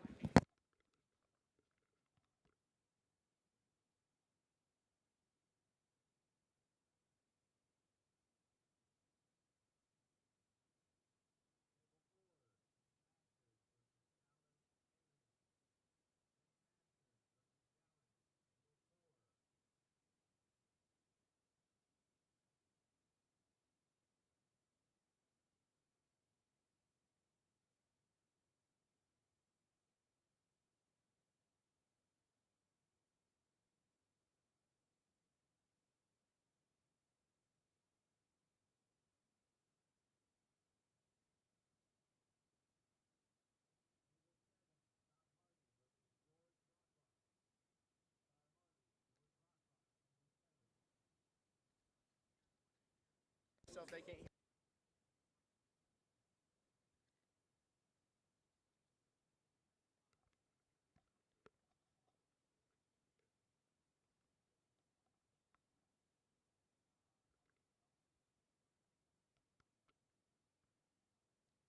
if I want to cough or whatever. All right, so basically, I guess I'll just, you can lead in or whatever you want to do, or lead out or whatever, and I'll just kind of do the analytics of it, what I think he's going to do or whatever. That works for me. All right. Well, hello there. How's it going? Good, good. Here we are. I just snuck out a match, so I'm going to sit in the booth with you and see what we got going here. Well, I appreciate it, guys. For those that don't know this wonderful man's voice, this is one on Kim Davenport here, known as Kimmer to most of y'all. Very much appreciate you coming into the booth with me here. Yeah, no problem. So what we have here, he broke and scratched in the side pocket. So, you know, 1 to the 2 to the 3, and the 4 is really the only problem I see here. But I just don't know how these gentlemen play. So there's some good players here and not so good players, but that's all right. They're all having fun. They are. This pool hall is popping, to say the least, and everybody is, like you said, having a good time for sure. Guys, definitely show Mr. Davenport some love in chat for me as well, please. Yeah, John has done a heck of a job here promoting this room, and it's very clean, nice. It's fairly new. I think it's about 6 months old. Could be a little older, but not much. So he's doing some good things here. So I think that's hilarious. We didn't even set that up, by the way. That was one of my first bragging points about walking in this pool hall, is how well it just literally looked, felt, smelled, the whole 9 yards, and just well taken care of. Right. And the first thing you come on stream right off the bat saying is about the same thing. Guys, I'm telling you, this is one you need to have on your list. You need to get up here. Come enjoy. Now, have you before today, have you've gotten to play out of here a couple other times, so right? I played once. One at a time, okay. I played here, and I won the tournament, actually, the last monthly tournament they had. That's right. So, That's what they were talking about. Yeah. It was a close one. I won. It went down to the last game, and I made a good break and got a little 2-9 combination, so that's always nice. There we go. All right. All right, he's going to have to, he's a little bit out of line here. He's going to have to draw back on that 3 for the 4, and I can't exactly tell the position. He might have to run into the 9 or not, but he wants to make sure and kind of get straight in on it. Not straight, but he needs an angle where he's going to have to go back and forth, and players don't really like doing that.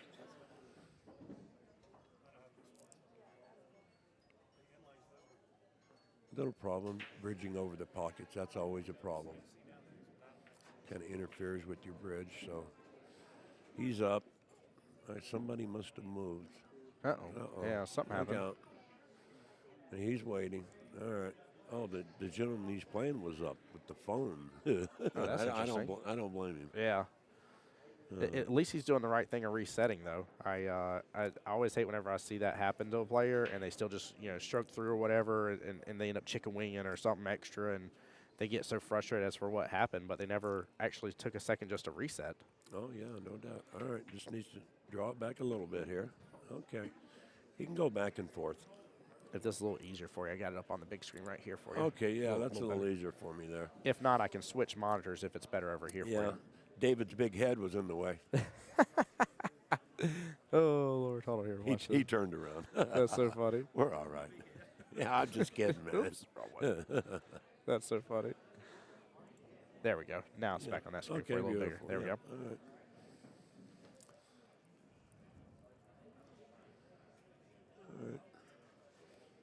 Oh yeah, Craig answering in chat about Kevin West already losing his first match. Yeah, he's waiting on a one-loss odd matchup to happen.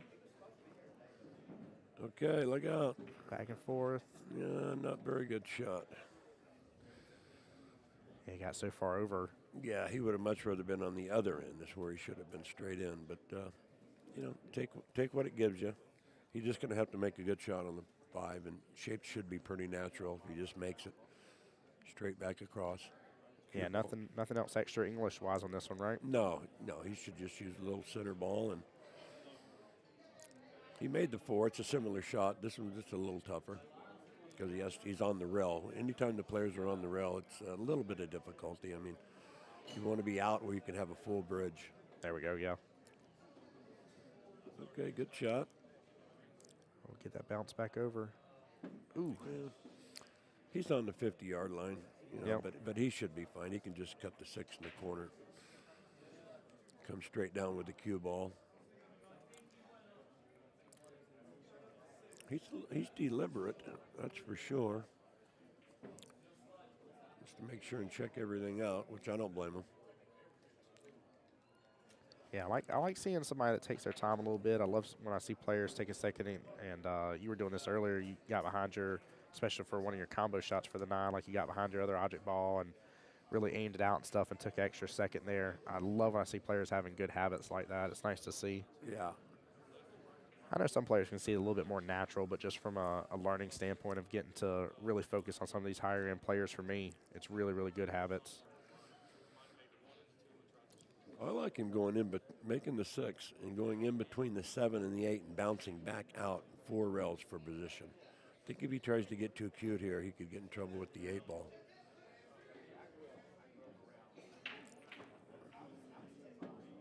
I got a little bump, yeah. Yeah, he's fine. That worked. It's okay. Edie in chat says, hey, April Morrison isn't awesome getting to watch at home. I'm glad y'all are enjoying the coverage. Seriously, appreciate y'all.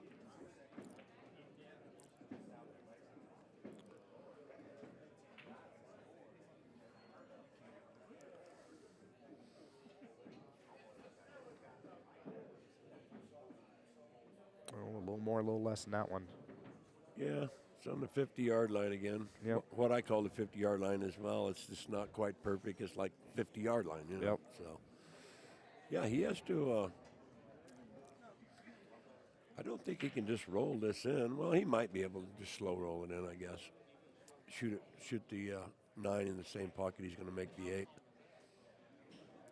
Nice thing is, at least 9's kind of center of the table, though. Yeah, should just float out and shoot the 9 right where he shoots the 8. Oh, he'd like to go Going all the way power through around. it, yeah. All right. Well, Let's see. that should be Okay. fine also.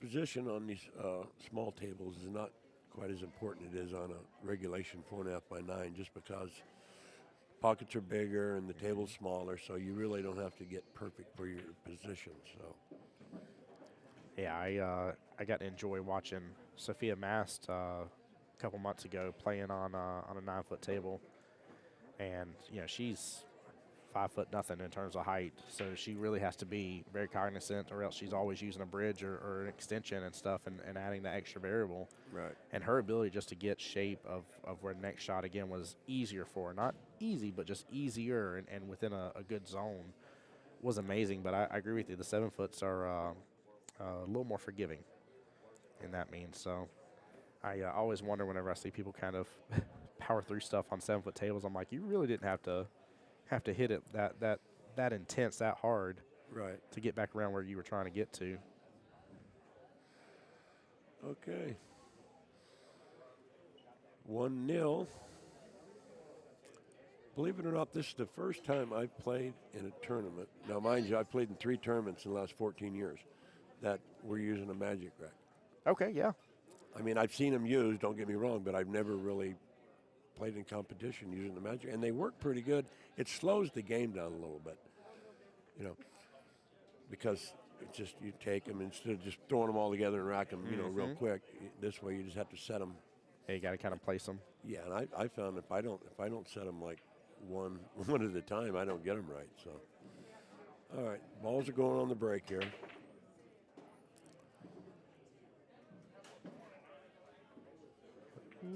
He made one. I believe he snookered behind the 2-ball.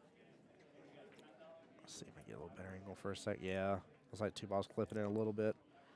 For you folks at home, the Magic rack, you can take that rack off as soon as you break if it's not going to interfere or disturb the ball that's on it.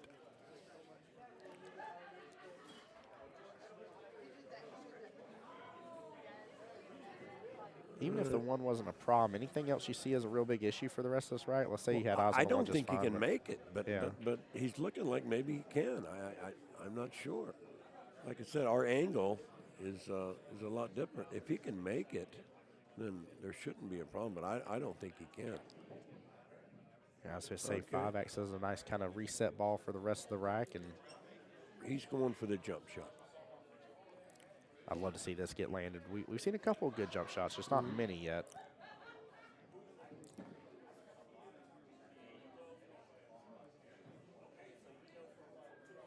I never was a big fan of the jump cue, but that's just the way it was. I played in a different era. We had them, but you know, never did like playing the good safe, and then the guy takes the jump cue out and boom. Oh, yeah. Yep. No, I feel you on that 100%. I've worked really hard over this past probably a little over a year or so on my defensive game, and getting to do commentary and stuff like this, like I really get to see a lot of different options for that. And I agree with you. I play APA normally, and so they, without it being in Masters, they can't bring out the jump key for it. So when I land a really good defense, I'm like, I got you. I know I got you. There's no ifs, ands, or buts. Like, you know, you're going to need a beautiful 3-rail magical kick of some sort of amazingness to get out of this sucker. So. Combination here. Oh, good speed. Drop. Ooh. Close.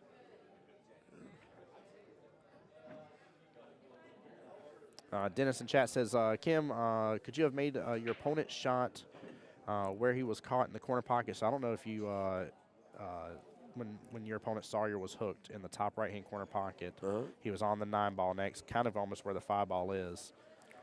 You mean that where he hooked himself on the point? He hooked himself on the pocket point. Yeah. Could you have made that shot still? Could you have made that 9-ball? Because he attempted to, but he was hooked so good on it. I didn't. Well, I think he shot the right shot. He just didn't get elevated enough on it, you know, Hurt. to the masse. Hurt. So I'm not. I mean, if I had enough tries, I could make it. Put it that There way. we You know? I like that. But I guess the answer would be I just don't know. One shot, you know, who knows? Because it looked like he had to elevate pretty high. So,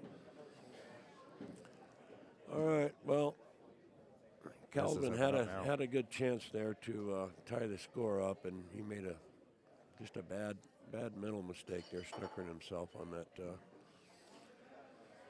3-ball for the 2. So looks like Bobby just make this, send the cue ball down 1 rail, shoot the 3-ball in the side pocket. Just roll right over the spot, down table.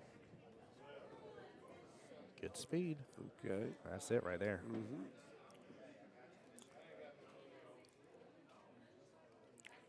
just wants to make sure when he makes the 5 ball that he comes down far enough where when he shoots the 6 Table 2, Joey Tucker, in the Greg side pocket Summers. that he doesn't Table have 2, to run Joey into the Tucker, 9 or Greg anything. Summers. So Yeah, leave that Table 9 9, That's the Drew only Cox problem. versus Randy Daniels. Table 9, Drew Cox versus Randy Daniels.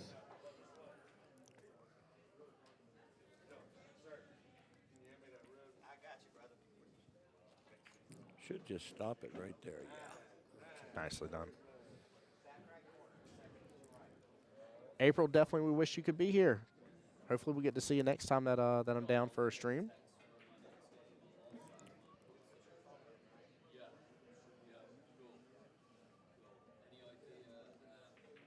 No problem. 1 rail out. Like I said, just make sure you get close to straight in on that 6 ball. And I think he did it. He's almost he's right on it, fine. yeah. He can either draw it back and shoot the 8, or he can just roll the cue ball to the rail and bounce out and have the same position. Ever what he feels like doing. I would say he'll probably roll the ball just from watching him. I have never seen him play, but watching a few games. Okay. Angela, I appreciate you. I can't wait to see you. Jason in YouTube said I had a chance to talk a little with Kim at Iron City Billiards in Birmingham. Jason Johnson in chat on YouTube's giving you a shout out there, sir. All right. Thank you very much.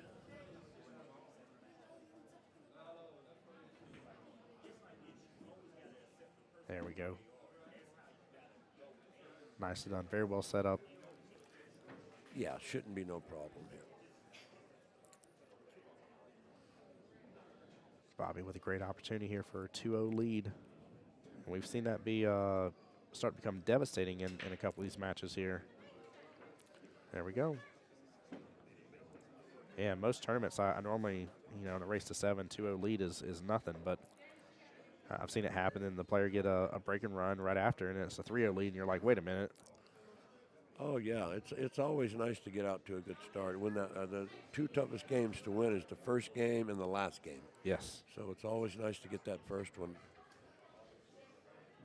And your opponent's setting on 0, so that's a tough game for him to win, and we'll see what happens. Like I said, I just don't know how Calvin plays. I don't know if he's a little nervous. That's why he's snookered himself on that easy shot, but we'll find out soon enough when he gets another open rack. John Stuckey via Facebook wanted to ask you, Kim. He said, can you ask him how many times he's played Tommy Kennedy? How many times do you think he played the Amazing times have I TK? played Tommy Kennedy. I couldn't tell you.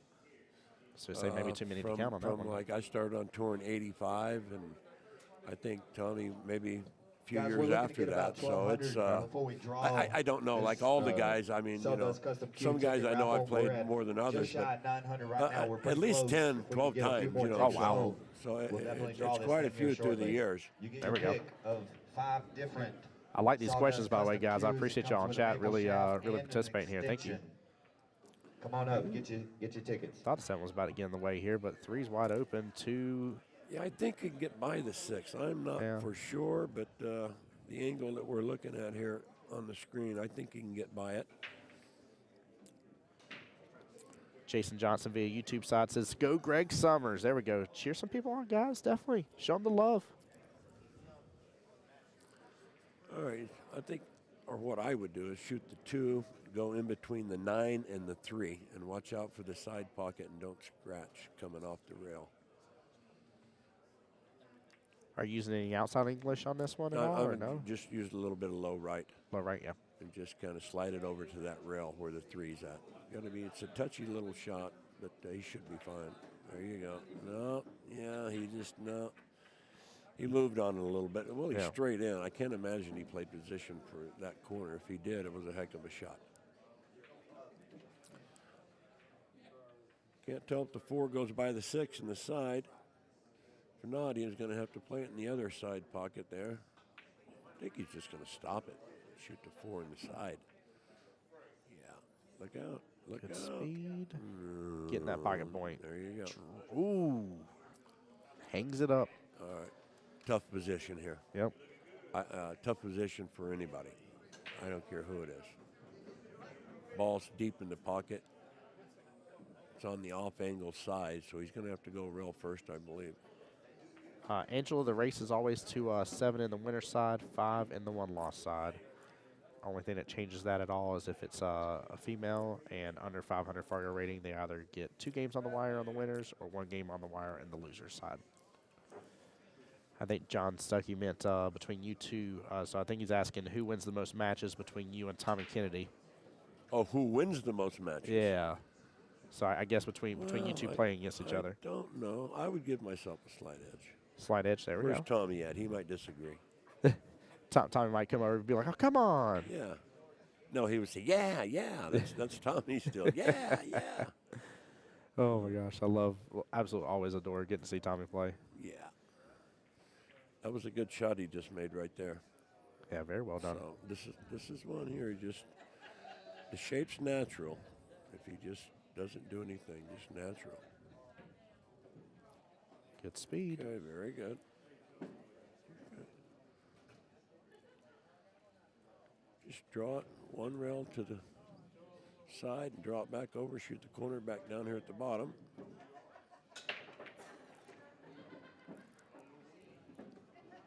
Right. How you working with that 9 ball? What you doing here? Oh, he's just should draw it back past the side and be straight in. Yep. Yeah. Well. Oh, don't. Well, after making all those balls, he made a heck of a shot on the 4. I didn't see that coming, but I don't know if that was like commentator curse or what in there, but my friend Kelvin, you just pulled a Tim Jones shot. I don't know if I just rubbed off on you somehow or not, but that is so me right there. Knowing that I can make that happen, and I'm like, I got to dodge that from happening. I just somehow know to still make it happen every time. I think he might be a little nervous. You know, a lot of people want to be noticed, but not a lot of people like being watched. So That's true. You know. I will say some people definitely shine when the camera's going. They're like, yeah, my friend at home was watching me play. And other people are like, I cannot believe I was on the camera. Okay, looks like it's going to be 3-0. Pressure If I was starts a to betting build. man, I would bet on it anyway. Yep. Now, do you know this gentleman, Bobby? I don't know. I've never seen him shoot before at all here, but I was watching him warm up, and he seemed to play pretty good. yeah, he's got a good rhythm to him, a good pace. I don't dislike fast-paced players, if I can say it right. It just isn't my style. It never works well for me. And so if I go up against somebody that's super fast-paced, I end up like ramping up my speed and just throwing my whole groove off. Right. I get out of my pre-shot routine. I really like, I think the way Bobby's whole routine is set up. I feel like he's got a really good rhythm to him and not too slow, not too fast of a player, and very methodical. Reggie, welcome into the stream. Appreciate you being here. Thank you guys. For those who don't know, by the way, joined by the one and only Mr. Kim Davenport here, hanging out with us, playing in the tournament. We're here at the one and only Bulldogs Bar and Grill in Macon, Georgia. Thanks to John. His lovely wife is here as well. Glad she's coming on by. I know some people were asking about her earlier too. So. All right, here we go. I would almost have to bet he makes a ball in the break. What do you think? Yeah, I think I agree with that bet. I think it's not impossible, but it's a little difficult not to. Yeah.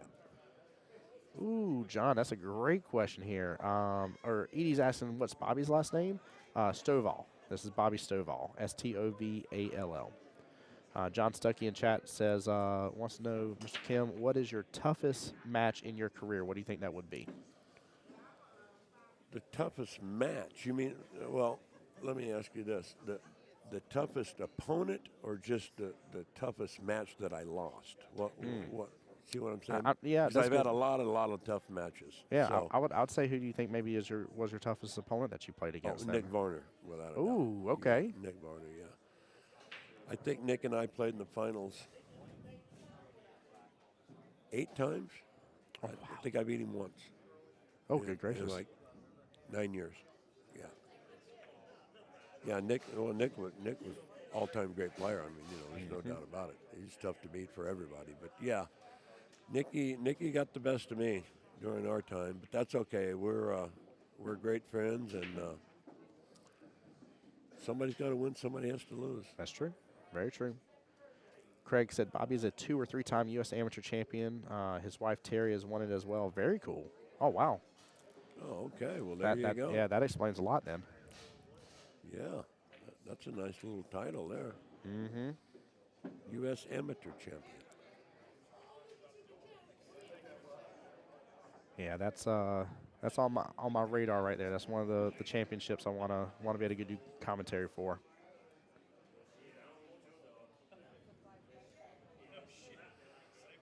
All right, watch out with the side. And he dodges aside. Very well done. Man, he made that shot there and then missed that easy shot earlier. It's kind of confusing, but it's not an easy game. By no means is it easy. Well, if he's going to get on the board, he needs to get on the board here because he can't afford to go down 4-0. No. Just going to 7, it's just too far behind. Yeah, it starts to feel unrealistic. Like you can't get enough traction to be able to beat your opponent then at that point. That's awful good shape right there. There's a very long bridge. That's what I was about to say too. I felt like that was super long. Mm-hmm. A buddy of mine plays with a super long bridge, and it's funny because I asked him, I was like, "You're used to playing on like 7-foot valleys, aren't you?" And he's like, "Yep." I was like, "Mm-hmm, I can tell it." I was like, "You can get away with those long bridges." I was like, "You can't on these diamonds." Stephen Thomas. Get Monica out. Millis. Monica goes to 5. Well, he's making a game out of it now. 3-1 is you're right back in it. Yes, you are. 4-0. John, you want to know about Kim versus I'm sorry, Efren Reyes? Is that what you're Monica asking? goes to 4. Loses bracket. How is it playing against Efren Reyes? Playing against Efren Reyes. He beat me in the finals in the 1995 Pro Tour Championship in Owensboro, Kentucky. I was defending champion. The score is 8-6, my favorite. I was shooting a combination, fairly easy one, and I flinched on it a little bit and missed it. And he beat me there, and I beat him several times in just playing in tournaments. That's too awesome. But we probably only played 5 or 6 times, once in the finals, and he wound up beating me in there. But yeah, great player, Efren, great player. I love that. Yeah, there's no doubt about it. I'm definitely gonna have to pull up some YouTube videos and watch some of your previous matches. Yeah, I guess there's some on there. Somebody was telling me that I was playing Efren and beat him in Reno in '94 or something. I said, well, I don't remember, but I guess it's on there.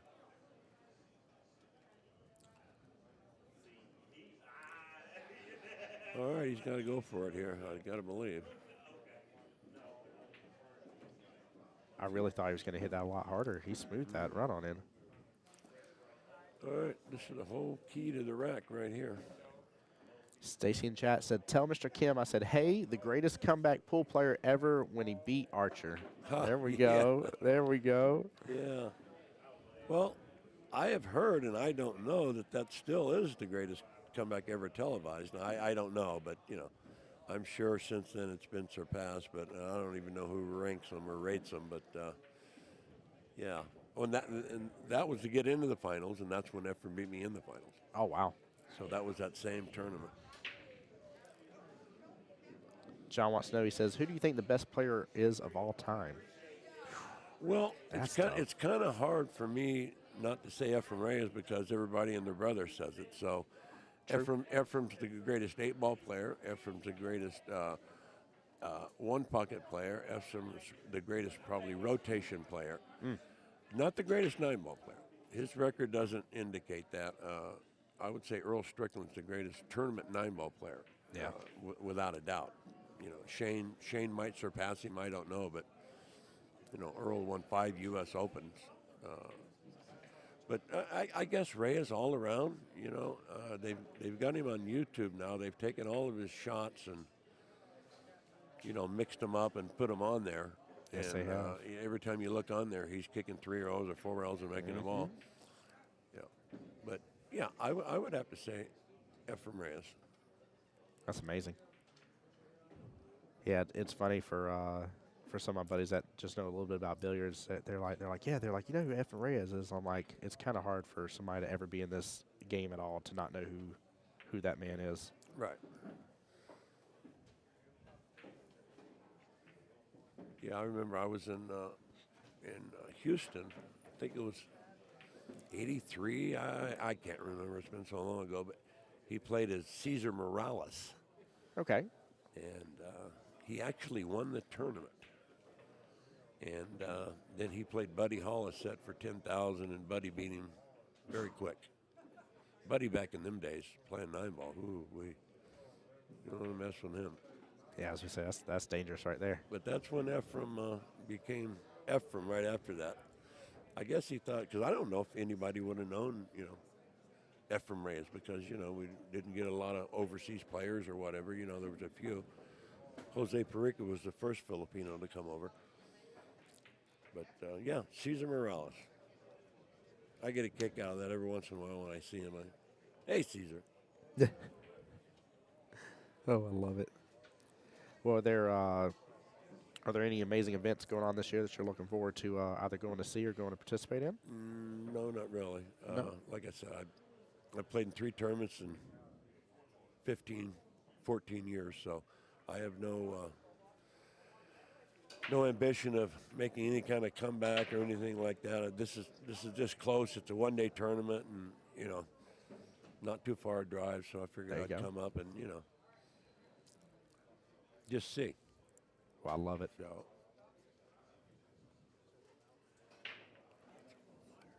Water? Yeah. Here, I'll get you one. Hold on real fast. I'll be right back.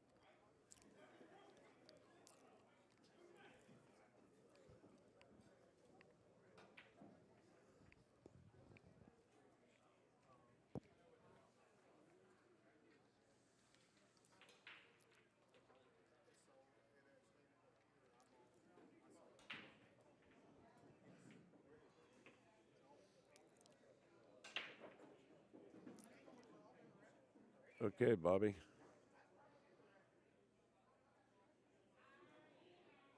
Needs to get out this rack.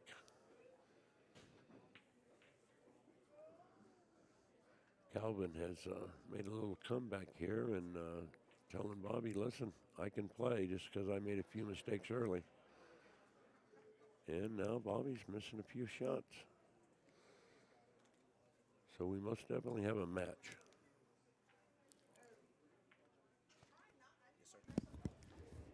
Yeah, I love seeing that this is the tide has shifted a little bit now. I don't like shutout matches. I don't know about you, but even if I'm playing somebody, I still don't like shutouts as much. I really like having a challenge on my hands. I love shutout matches as long as I'm not the one getting shut out. Right. Oh, I love it. I love it, love All it. right, here we go. He's all wound up. He seemed like a pretty good rhythmatic player. He's just he would just got a little nervy there to start out the first couple of games, but it looks like he's settled down now.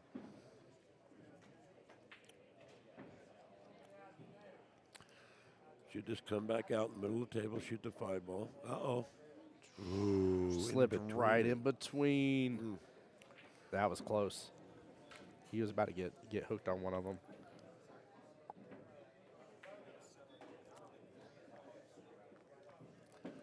I'm not sure if he went up far enough.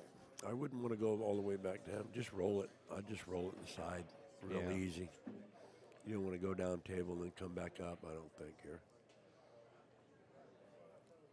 I feel like every time I see him with his long bridge, I feel like that's exactly what he's fixing to do. And yet he did it nice and easy. Even though we're on a small table here, he's got to be careful here. If he tries to get too perfect on that 7, he's going to go across and back. Okay, good shot. Yeah, he's all loose now, so we most definitely have a match. Yeah, Bobby's got to be on his toes now. First, he might have been able to take it. I don't want to quite say the word easy, but Well, it looked like it might be an easy match to start out, and then all of a sudden, everybody can play. yeah, absolutely. Chris, I appreciate your kind words, man. Seriously, thank you so much. He gave me a shout, said I'd like to personally say thank you to Tim for driving all the way up to Macon for this.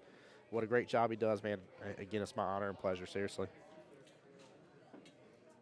This is one of those things, previous tournament director was laughing. He's like, I don't get it, man. He's like, you sit there for 16 hours talking to a computer screen.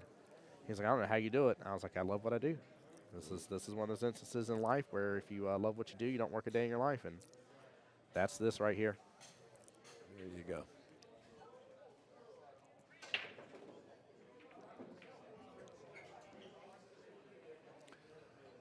Okay.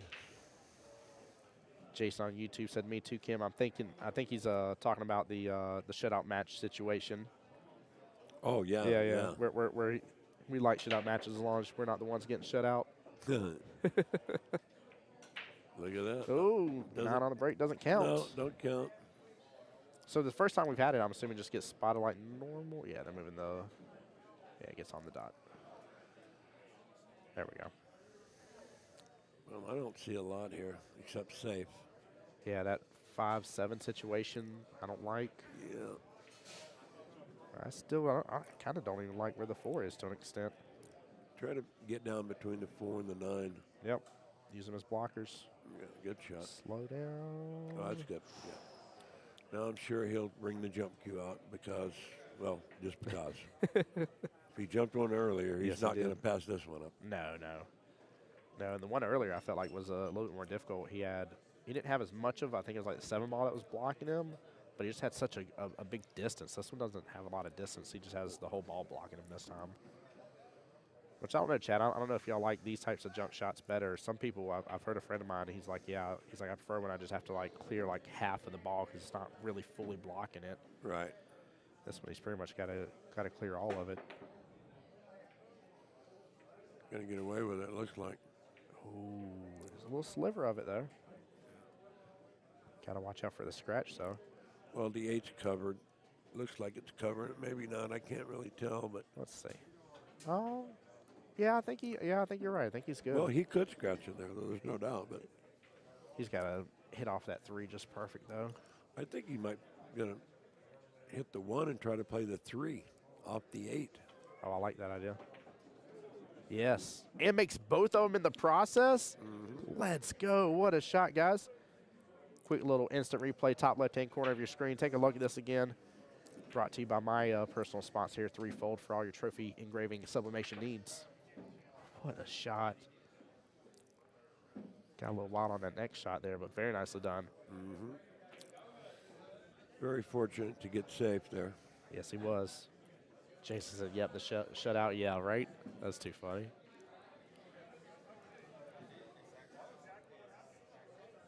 Gary, I see you coming to stream, brother. How's it going? Chris Brown said both these guys are super strong. They really are. I think Kim said it best where, maybe Kevin was just, getting nerves out, shaking it out a little bit, and he's gotten in a groove now and really has made a good match of this situation and very enjoyable to see. Hit that ball too good. That 5 is still trying to see past him. I think the 5's frozen.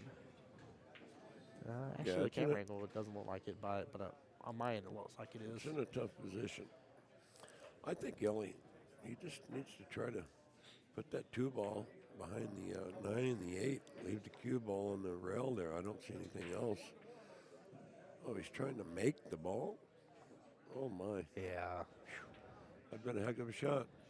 it would have been amazing, but Table he 3, wouldn't have had. Charles Smar I don't versus know. Big Rob Bryant. I don't know Table what he was 3, planning on for Charles the 4 Smar afterwards, versus but Big Robert Bryant. I always hate those because I feel like no matter what I do, I'm always going to leave them just hung up in the pocket for the opponent. Yeah, that was a pretty tough angle for him to try that shot. He had a pretty natural safety to it, but hey, everybody plays different. That they do. It amazes me too when I see some higher ranking players, in my opinion, how they won't play defensive at all. And I was wondering about this tournament with this not having 3 foul, if there was going to be like less defensive shots. What's up? No, you're good. You can either pull it up on Facebook or YouTube. Voice of Jacksonville Pool.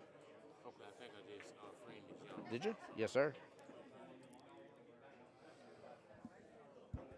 Okay, not a bad shot at all.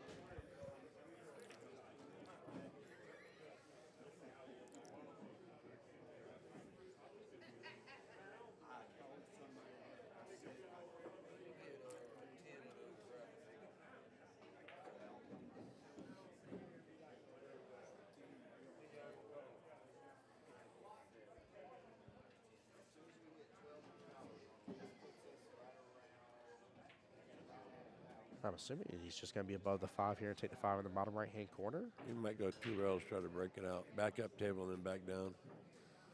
See, look at the cue ball. If he'd have hit it harder, see what I mean? Oh, The cue wow, ball yeah, would have drifted busted right it to out. it, yeah. I guess it's not quite froze, or I don't know if I can't tell if it's close to that point. That's the only thing. It's so hard for me to see. Yeah, we're just off angle here where our booth is, so. I think there is a sliver.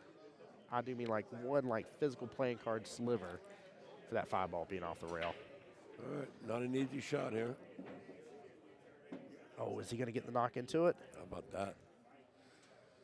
I think he can work with that. 7 won't go by the 8, so if he needs an angle to slide over and shoot the 7 in the corner right where he's shooting from.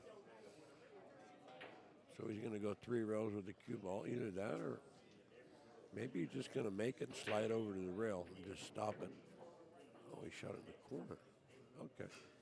Well, he had the angle, just missed the ball.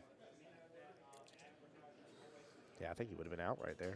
All right, now Bobby hasn't been playing too good here in the last few racks. He needs to win this game, get back on track.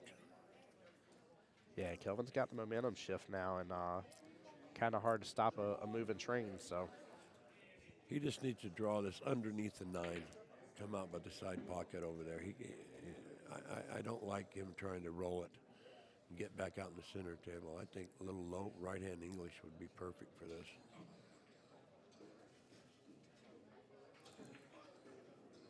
You can even get right in the middle of the table and be fine. Oh, well, all right. Or just draw it straight back then. yeah, he drew it really well. Somebody called Bob Ross. He made them little happy puffy clouds right there. He drew that so good. I can't believe he drew it back that far.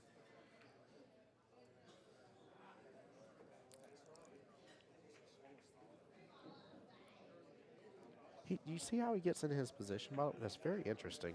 Yeah, I don't know what that is. It's just, I think that's just one of his idiosyncrasies, you know, Yeah. that people have.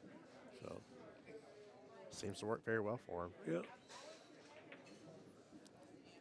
I still like the way he sees the table, though, between the two players overall. Shouldn't be no problem here. I think he has an angle just to go back down. Yeah. Nicely done. I'd like to say hello to my wife, Aida, if she's out there listening. There we go. I told her, watch my match. She might be.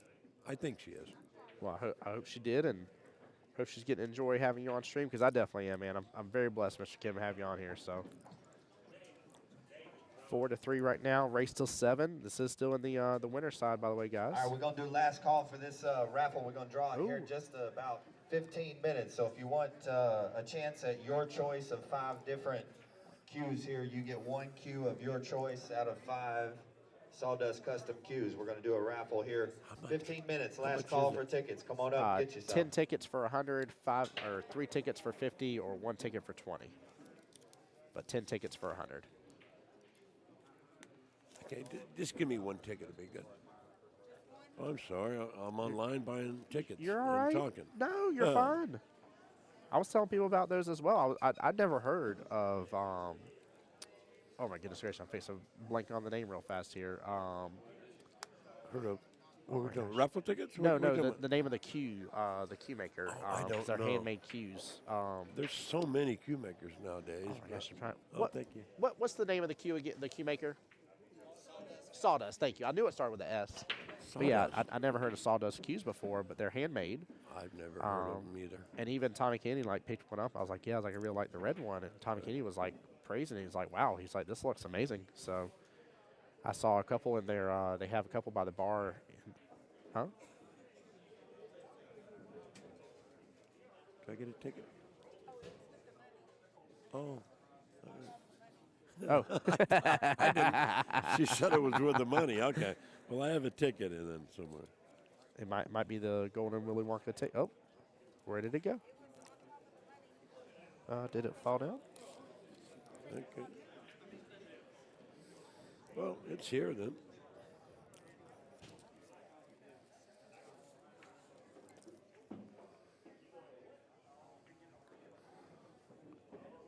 I don't see it falling down by your chair. Did it fall underneath? Let me get my flashlight. Just in case. Unless it's underneath your feet, I don't see it on the ground right off. It's Yeah. probably somewhere. I don't know where. Oh, where was it? Did you All find it? right. There it is. Beautiful. We got the ticket. That's the golden ticket right It is. It is. Somebody call it Willy Wonka. He's going to be jealous. there. Yeah, Willy Wonka, the golden ticket. All right. All right, guys, let me give a few of y'all a shout out here. I see a lot of y'all coming into the stream here. Hey, Kenny, my buddy Kenny in here. What's up, my friend? Jimmy, welcome to the stream here. Casey, welcome on in. David Brown, Dan Richardson, Kyle Davis, Michael Deal, Mikey Watson, and James Gibson. Welcome on in, everybody. This is Tim Jones, Voice Jacksonville Pool, coming to you live from the one and only Bulldogs Bar and Grill here in Macon, Georgia. We're having a great, great tournament so far here. And appreciate all of y'all liking and sharing the stream out, by the way. Thank you guys so much. All right, not easy position here. Looks like the 3 goes back in the corner or in the side pocket. I don't think the combination's on, so Sorry, that'll settle in just a second. needs to draw this down in between the 8 and the 6 and bounce off for the 3 in the side. It was like a tough shot. Just hit it too hard. Had the right idea.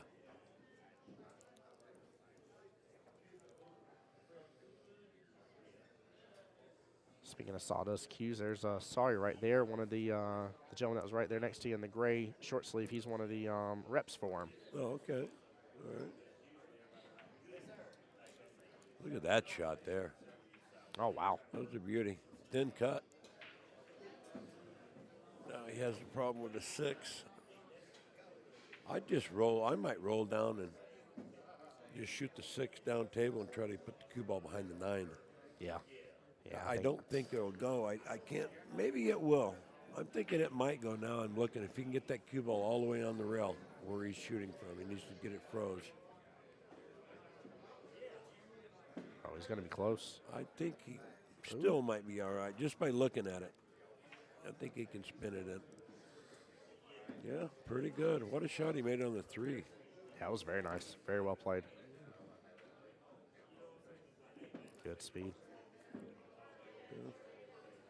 All he has to do is get on the 8. The 9's right there in the corner pocket. Shouldn't be a problem.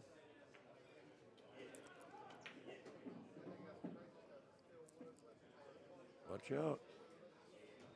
See if it's be straight in on this. Oh, no. I think he's fine. I think he can roll it out.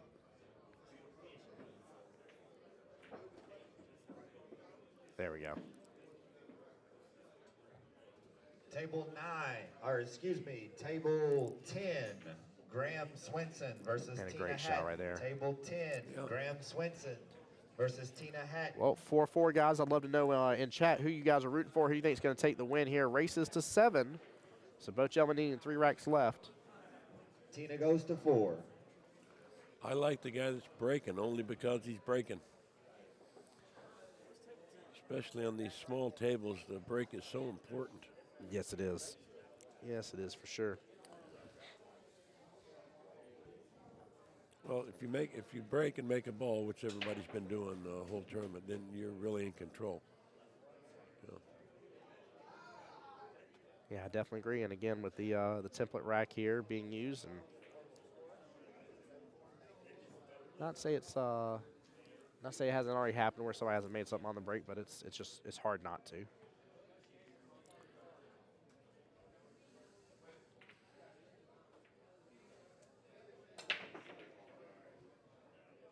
Oh, look at this. He controlled that cue ball nicely, Table too. 4, Lynn 9 sitting in that Smar bottom versus left-hand Ed corner. Dixon. Table 4, Pretty Lynn Smar unlucky, versus really, Ed Dixon. to be honest with you. Lynn goes to 4. I think I'd shoot the 9 in the hole, roll out on my rollout. I wouldn't leave it there unless he plans on trying to kick this ball in. He does have a 1 rail option off the right-hand long rail if he wanted to go for it, but I mean, Table 6, Chuck Dorsett versus Bobby Bote. he Table might get right 6, within the window Chuck for the 2 Dorsett and versus run that Bobby 2 into the Bote. 9 if he goes for that option. But he's got to hit this so smooth. I just don't like giving up a short rack. No. I mean, you know. No, and I agree with you. I know exactly what would happen to me here. I'd miss or something like that. I can't tell if he got away with it or not. It looks like he might have snookered him. But I really can't tell. Like I said, our angle where our booth is a little difficult, but at least looking at it, but he's not giving me no indication whether he can see the full ball or not.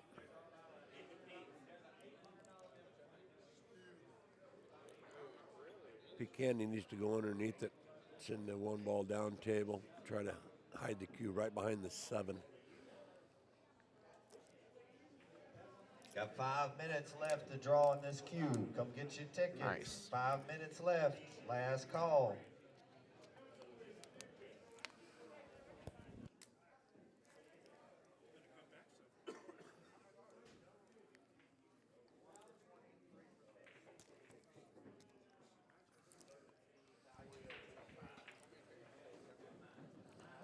Looks like he's shooting at it. To me, it looks like he can make it. If he makes it, shapes should be perfect.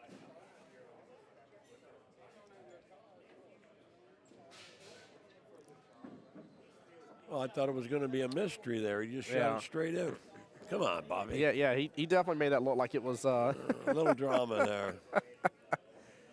That's that. What they call it in poker, where you're slow playing it. That's exactly what that is. Like, you know, you got the royal flush. Getting that airtime. Yeah, right. Good out there by Bobby here. Up 5-4 right now. Overall race left 2-3. Was a what was it, almost or no, it was 3-0 for a short moment Yeah, there. it was 3-0. Kelvin brought it back. Kelvin was unlucky there. He made a heck of a break and just was snookered on that one. Yep. I still didn't like him shooting, trying to kick at it though. I would have just shot the 2 into the 9 and went down and snookered myself and let him try to kick at it or, you know, give it back to me. But Yep. you know, Yeah, I think leaving that 9, which, you know, always hindsight's 20/20, but I think I agree with you. I felt like I would have given it up all day long, and I think getting that 9 out of that pocket was the play the day for sure.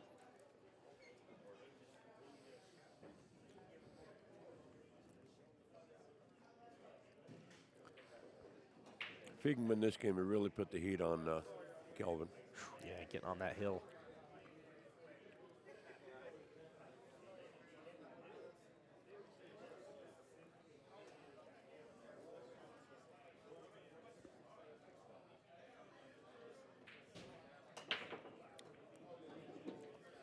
How about this break?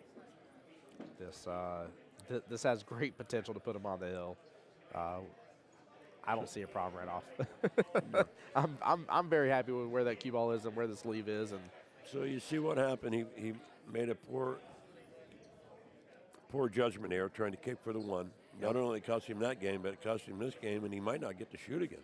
yeah, you're 100% right. Bobby could run this game out and then run the set out, and then that would be it.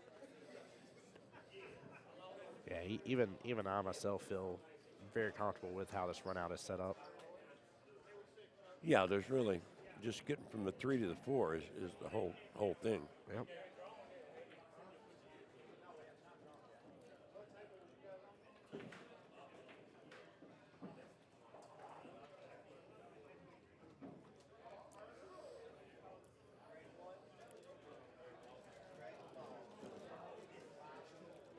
Looks pretty good. I mean, if he's not on angle, he can do several things. He can roll it and go underneath the 4. He can draw it to the side rail. He can bounce it straight out. I mean, I guess that's what he's sizing up, seeing which way he wants to go.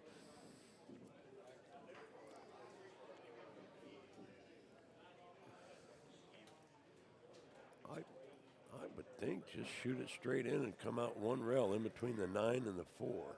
Just bounce the cue ball straight off the rail. No, he's not. He's going 2 rails, it looks like. Or straight back. It's hard for me to tell. I think he's drawing it, yeah. All right. Yep. Kicking on back over. That'll work. So he had many of options there.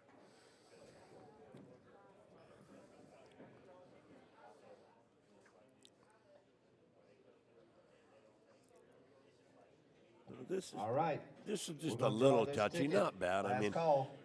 if he goes and makes it and then goes back across and then Haley comes Blurton. back across instead Haley of killing Blurton. the ball, I Your think that's what he's assistance going is to needed. do. Try to go back and forth, back and forth. Yeah, okay. There we go. Remember, you get your choice of one of the 5 cues up here. Comes with a maple shaft and an extension. Sawdust custom cues. Miss Haley is going to I draw think I'm the going to ticket. follow this Everybody 6 get your ball tickets up ready. here. Take the 7 to left-hand side pocket. Give myself enough angle to get back up tail for the 9. I think he'll draw it out and shoot in the corner. Okay. I don't Last even four have of the glasses. ticket Here, I got is you. 1281.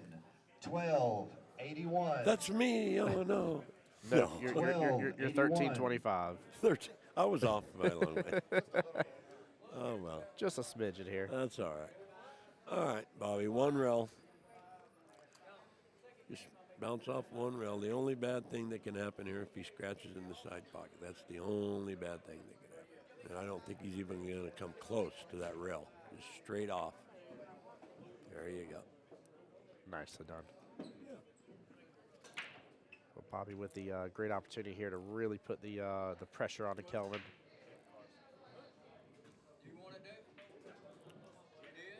We got a winner, Jim Carson. Nicely done. Good out. All right. And if I just heard correctly, Jim Carson won the cue there.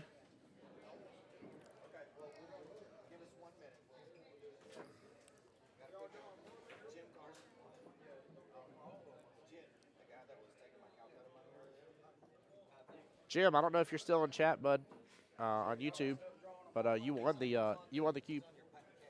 Yep.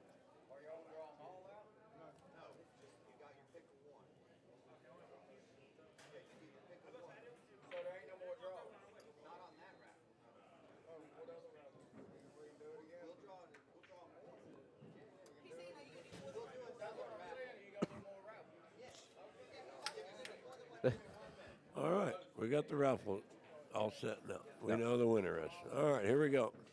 That was funny. Yeah, I was like, okay, wait a minute. I want to buy another ticket. The guy was right. Okay.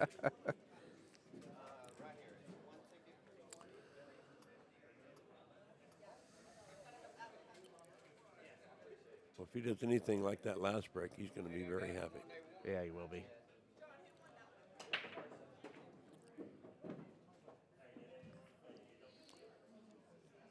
Let's get eyes on the 2. I hate to keep harping on it, but Kelvin made that critical error trying to kick in the 1 ball, giving Bobby a short rack, and he's probably not going to shoot no more. Yeah, it's a tough lesson to learn, but it's important. You've got to take that kind of stuff in consideration. There are plenty of players here that know how to run a 2, 3, 4 pack on somebody. Oh yeah. All right, shoot the 2 in, bounce the cue ball straight back off the rail. Take 3 in top right hand corner, I'm assuming. Yeah, if he gets good position on the 3, so he can just come back for the 4 ball down here, he'll be fine. That's the whole key here. He might be looking like if he rolls it, he might run into that 7. He might decide to go 2 rolls with this ball. It just depends on the angle. But I like rolling it if he can, just straight back up, straight out. All right, guys, we'll do it again if y'all are interested. Yeah, he went 2 rolls. He's going to be all right, though. Come on up. Yeah, he's got good eyes on it. Your choice. of Now one of he's going to these have to 4 force that remaining 3 in and get that cue ball sawdust come cues. down here for the 4. Going to have to hit this pretty hard with some inside English. I think if he tries to roll this ball without punching it, he's going to hit the 8.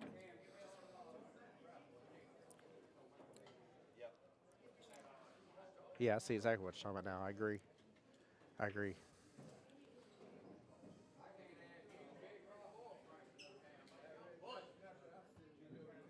Good, hard, firm stroke here. No? No, I thought it was going to come off the rail more than that. I don't know if well, I can't say anything. He's been playing pretty good, so everybody plays a little different.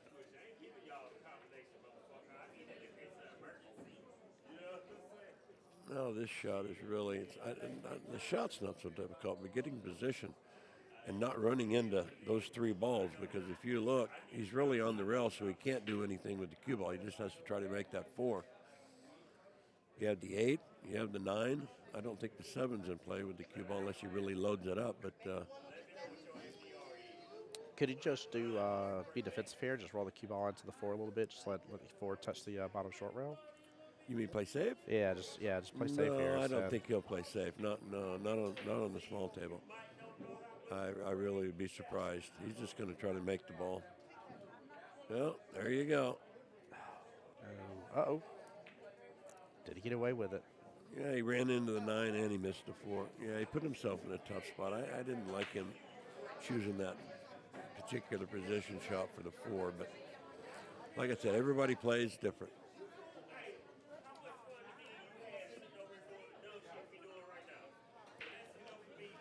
All right. Just come back off a little bit. Uh-oh. Okay, he's good. I'm not sure. It's an awful thin cut on that 6. He looks like he's gonna run into the 9. See, I don't. Just running into balls, you ain't supposed to. Top players don't like running into balls at all. They want to try to avoid that if they can. Well, you really changed the mixture of the game. Really changed how you have to run out from there. Everything else starts. Yeah, because too many things can happen when you run into a ball. You say, "Oh, I just run into it and stop it." Well, if you hit it on the other side or the wrong side, then then you get snookered. But it came out all right for him. Well, all Bobby could ask for is that, or any pool player playing in a match, you have a chance to win. Yes. He had a chance to win this match. Yes, he did. So that's all I ever asked for when I was playing in tournaments, is just give me a chance to win the match. So Yeah, I agree with you. I don't mind the other player being better, but I just want my opportunity. oh yeah, because you don't ever know when you're gonna be able to get another opportunity to win. I mean, Am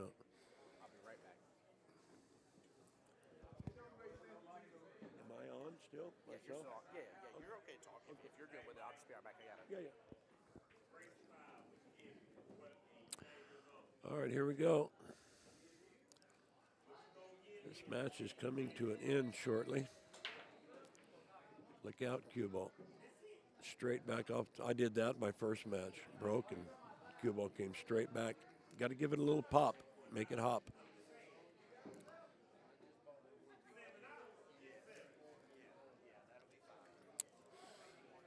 All right, 2 balls, not in too good a position here, but it's not all that bad because if he shoots it either way, the 3's right there, so he's not going to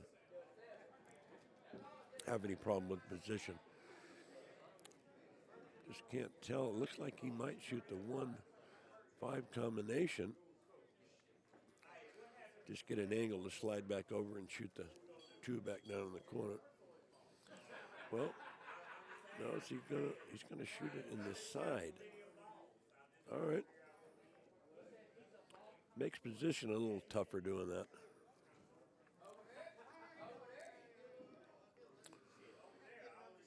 Let's see what happens.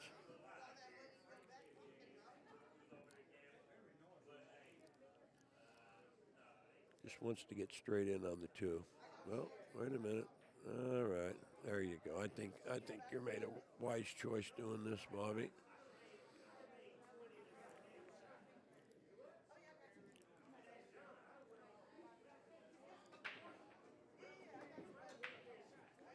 Just shoot it with a little low English. When you use low English, the 1 ball will make the 5, and the 1 ball will go forward with low English. So you want to shoot it with low, just draw it back maybe a couple of inches.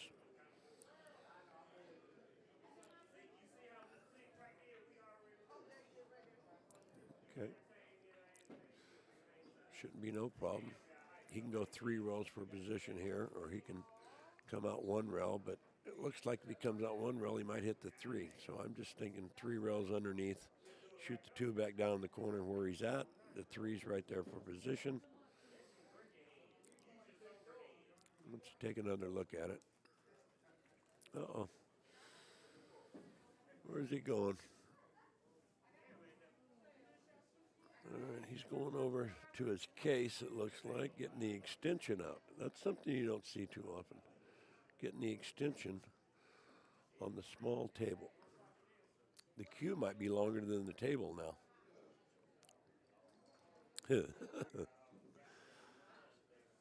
All right, here we go. This cue is now probably 68 inches or so. 3 rails underneath, 1, 2, and 3. A little close to my work there, but I think that should be fine.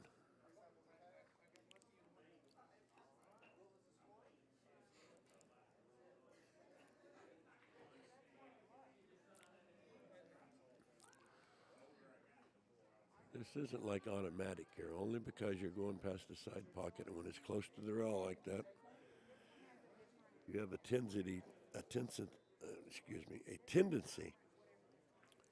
to try to undercut it just a little bit. Taking the side pocket will get you, and that's exactly what he did. Well, Bobby had another chance to win this set, so Kelvin, make one good shot and get position, and you're all right.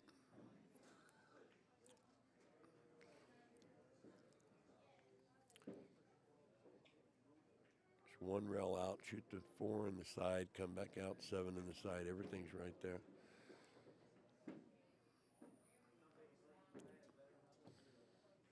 Table 2, Laura Hatcher versus Damian Vaughn. Table 2, Laura Hatcher versus Damian Vaughn. Laura goes to 4. I think he would have liked to come out just a little farther. Now he might have to go back up table and come back unless he draws it over for the corner. Table 8, Lauren There Odom you go. versus That's Keith what I would have Spar. done. Table 8, Lauren Odom versus Don't like making Keith that cue Spar. ball travel a long distance if you don't have to. Under the circumstances, this is not that easy of a shot. This is to make it 6-6. All right. The person that's breaking has to be the favorite.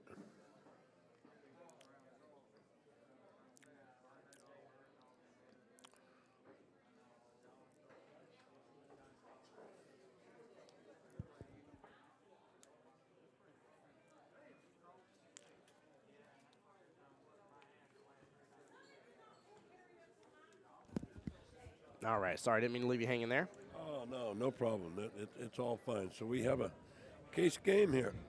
Yeah, we do Hill. Justin just came in chat, said red heating up. Yes, he is. That is very true.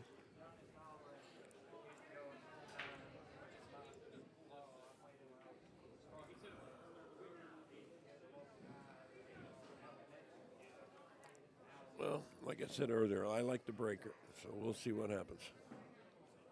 Especially just one game. Notice the 9-ball didn't move a lick. All right. He's made a ball, come up with a shot.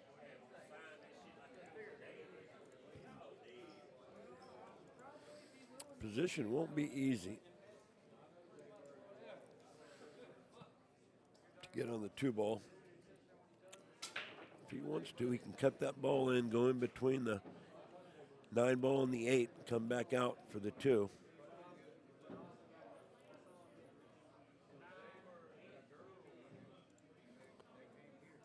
Good shot. Very good. Yes. All right. Really, it looks like if he makes the 2, that's like making the 9 to me. The 3 looks like it's in the side pocket, and the 4 is right there, the 5. I mean, Yeah, it really opens up after that, right? yeah, I just say make the 2 is like making the 9. If he gets position on the 3, which if he makes the 2, he shouldn't have no problem. So he's got to calm himself. Just said heck of a shot on the way to get shape. Ain't that the truth?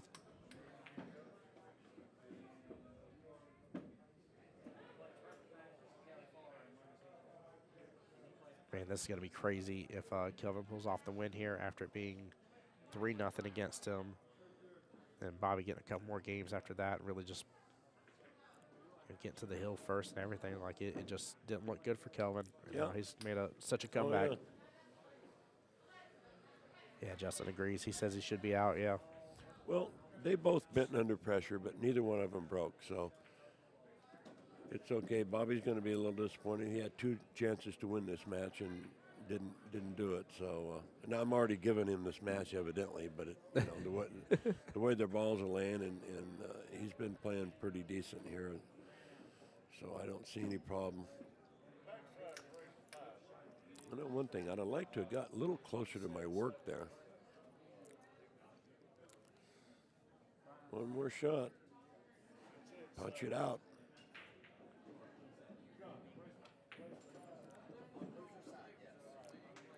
Nicely done. Mm-hmm. It said 7. It said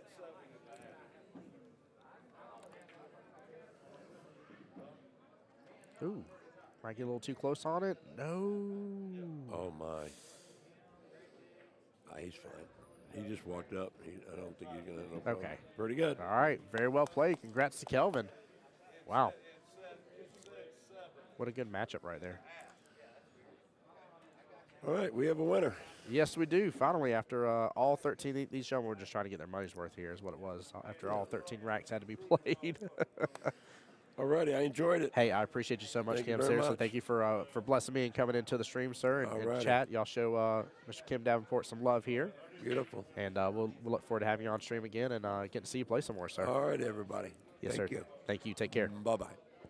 Yeah, Justin Pope, that was a great comeback for Table sure. That was 9, Stephen very Thomas impressive. versus Mike Lowry. Very, very impressive for Table sure. 9, So, Stephen Thomas versus Michael Lowry.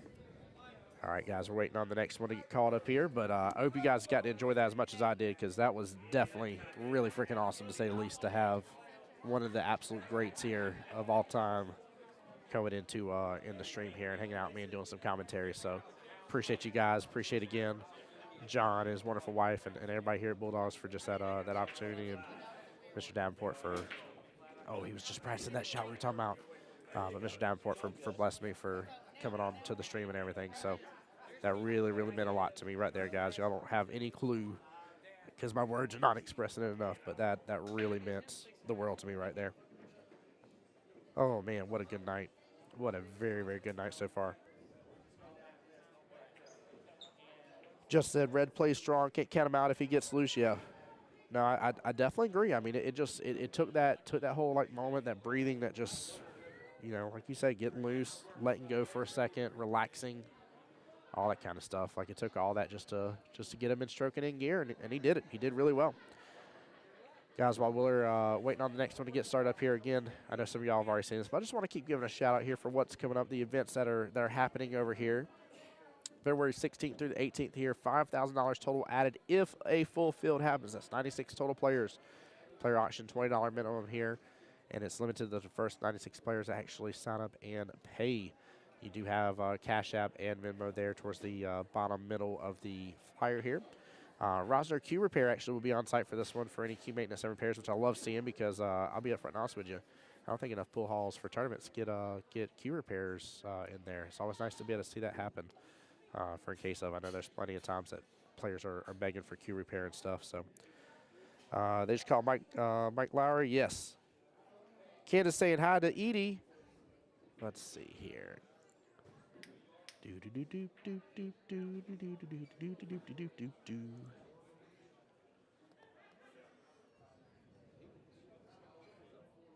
Yeah, Mike Lowry versus Stephen Thomas is up on table 9.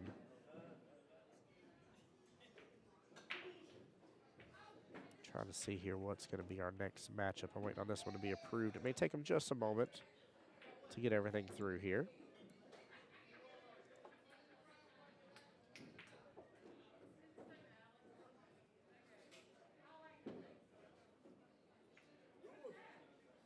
Appreciate all the likes on the stream, by the way. Thank you, guys. Over 27 shares on the stream as well. Thank y'all, seriously. Wow. Edie said, glad Kelvin won. He did really good. Stacey says, Jerry Booth, old Kevin be tough, but I'm going to try him too. There you go. There you go. Let's get it. Let's get it, guys. Let's show the love, support, and definitely the Kevin smack West, talk. David Cross, table 1. Oop. Kevin There West, we are. David Cross, table 1. Table 1. All right, guys, give me just a second here. I'm on mute. Mike, haven't disappeared on y'all. I will be right back.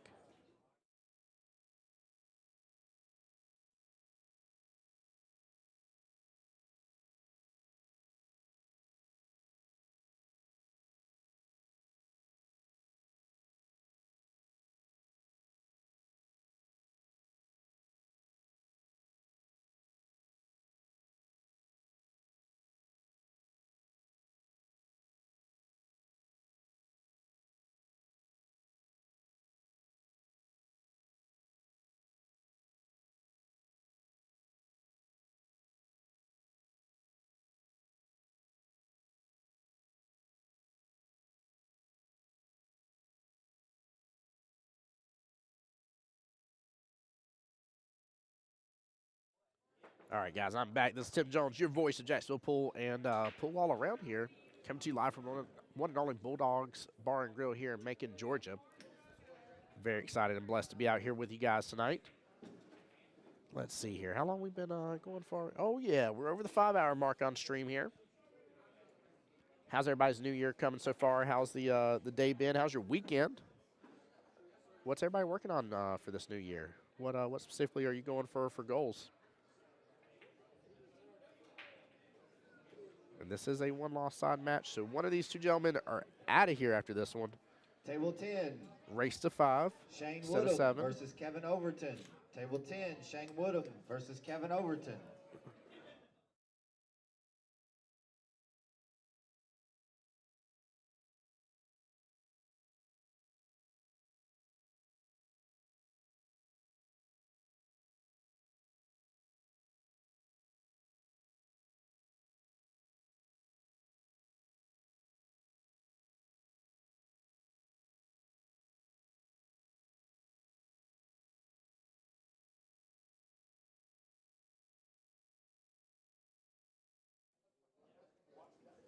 All right, so I'm not a betting man. I might be a man, but I'm not going to bet with you guys. However, I was just informed, though, David Cross is the one that's at the table that's been practicing.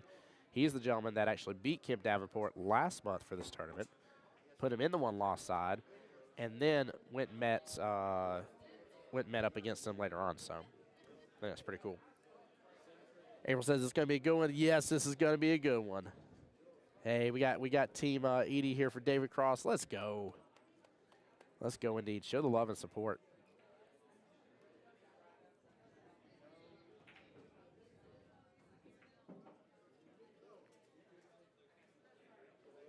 Oh, that's right. We had Kevin on stream earlier here. I should have recognized the name.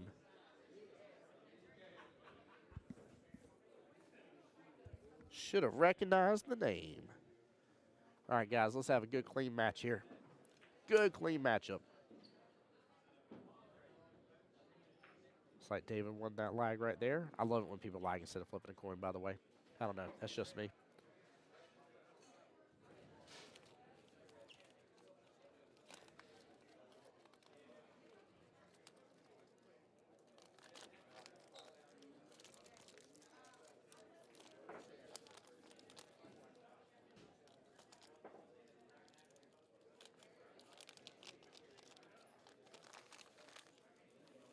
Don't mind all the extra crutches. I brought my Ricolas, guys. Help my voice out through this long day here.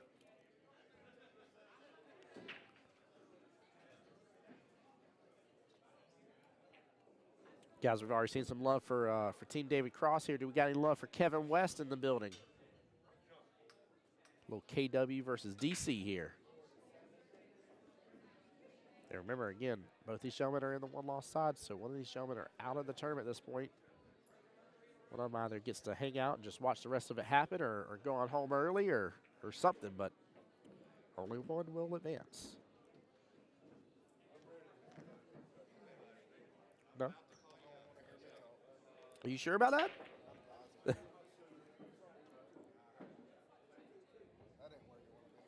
Well, made both a 9 and a cue ball on the break.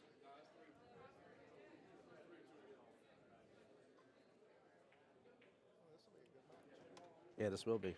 That's what chat was saying, that this is going to be a good match. Yeah, these two local players from around here. I like that. I'm sorry, that was Cam and Frank's move earlier. They don't bring their dish truck up like I do. I'm sorry. Where they was Two great. high 600 Fargo players. What are their Fargos, roughly? High 600s. High 600s. There we go. 680. They're very low robustness, so it's kind of hard to check, but I'd guess 680 on a regular basis. His first rack's kind of wide open here for Kevin. Not saying he's got it for sure. I think the 8-ball may be his toughest situation. But honestly, I think as long as he's below the 7 here, he's going to hit the 7 inside pocket, drift up for the 8, be fine. But Table 7, Drew Cox, Shane That's Masters. the only Table 7, issue Drew this Cox, rack, and that's not Shane even an issue. Masters. he might have got a little weird on that one. But I love this type of shot. I 3-rail this bad boy. Around and around it goes. I won't lie, I thought my camera froze for just a second. He stood so perfectly still for just a moment. Oh, man, that was funny. He done punked me out. Yep, 3-rail that bad boy. You got this. Yep, 1, 2, 3. Tic-tac-toe it. It comes around, I promise you. If you do it really good, you'll be back below the 6.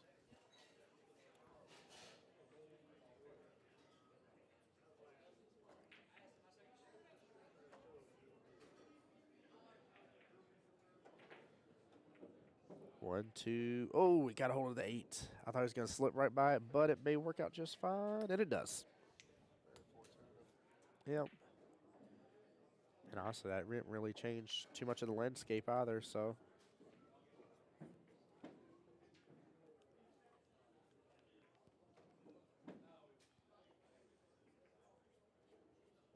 Just a very unfortunate scratch. Guys, you got to control your brakes on these tables. Got to. That bottom left-hand corner pocket has been eating people up all day long already. Got on the 50-yard line. Yeah, he got on the 50-yard line. This is a little more, a little less situation. One or the other would have worked out perfect. I still like cutting this in the top right, but this is not easy. He's got to avoid the scratch. He's got to avoid 2 scratches here, actually. He could get down to the bottom right-hand corner, too. He hit it right. He was off a little bit, but he hit it right to avoid the scratch. Not a bad leave. Well, David's a one-pocket player. Oh, is he? Oh, Lord, never mind. This might be a bad leave then. If David's a one-pocket player, then he's used to this shot. Now, the bank's open on Saturday. Let's see. Yep. His checks don't bounce on Saturdays, guys. Not at all. Very well played. I gave him too early props. I didn't know about the one pocket. This man's like, I live for this shot right here.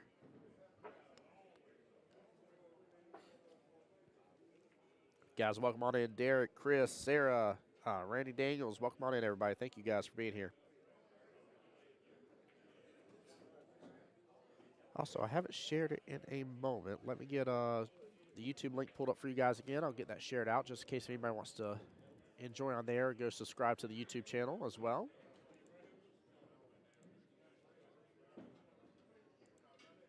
I'm actually going to link directly to the video for y'all.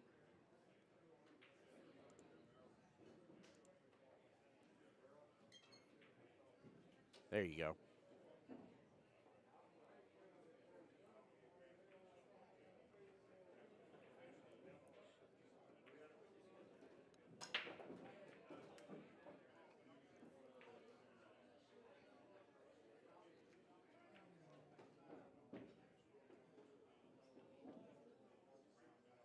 Bit of a problem rack here.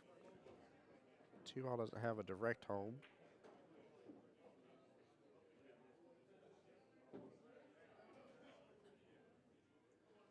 That sucks too, because the 1's an easy shot unless he goes 2-7 combo. Or gets back around somehow for a 2-5 combo maybe, but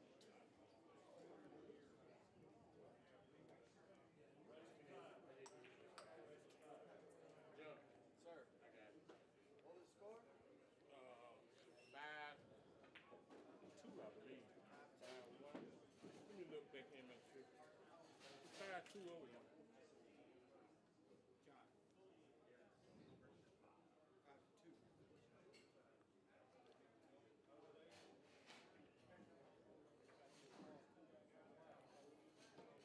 Nice attempt at a defensive shot here, but Good as Kevin pockets balls. He should be good to go on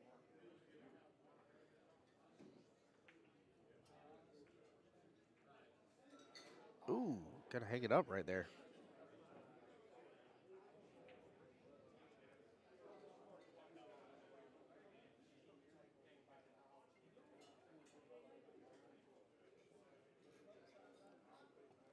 Table 6, Joey Tucker versus Scott Hardy. Table 6, Joey Tucker versus Scott Hardy.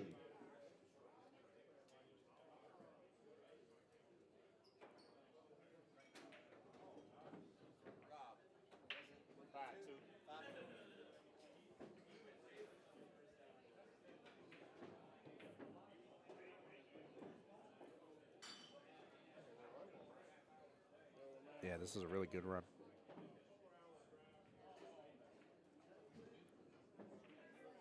Table 3, Charles Jones versus Bobby Stovall. Table 3, Charles Jones versus Bobby Stovall. Table 3.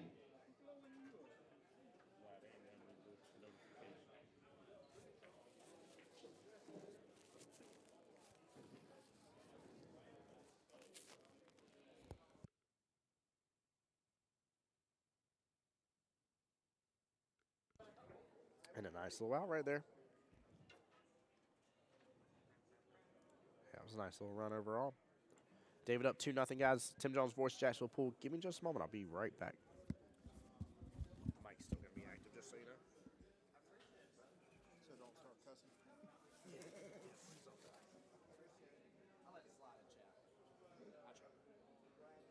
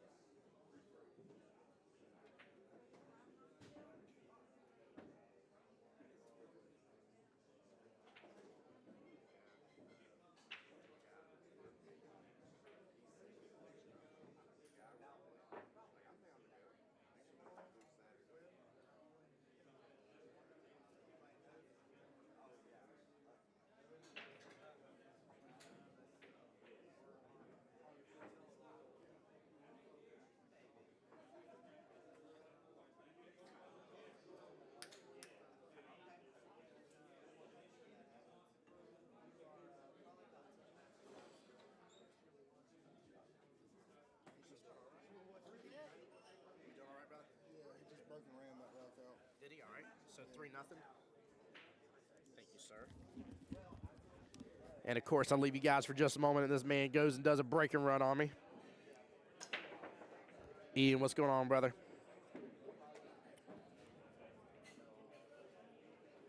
No online bracket share, Derek. I can share the online bracket for you. I can definitely do that. Give me 1 second here. Let me do a little copy pasta for you.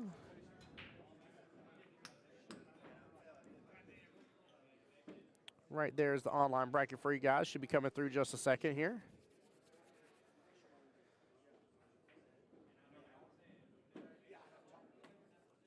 Jessica, welcome into the stream, though. Appreciate you guys being here.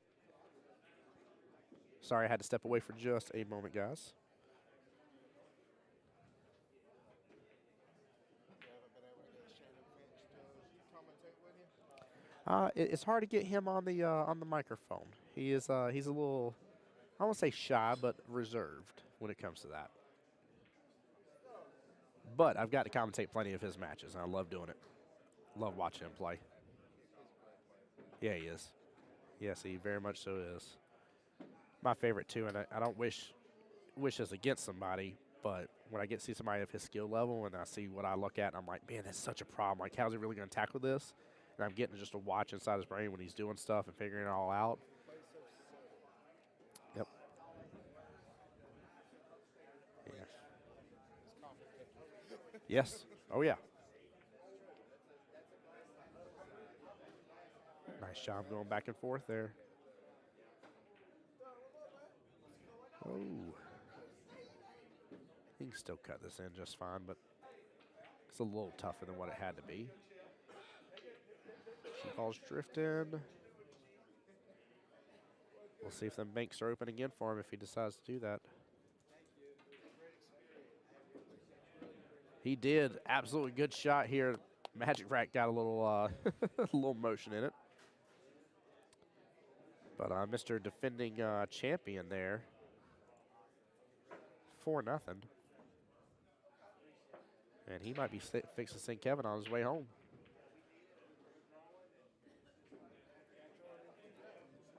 Candace says, this is awesome. Sorry, I had to do it like that.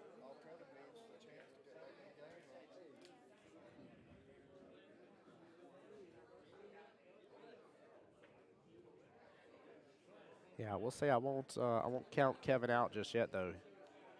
I've seen how he shoots and everything, and if he can get on just a little bit of a roll, he'll be fine. But as long as he keeps him right where he's at, then you can't do nothing about it. Yeah, no. If you got somebody being a bench warmer, there ain't nothing against your skill set. It's just your opponent making you sit the whole time.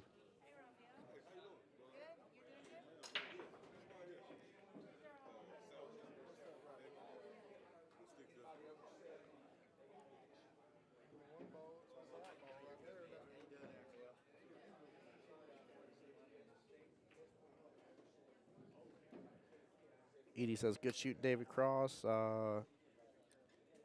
It is Candace Rousey. I'm absolutely loving it. Oh, you're talking about the what Candace Rousey said about the this is awesome. Yep. Ooh, it slipped out. Maybe a sliver. I don't like this position. I think if I feel like I'm going to give ball in hand, it's time to tie something else back up. And I think maybe I'm going to tie that 6 and 3 together. Maybe. Unless he's got enough of it. I think he's still going for it. Oh, he got a good hit off of it. Not a good leave, though. Wow. Oh, well, never mind. Yeah, good point. We got a little cluster there going on. 3, 2, and 6 all grouped up. 2 does not have a home. Might not need a home, though. He might just play, yep. Might just play defensive here. Oh, no.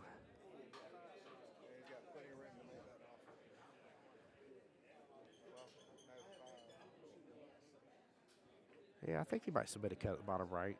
Maybe. I don't know. He's got to cut it perfectly. If it does, I mean, you're talking about he's threading that needle. It's tough. See it right here. He can hit it. Be able to cut it, but for the past 2 hours, If he passes this 5, it's going to be one of the best shots of the night so far. Table 8, Charles Smar versus Frankie Kelly. Table 8, Charles Smar versus Frankie Kelly. There we go. Just went safety. I like that. Although Mr. David Cross ain't scared of any banks. He's used to them. And he does so. Oh, I thought it was gone. I thought it was gone.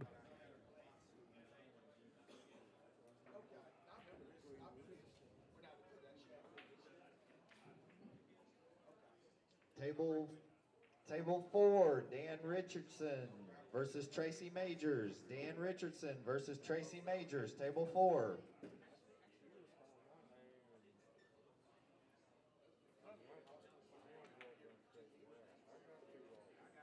I don't see why he didn't go to side pocket with that, but.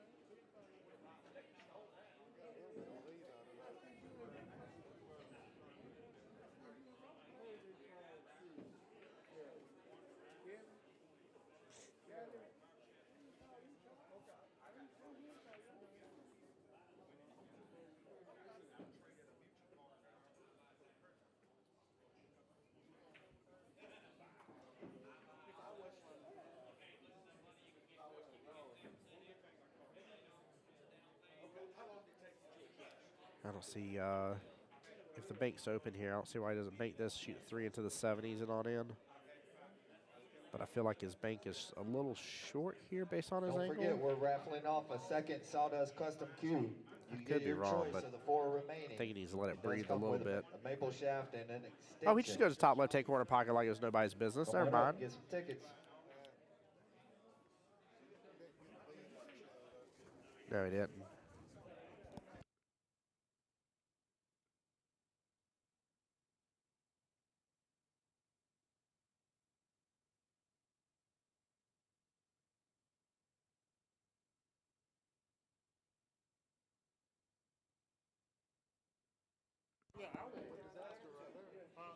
David is just shooting shot after shot after shot, getting leave and making things happen. Goodness gracious.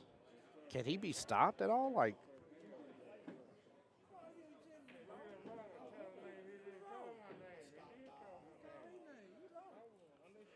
I think I want to see David versus a gentleman from Tennessee.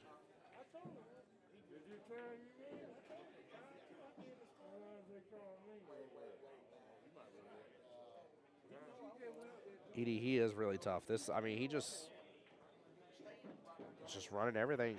There you go, 5-0 against Kevin. Sends Kevin on his way. David lives to fight another day. That was the first shutout we've had on stream, guys.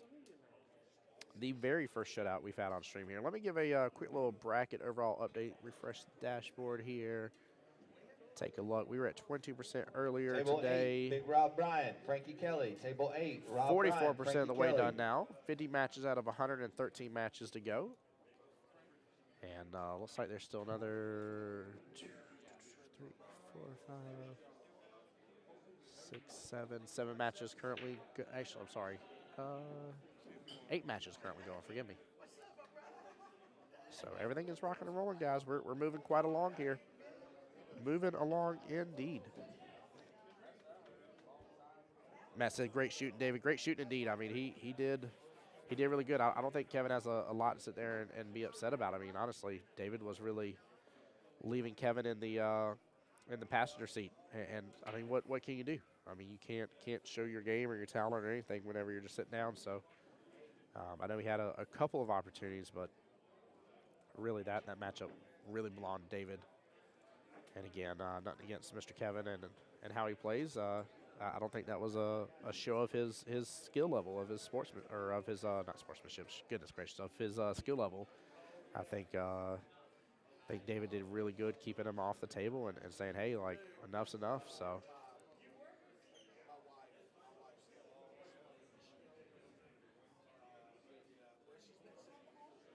All right, guys, waiting on the next matchup to get started here.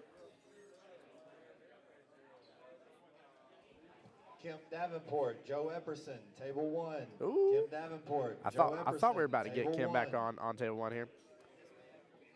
Matt said it best. Can't win if you don't shoot. Yeah, Kevin is a good shot, no doubt. Yeah, 100%. April, this is the only camera feed here. I got a couple different angles of it here. I do have a camera set up for table 6 as well. I turned it off right now because I was getting some extra lag, and we really weren't switching over to the other table since we kept having so many constant matches on here. So it's only been just a moment. You didn't get it? James Brown, come on back over here to this pool hall here to come visit with me. He did not win his matchup, unfortunately. Did you say hi to Shannon? Well, he was over there, JK. I don't know where he's at now. He's somewhere over here. Did you see him earlier? Yeah. But yeah, Matt, I mean, you said it best. You can't win if you don't shoot. And just it sucks. Don't get me wrong. Like that hurts your soul a little bit. Keep in mind with this matchup coming up for Kim versus Joe, this is through the winner's side. So no matter what, both gentlemen will still be in the matchup after this said and done. In fact, since you think your hubby's playing on table 6, yeah, one day, April, one day I will hopefully be big enough time and maybe even have a crew and stuff and be able to cover all the tables. But unfortunately, that day is not today. Now, what is your husband's name? Let me pull back up my OBS here. Let me see, table 6. Mr. Scott Hardy, yes, he is definitely playing on table 6 right now for sure. I don't have a score update. I know one of them's up 3-0. I just can't tell you which one now.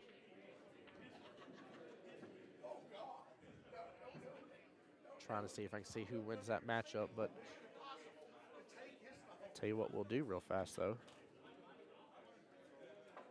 Miss April, you ready for a magic trick? I hope you're ready. Magic trick.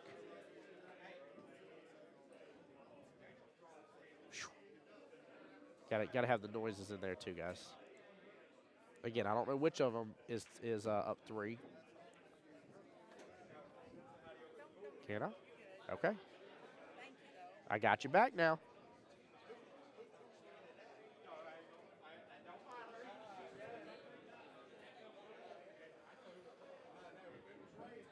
I'll switch back over to table 1 in just a moment. My pleasure, Miss April. Which one is your husband? Is he in the orange or is he in the black?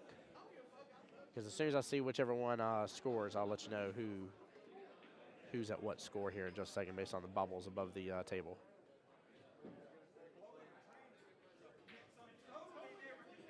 I hope you like my my sound effects, though.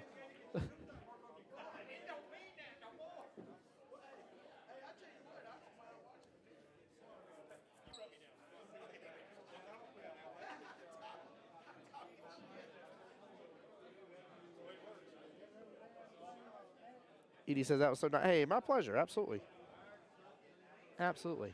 I know I need to get back to table 1 here because they're about to start, but let me see who moves the bobble here, and I can tell you who's at what score. All right, I do have to bring it back over here, so we're going to whoop.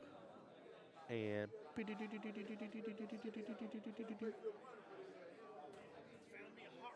ooh, too far, too far.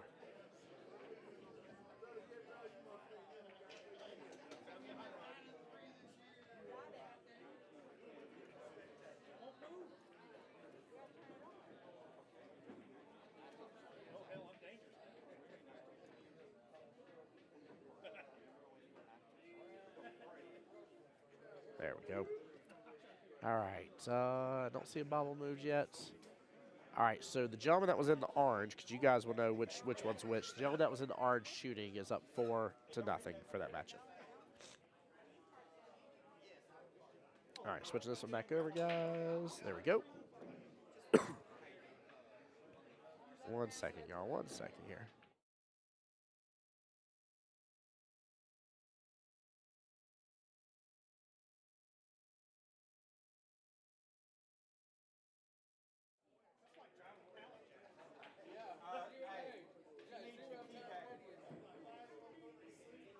All right, somebody let David on the scooter here, and I don't know if that was the best idea in the world. I think some toes are going to be lost.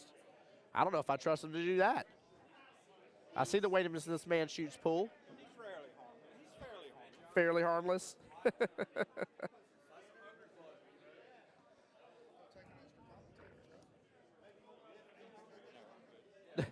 So many people so shy to hop on commentary with me. The guy in the orange looks like Mike Foskey. Okay. Well, it is. Let's see. So on that table was Joey Tucker and Scott Hardy. So I wasn't sure who was which guy was which, but the guy in the orange was definitely up 4-0.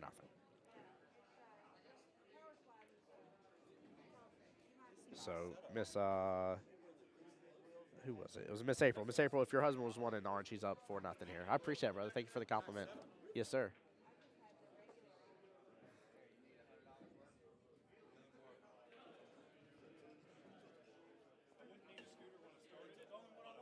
Edie says, who's on table one now? It is Mr. Kim Davenport, who we were very blessed to have on streaming commentating with me, versus Joe Epperson. That is Joe on the table right this very second in the baseball cap. Even race to 7 here in the winner's side. Ooh, almost got the 6 in the process. Left a good good little hang up right there for the 1 ball.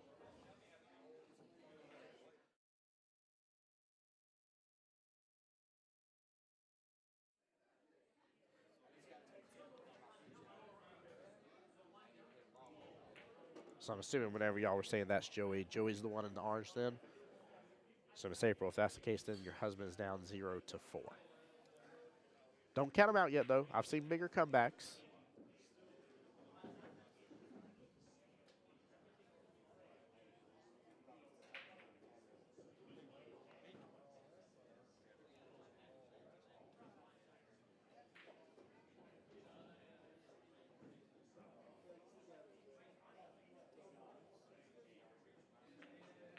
Jay said yes. Okay, thank you, sir.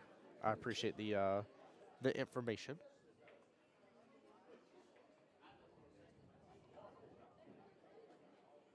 Ooh, good speed, but almost missed it. I don't know if he got in the window though. I don't know if the 8's blocking enough. I think it is.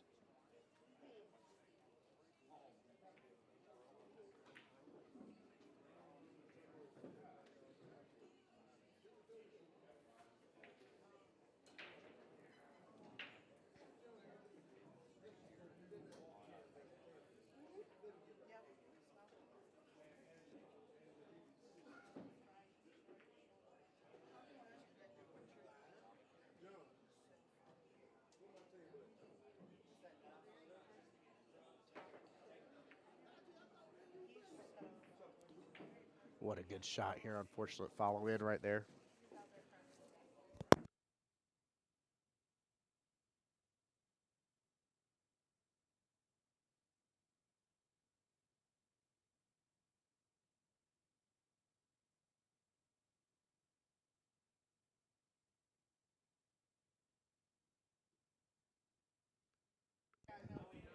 All right, sorry guys.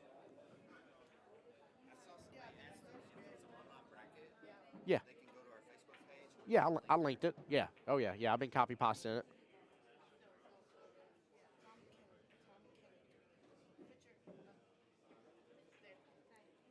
Kim's got a great run out potential here.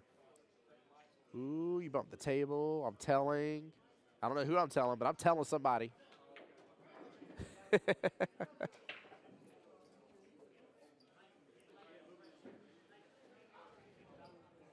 So Joey just won that 5-0 right there.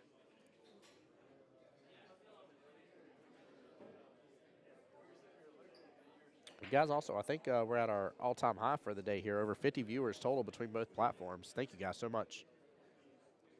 Seriously, if you want to see more streams, more commentary, stuff like that here, Tim Jones' Voice of Jacksonville Pool, make sure and like my Facebook, subscribe to my YouTube page. And just like this one came about because of people recommending for me to reach out to the owner here, Mr. John. As always, if you have a pool hall around you that's doing great tournaments, good tournament directors, let them know and let me know as well. I'll be more than happy to reach out to them.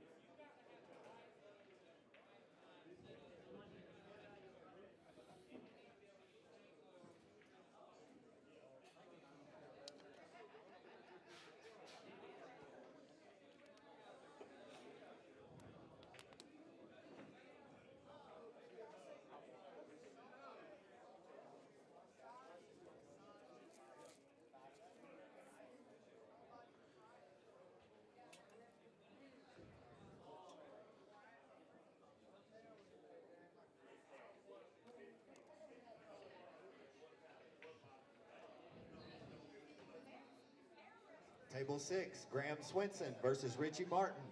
Table 6, Graham Swinson versus Richie Martin. What a good overall break here, but he's got a little bit of cluster there. 9, 8, 6, 5 all together there. Two sitting on top short rail there.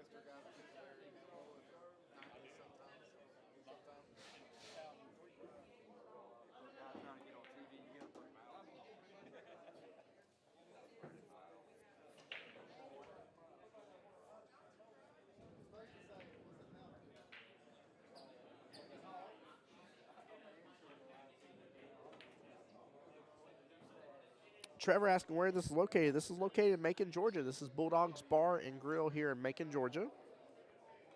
Relatively newer pool hall here. Been here for, I think I was told, about 9 to 10 months roughly by John, the owner. And this is a pool hall of pool halls, to say the least here. This is the place that absolutely, shows other pool halls how it's done. Very, very beautiful, well-maintained, clean tables. Great atmosphere, great food, great staff. A true pool hall owner that cares about the sport and cares about the tournaments and the scene and everything like that. I mean, we got some great people here that literally, y'all, I don't know if y'all heard Kim Davenport on stream, but it was right away immediately one of the first things he talked about on stream was about how awesome this pool hall is. So definitely one that needs to be on your list to come and check out for sure.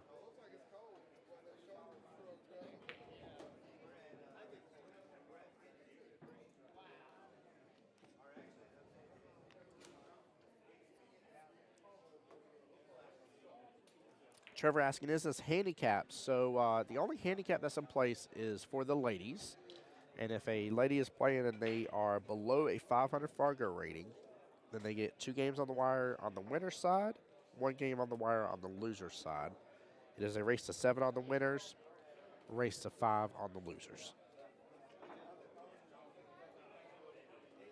Trevor, how's your day going, by the way? Thank you for asking these questions. I do appreciate you. I do apologize. My nose is definitely getting a little stuffy on me out of nowhere. It's got quite a bit chillier in here. I mean, I don't know why my nose is wanting to act up.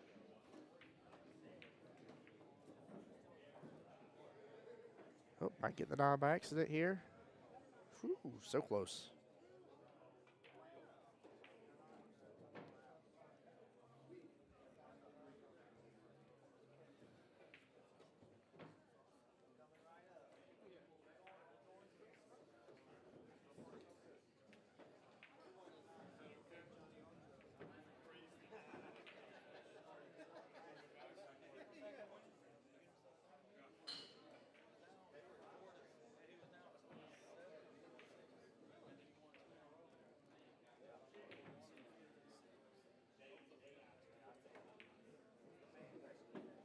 Good shot there on the right-hand side pocket here.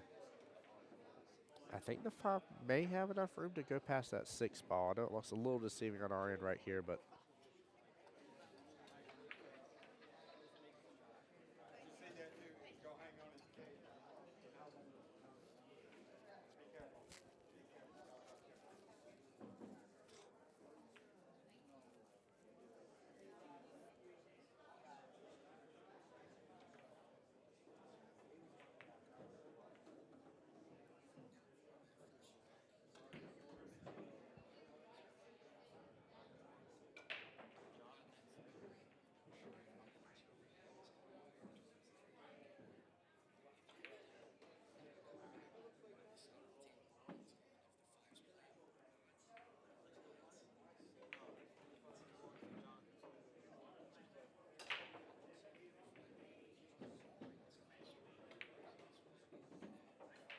nice little run here by Kim Davenport.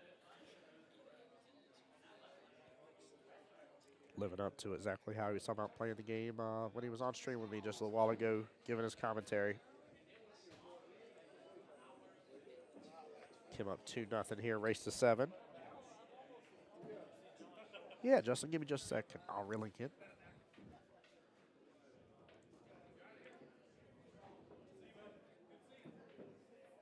Right there, there's a link to the digital pool, just in case you ever have to search. If you go to digital pool and type in the word Bulldogs, you'll find it right there.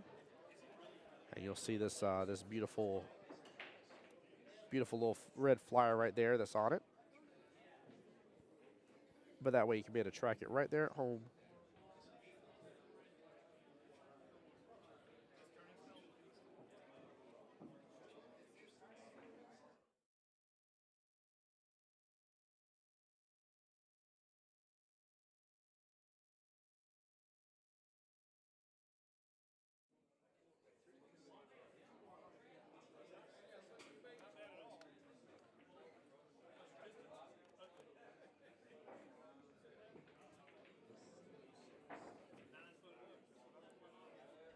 Justin, let me know that you got that, sir.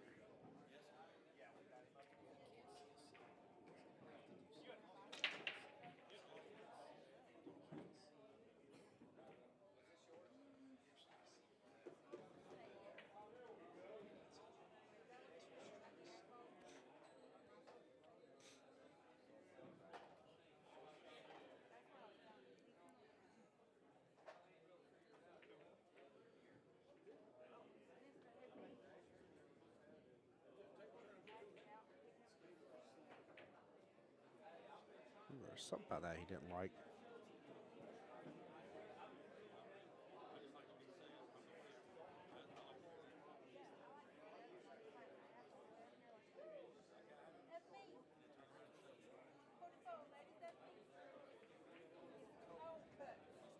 Good cut right there. Very smooth speed.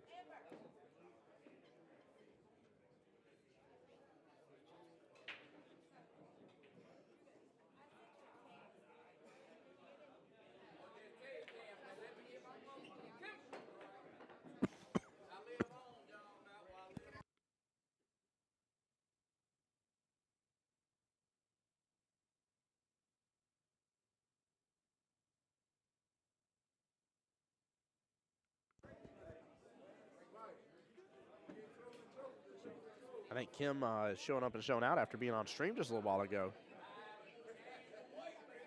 Nick, welcome on into the stream. Appreciate y'all being here. Thank you to everybody as well, guys. We had a lot of shares, a lot of likes across the board here. Let me refresh on my end, see what we're up to.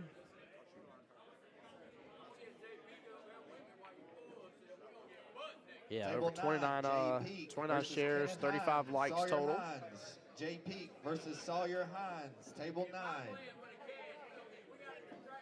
Frankie said, just sent some money, go get some medicine. Yeah, I literally have taken medicine. And Frankie, thank you so much for the donation via Cash App, brother. I very much appreciate you. Yeah, I don't know what I'm giving it a moment to take its time to get into effect. I know where it literally, it's like the temperature dropped outside, and I know where my nose is like, hey, about that. I know you got commentary to do, but I'm gonna make you sound all stuffy and nasally and stuff. Oh man, it's wild. Absolute wild. But seriously, thank you so much for the $20 donation to stream. Appreciate you, brother.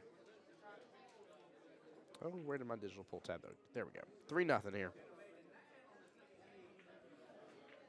Chris giving the official address there. Yep. Thank you for that, Chris. Appreciate you. Are you still here in the building, Chris? Where'd you go? He was over here hanging out a little bit.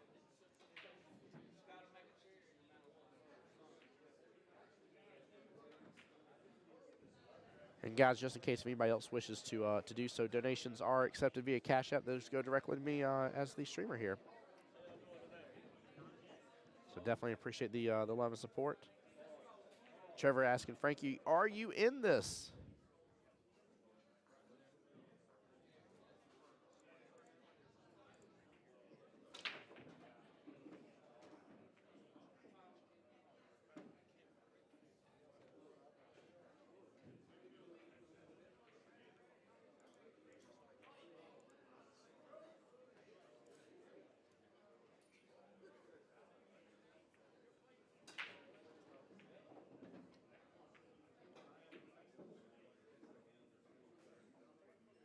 Chris, I'm sorry to hear about the family issue, brother.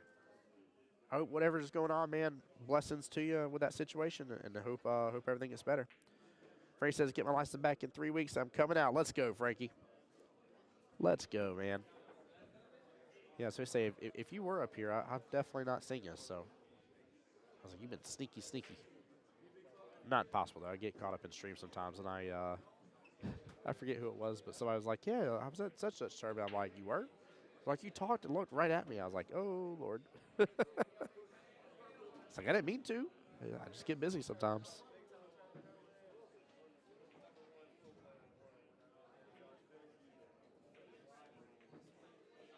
Yeah, Chris is right. Frankie, you will be ready for the $5,000 added tournament for a full field, 5 grand open though.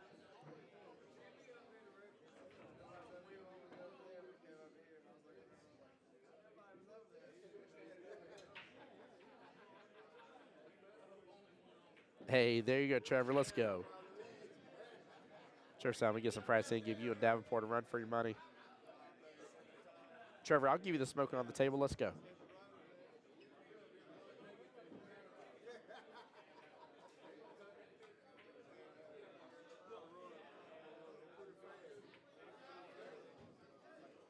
There we go.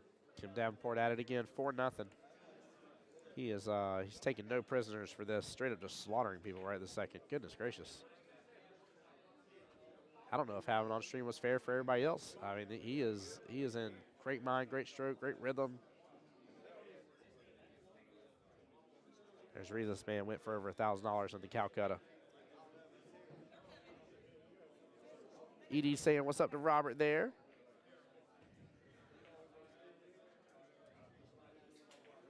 Chris, that is a place I want to go to one day. I have not been to Capone's yet. That is on my list. Capone's and Zingales. I haven't been there either.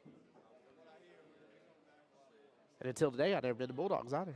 So I'm crossing some places off my list here.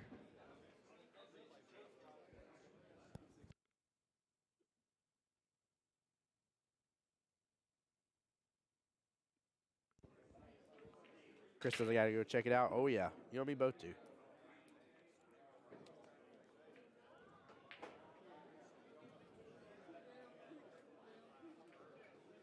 Oh man, a lot of these one-loss side matches are going on right now. Let me refresh. I really want to see how we're doing in the winners bracket. How many we still have left in that side.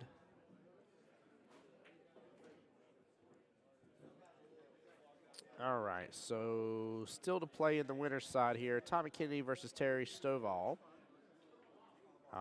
Michael Dill versus Nick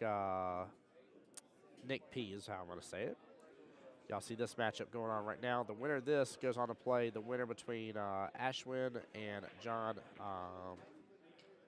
Aliki, if I'm saying his name right.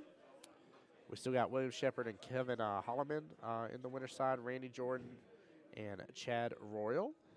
James McCullough and Shannon Fitch, along with Dallas Alvis and George Rothrock. Those are all the people right now currently still in the winner's side of this whole bracket.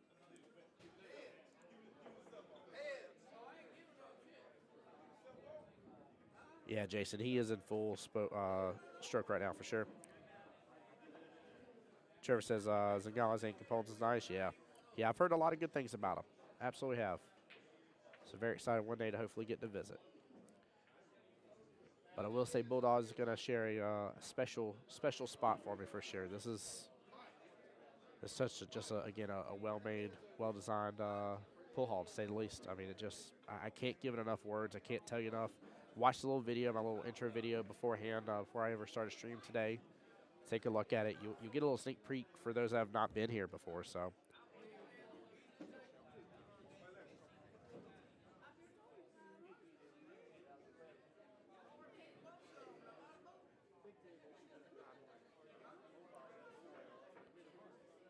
That's funny, Chris.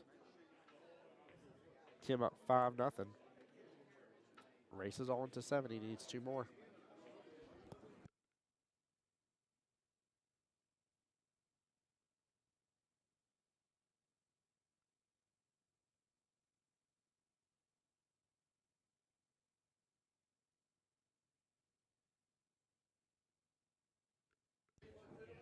For those that don't know, by the way, Mr. Chris Brown, he does website and SEO, by the way, for anybody that has businesses and needs some help.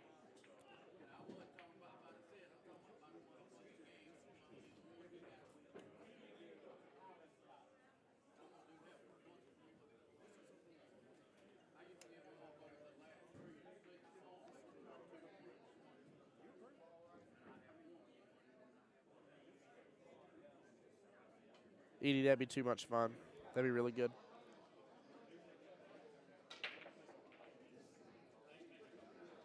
Ooh, cue ball's flying right now.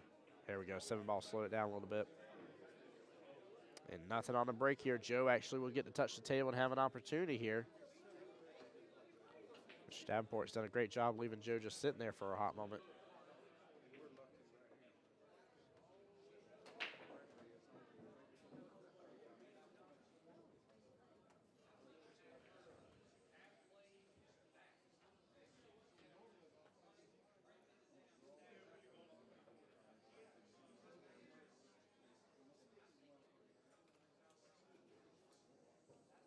Should be able to get off the rail here. Be able to still take that 2 in the side pocket after this.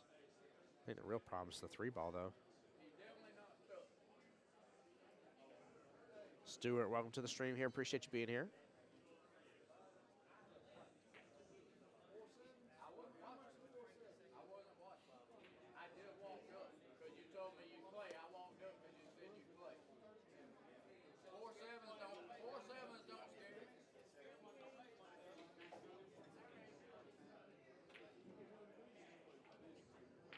Ooh, good attempt at the bank there by Kim.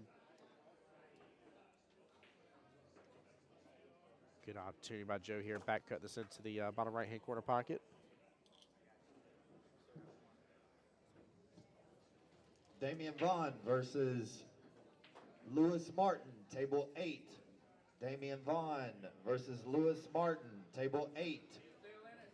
Table 2, Josh Reiser gotta be versus careful Harry Cooper. hitting off of that Table 6 2, ball, though. Josh Reiser versus Harry Cooper. That may mess him up trying to get back to the 2 here. Looks like he may be looking to cut it the bottom left instead.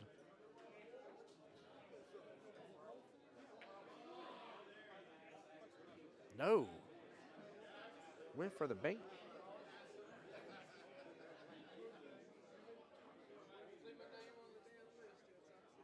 Very interesting. I didn't see that shot coming at all, to be honest with you guys.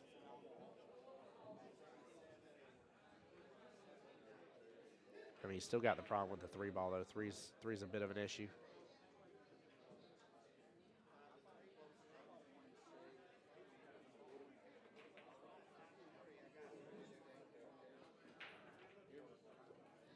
And now he's going to get himself stuck behind the 8 a little bit. Maybe not. Angela, welcome back to the stream.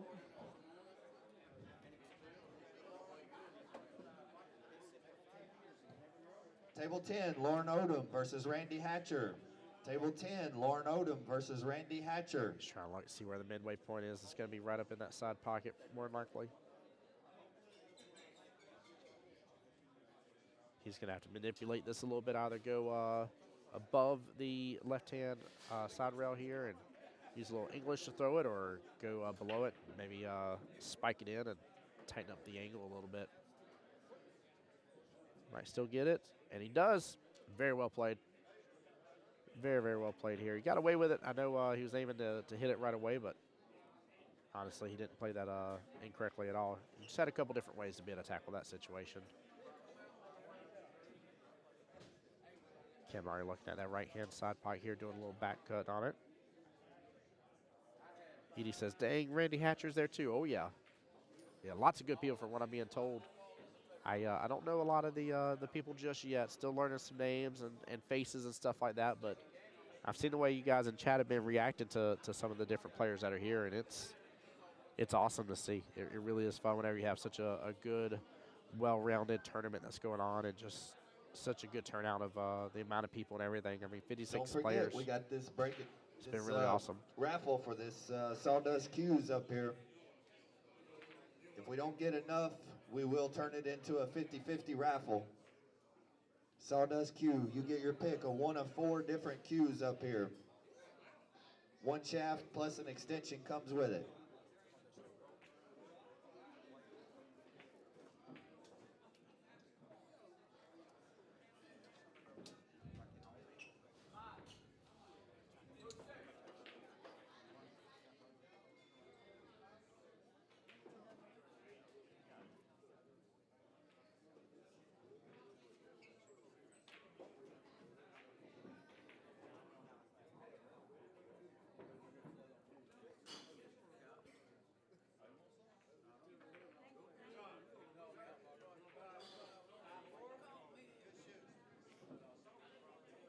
Good attempt, but that table just got opened wide up right now. Chris wants to know, is Bobby Stovall on the winner's side? I believe Bobby is the one set to play Tommy Kennedy. That's Terry Stovall. Does Terry go by Bobby? Or is there actual Bobby in here too?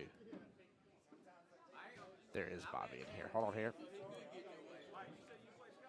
Table So, 7, no, Bobby's Fred in the Huff one-loss versus side. Kevin P. Table 7, Fred Huff versus Kevin P.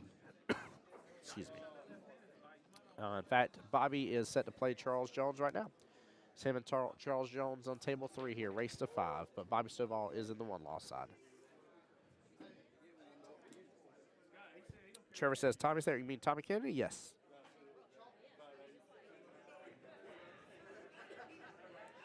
Sherry says, if you can, will you please let us know who all is still in the tournament? Thank you kindly, and thanks for all you do. Absolutely, Shari. Shari. Absolutely can. We'll go through it here. We're going to start on the winner's side here. So these are guys that have not lost yet. So Tommy Kennedy versus Terry Stovall is set to match up. Michael Deal versus Nick P. I'm not going to butcher his last name here. Kim Davenport, who you're seeing right now, versus Joe Epperson, in which it is now 6-0. The winner of that goes on to play the winner between Ashwin and John Maliki. William Shepard versus Kevin Holloman. Randy Jordan versus Chad Royal. James McCullough versus Shannon Fitch. Or McCulley. I'm probably butchering his last name as well here, guys. Sorry. Dallas Alvis and George Rothrock set still play as well here. In the one-loss side, still in right now. Joey Tucker versus Drew Cox. Michael Lowry versus Shane Woodham. Let's see. Frankie Kelly versus Chuck Dorset. The winner between Charles Jones and Bobby Stovall goes on to play David Cross, who we saw stream a moment ago. Michael Rudd is waiting for the winner between Dan Richardson and Tracy Majors. Graham Swinson versus Richie Martin. Jay Peak versus Kenneth Hines. Damian Vaughn versus Lewis Martin. Josh Reiser versus Harry Cooper. Lauren Odom versus Randy Hatcher. And Fred Hugh versus Kevin P., which Kevin P. just Table won. 7, Tommy Kennedy versus Terry Stovall. Table 7, Tommy Kennedy versus Terry Stovall. Robert said, not much love in this. I'm glad you're having a good time. Glad you're here with us. And again, I appreciate all the love of sports here. So there's been a lot of y'all today. A lot on YouTube side, guys. We've been rocking about 30+ people on the Facebook side. We're rocking 19 people on YouTube right now. It's really, really good. Really, really good.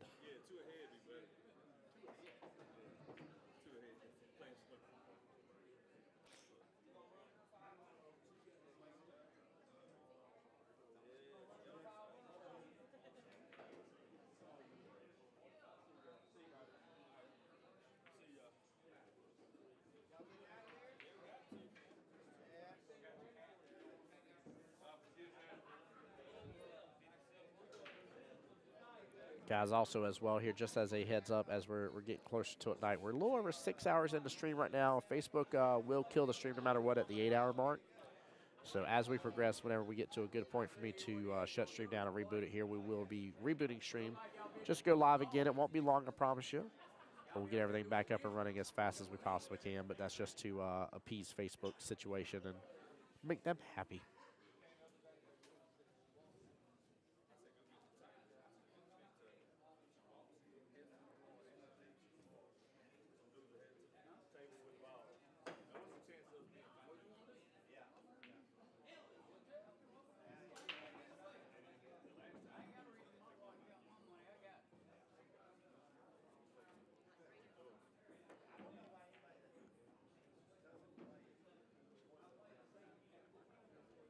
Two-9 combo sitting right there for Kim to be able to take advantage of.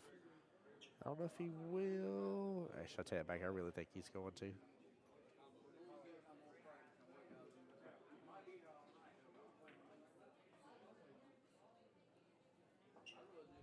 John, when's my next game? No, he says he's just going to take the rest of the rack instead. Beat you 2 games or so.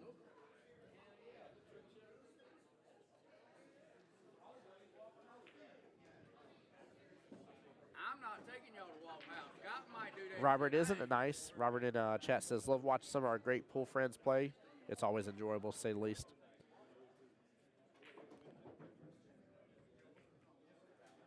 Edie says, so will we get to watch till the end? Because I'm invested now. It's my nighttime movie. Yes. Yes, absolutely. All I have to do is, it may take all of like 3 to 5 minutes once it comes that time, and I'll let you guys know when I'm going to do it. I won't just bail on you out of nowhere.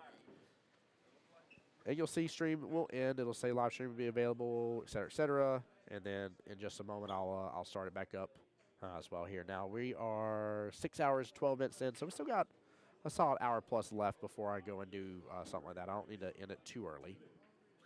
But my only ask is that you guys come back in, like the new stream, share it out, all the normal stuff. Nothing crazy there. But it's just because Facebook doesn't let us go past 8 hours. They get a little upset about it.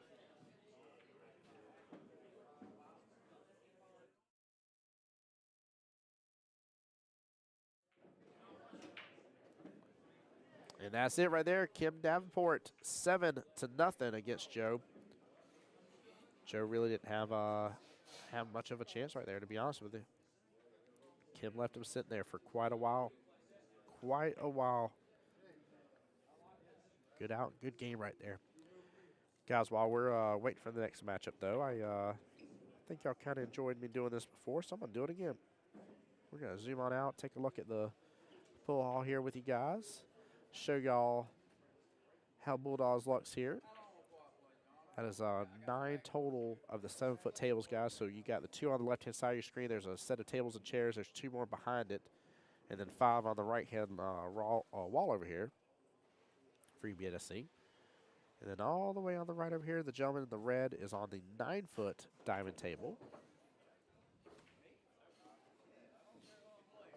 And then there is the wonderful snooker table right over there as well. As I'm getting some deuces thrown up at the camera here.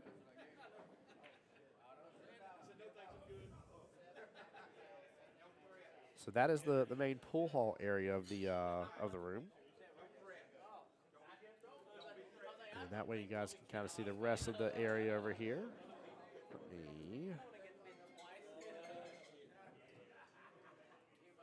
There we go, change exposure just a little bit here. That way it seems a little bit brighter so that way you guys can see everything going on. There's all the people. Hey, there's Shannon Fitch right over there. There's John, his wonderful wife. Table 1, Jamie McCauley versus Shannon Fitch. Hey, there's me. Table What's up, 1, guys? Jamie McCauley versus Shannon we definitely got to get back. We definitely got to get back. All right, 1 second here. James McCullough versus Shannon Fitch. Oh, this is going to be a good one, guys.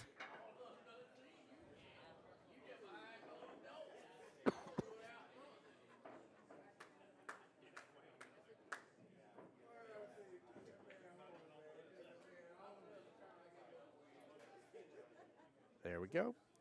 Right on back.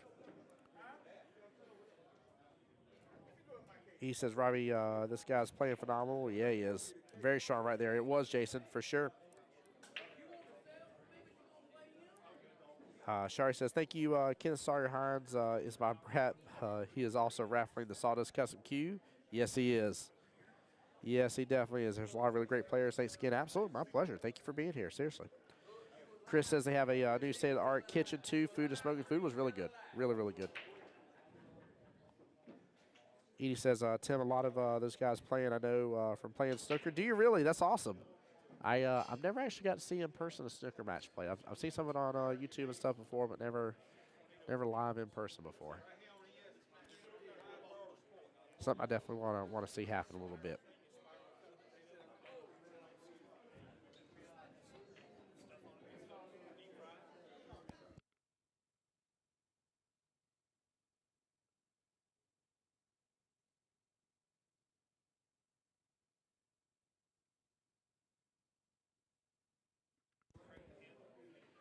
All right, let's adjust this a little bit, get zoomed back in on the table some.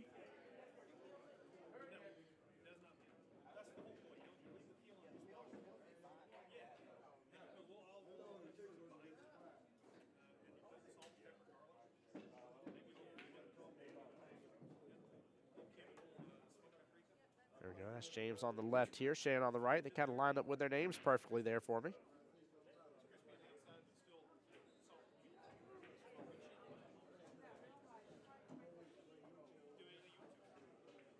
Ooh, that's looking almost dead on.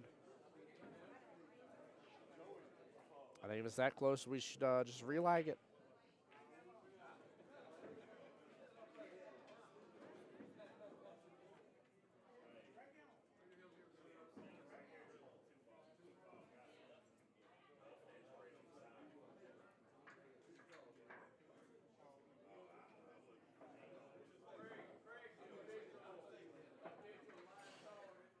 Yeah, Edie, it is another good match for sure. This is gonna be a fun one to watch. Absolute fun one for sure.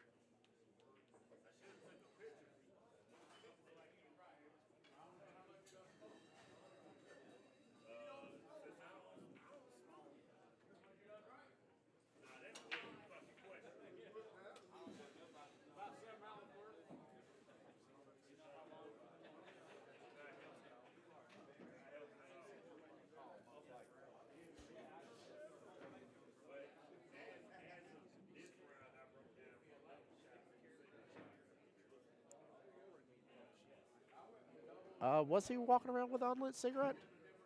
I didn't see him just a moment ago. Jim, also you won, by the way, sir. You won the raffle. I did not see him running around with it earlier. Where did he go?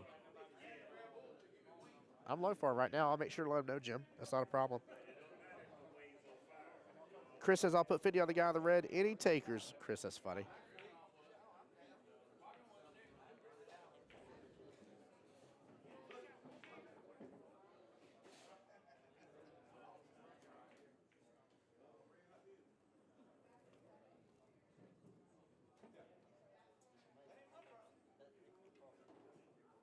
Still got a bunch of viewers on there, big guy. Oh, yeah. Yeah, we're still doing good. Carter from earlier. What was the name? Carter, I jumped on there when I Appreciate you, brother. first got on there. Me and Tyler Moulton, Charles. We shoot league out of here every week. Excellent. Got an 8-ball team. He's on my 8-ball team. Very good. For APA or? Yeah. Shoot out Good. APA. This is our home bar. Very cool. Awesome. Under Billy Grant. Very good. Yeah. Billy's good peeps, so definitely is. We love Billy. We appreciate what you're doing. It's pretty cool. Thank you. Got a good setup. Hey, man, I appreciate that a lot. It's a lot of fun to do it, to say the least. So. Good video, good coverage. Most people got phones on the little selfie sticks. Yep. Yep. It's nice to have to be able to watch it and not. I mean, if you can't get here, it's better to watch a nice video. Oh yeah, I agree with you, 100%. And I appreciate the compliments. Thank you. Thank you for the support. Yeah, my pleasure. Y'all came from Jacksonville. Jacksonville, yes, sir. Yep. Yep. Been up since 3 a.m. this morning. Drove on over and got everything set up and just been here with y'all all day. No. Your drink's still up there. It's fresh as can be. They're waiting for you.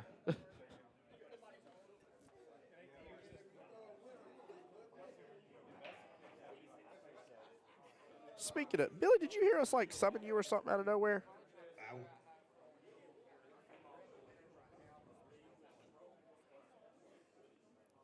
Robert says, where's Bobby B at? I don't know where Bobby B is at. Table 2, Jim says he Michael always does. Neal. Oh, does he? Nick That's Papa funny. George. Table 2. But yeah, Michael Jim, Neal, Nick definitely Papa come George. get your Table cue, 3, man. Ashwin Van Pelt. Or did you versus tell him which one John you want? Because I only see Mackey. 4 over there, so you may have told him John which color you Mackey wanted. versus Ashwin Van Pelt. Table 3.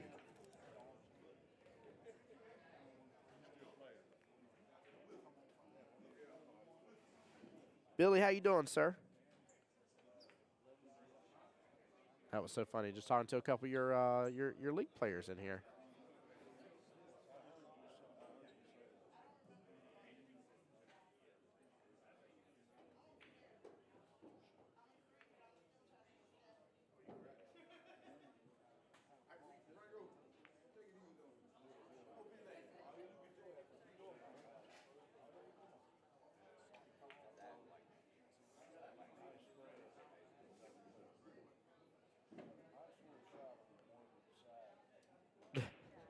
He said Bobby B still watch FSU, seeing if they make a comeback against UGA.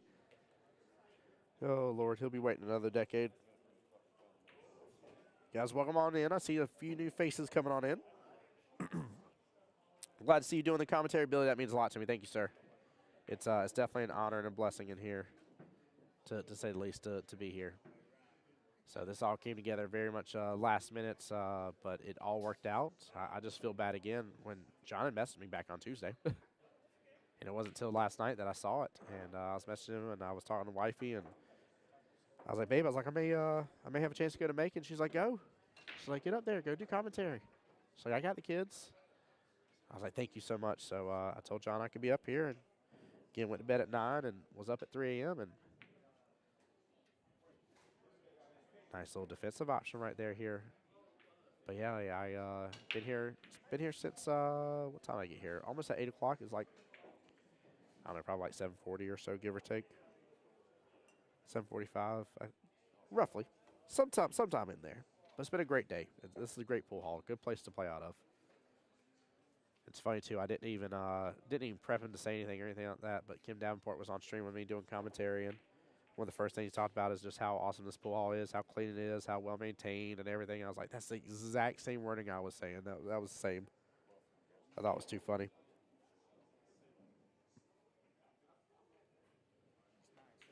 Oh, I love this place. Absolutely love this place. 100% do. There are places that are pool halls because they have pool tables, and there's actual pool halls. This is an actual pool hall. So, yep. It doesn't hurt that the owner loves what he does and knows how to play the game too, to say the least. He's over there. Hopefully he doesn't have closed caption on. He'll hear me talking about him. I think he does have closed caption on. He's looking at it right now. Yeah, I like John. Yep, 100%. Let me double check, Alan. I don't think he is. I am going to link you the bracket for you to have, for everybody to have, because I know what will end up happening. Somebody else is going to ask here in just a moment.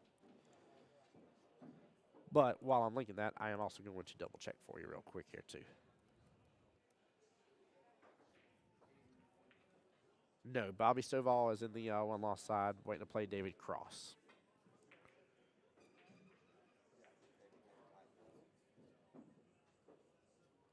Yep, it's him versus David Cross. Hey, Alan, my pleasure. Absolutely. Thank you for being here.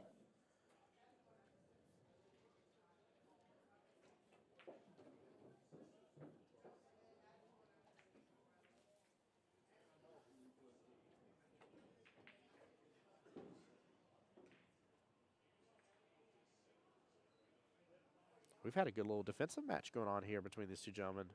Nice little back and forth. It's surprising to see the rack still going. Shannon Fitch coming from my neck of the woods over there. He's always one of my favorite pool players to get to watch play, to say the least.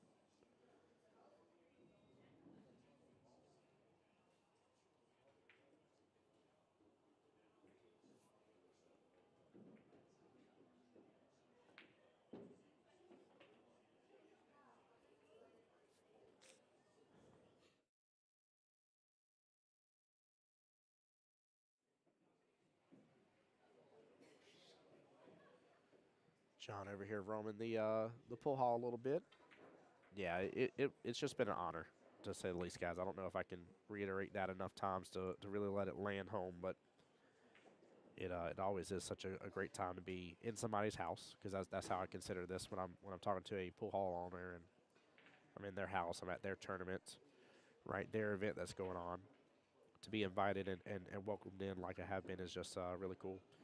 Look at that snooker though, man. 7 balls locked up. How is he going to get that 6? I don't think he can one rail it. I think 7's too much in the way. Don't think there's enough angle there. Frank says, yes, love me some Fitch. Yeah, he's good peeps. Really, really good peeps. I told him, I said, I ain't trying to call early. I ain't saying that it won't be somebody else. But I would love to be in it. Did he just 2-rail that? Guys, that was an amazing shot. Wow. But, yeah, I told him, I said, see him and, say, Kim Davenport in the finals. I would love to see that finals. Love to see that.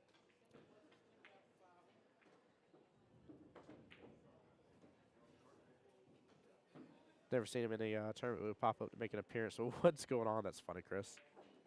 Some people are that way. Some people just come for the getting to see the action happen and everything. And they're not worried about playing. They're just interested in seeing what everybody else is doing and how the Calcutta's going and stuff like that. Like I've seen plenty of people do that. Ooh, Trevor says it's going to be a Tommy Davenport final. Let's talk about that, guys. Who do y'all think is going to make it to the finals? Who do you think it's going to be here? I wouldn't be upset with that final either, Trevor. Like, either way, I mean, it's going to be one of those moments to be like, are you not entertained? That's exactly how I want to feel about it, you know?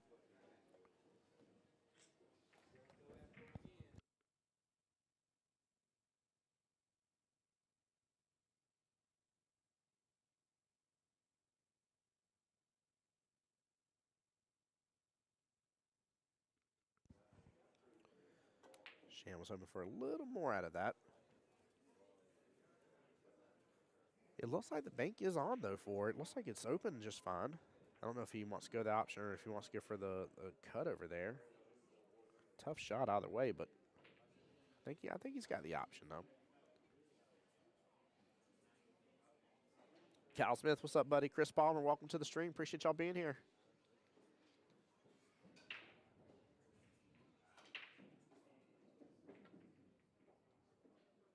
He went for the cut. Oh, might still get it. Might still get it. It's going to do a little kissing, too. No.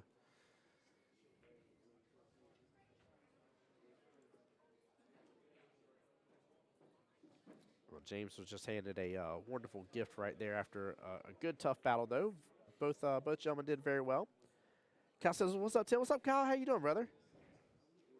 What is going on? How are you doing today?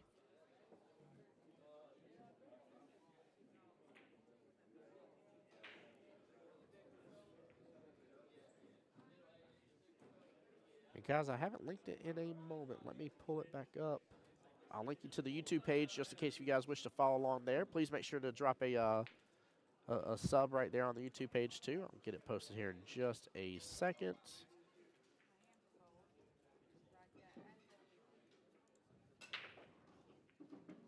And there we go. Kyle says, life is good, my man. Yourself, brother, just blessed to be up here having a great time. What happened to the rest of the rack, guys? Did he just break and have all that happen all at once?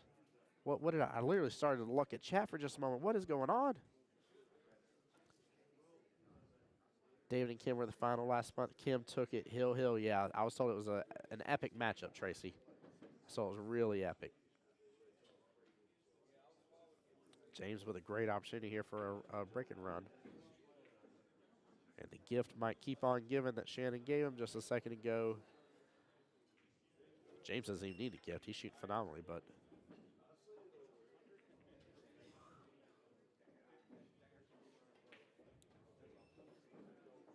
Billy says Kim and Holloman play for the hot speed, in my opinion. There you go. Okay. Trey said it was definitely cool to watch here. Chris giving a shout out for the exact location, Bulldogs Bar and Grill. Yeah, guys, follow them on Facebook, please. Please.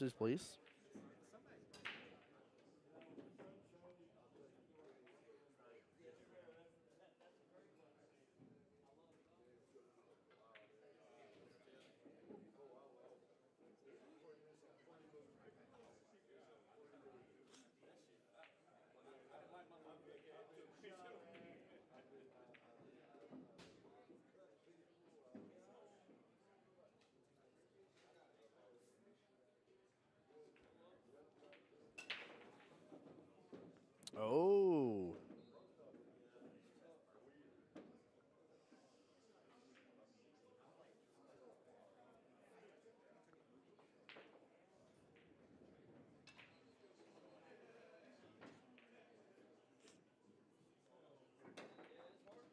Yeah, Chris, that would be interesting. He said, I'd really like to see David Cross avenge his loss to Kim during the last tournament. Oh, Jason, I can't rewind it, unfortunately. I could have did an instant replay a moment ago, but I definitely missed it.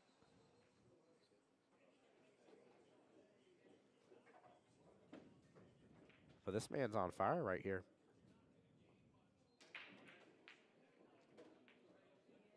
What a bank shot as well. Goodness gracious.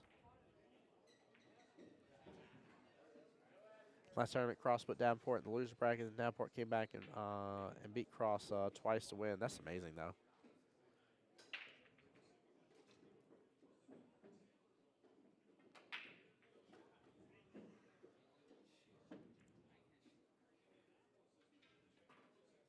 And I was already rack off just a second, right? It's 2-0, right? And now it should be 3-0. Feel free to correct me if I'm wrong if I jumped the gun on that, but I'm pretty sure it's 3-0 now, right, guys?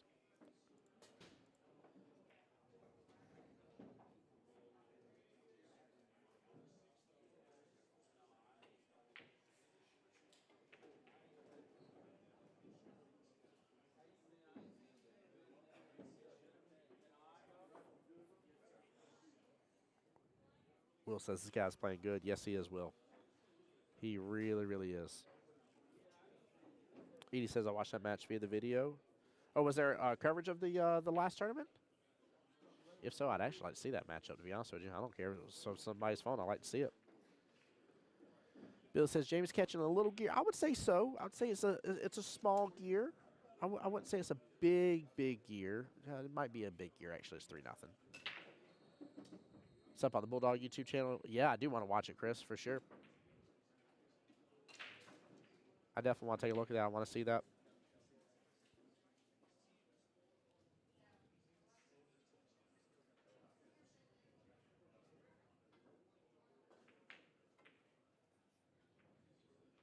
Ooh, small miss right there, but not a bad leave if you had to miss it that way. Finally going to give Shannon a chance to get up out of the chair here. It's been a wild turn of events. But I can tell you, James is a killer here.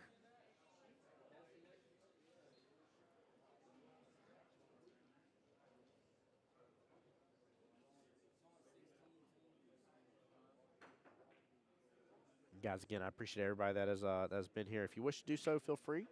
Donations are accepted via Cash App, Voice of Jack's Pool. Not something that you got to feel like you got to do, but I will give a shout out on stream if you do donate.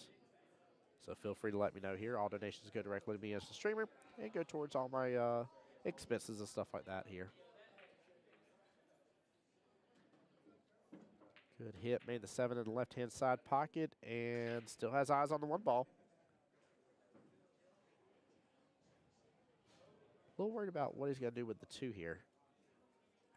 Looks like he's got enough angle here to come off that top rail and come back down, but I don't know, I'm a little worried about the 5 coming into play.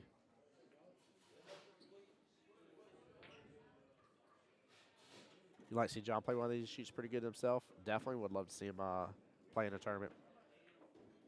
I'm not as much of a fan of tournament directors playing in their own tournaments, just to be upfront and honest with you for the most part. I say that, and I bragged about one pool hall owner the other day about how well he played in his own tournament, how much fun it was to watch, but I'm usually not a fan of that in most cases. However, I do want to see John play no matter what.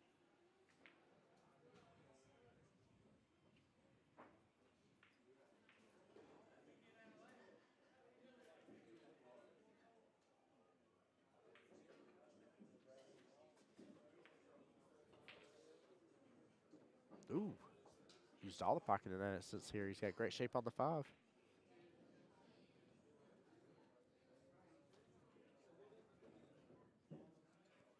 Honestly, as long as he just executes these shots here, he should naturally be out. I said I used to play in my own tournaments, but I had to quit doing it. It's not fun to sit and watch. Yeah, I don't know. I have mixed emotions about it. I have really mixed emotions. It's one thing if it's a fun style tournament, you know, that's nothing that's serious, not a lot of money on the line, that kind of stuff. It's more so whenever there's larger amounts of money on the line. So that I guess that's where my concern is just a tournament director getting a big payout from their own tournament that they hosted. Table 6, There we William go, Shannon Shepard, Fitch on the Kelvin board here. Holloman. Table 6, William Shepard, Kelvin Overall race to Holloman. 7 still left in this battle here. James needing 4, Shannon needing 6 here. Chris said John is strong on diamond, 9-foot table. I learned that the hard way. I'd love to play him on a 9-foot. I've been really practicing my game on 9-foots. I'm 5-1 so far for the session in 9-ball and APA for between Monday night and Tuesday night. Played on 9-footers. 9-footers used to always cause me some problems, and so I've been really working on my A game and really practicing and really trying to invest a little bit of time and knowledge into it. And it's thanks to you guys as well, by the way. Getting to do commentary, whoo, makes a real big difference because then you start to see the things that are possible. So, just as because you're running over the players that are complaining, tell the truth, sir. See, that's what I'm talking about, Justin. That's exactly my worry here. Alan says, I mean, it's more fun to. Oh, you meant that it's more fun to sit and watch. There you go. Heather says, let's go, Jamie. Let's go, Jamie and Dean. There we go. Show the love. Heather, how you doing tonight?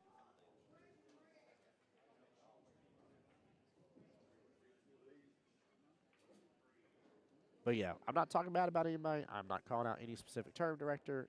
I'm just saying in general, that's my thought process on it. I don't know. You know, to each their own. I'm not here to tell somebody how to run their business and live their life.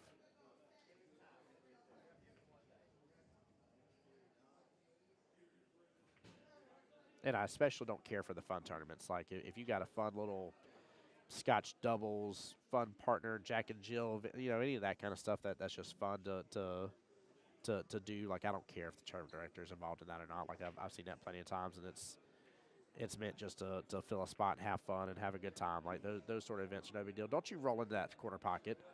You freaking rude cue ball here. Will says, I agree. There you go. Chris said, I didn't know it was a 4-6 match. I recant my earlier bet. What do you mean by 4-6? Oh, you mean 4-6 left in the matchup?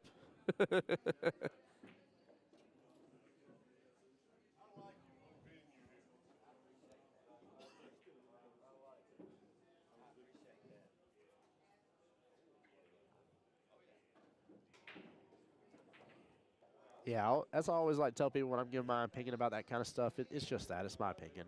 It's nothing to be taken too serious about those things. And like Tim Jones, voice Jacksonville Pool says you shouldn't do this stuff.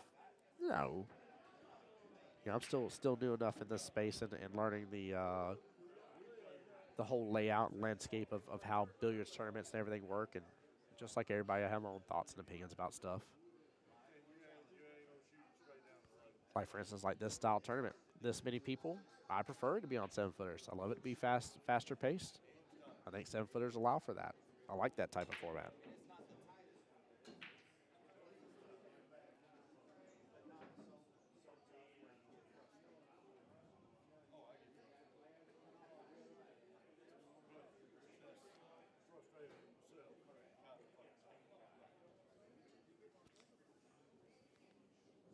James in a little bit of a predicament here. A little bit of predicament here. Tough bank shot here. Really has to let that angle open up if he does so. Looks like he's just going for a safety here, but did leave the cut open. Shannon will gladly take that advantage right there, too. Not an easy cut, but definitely doable for both of these gentlemen, actually.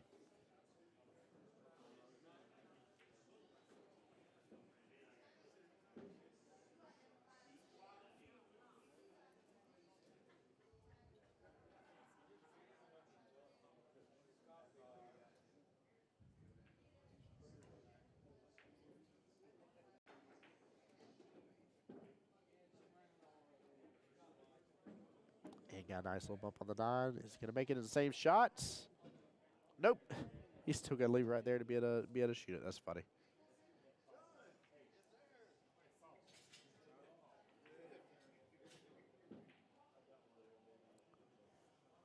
Shannon waiting respectfully for the table next to him here to finish their shot.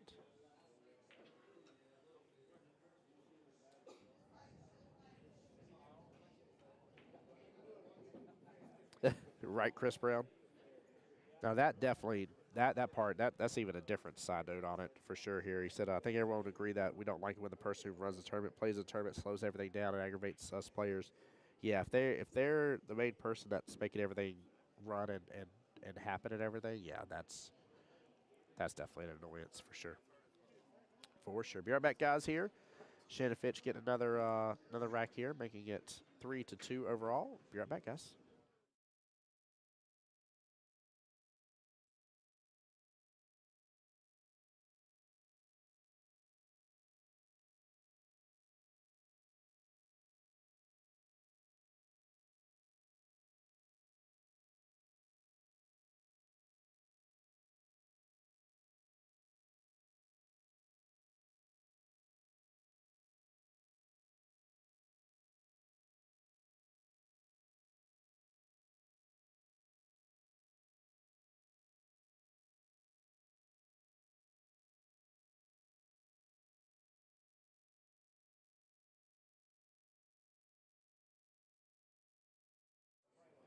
All right, guys, I'm back.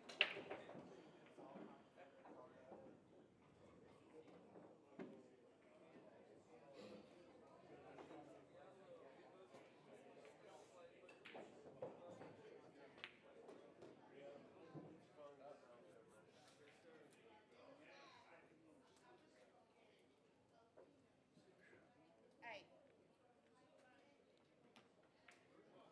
Your phone's charged. Jim in YouTube says, "Hey Tim, shout out to our buddy Clay Anderson at Diamond Direct Southeast. That's where all these beautiful tables came from." Heck yeah, man! Big shout out to him then. I love these diamond tables. Love them, love them. They've been well kept up, maintained. They play very well. They're all definitely. Even Tommy Kennedy was bragging on them earlier too. He said, I think he said that his words were around them being the best 7-foot bar box, diamonds that he's played on. Don't want to misquote what he said, but I think it was something along those lines. Shannon going for just a push here. One's tied up there with the 4.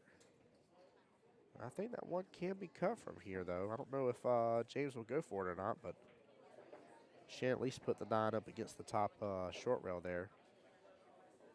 Might make it a little problematic here at the end, possibly. And James may have fallen for it here, but honestly, looks like he got a good lead out of it.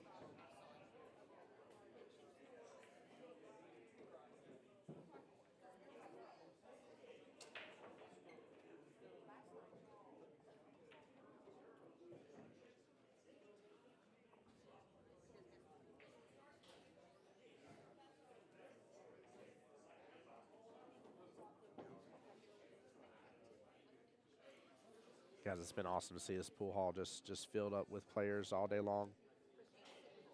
Been so enjoyable. Oh my goodness gracious, we're already at 9 o'clock at night, guys. Speaking of, I haven't given you guys a update here in a moment. Let me refresh my dashboard here and see where we're at in the overall tournament. 55% of the way there, 63 out of 113 matches completed, y'all. 63 out of 113.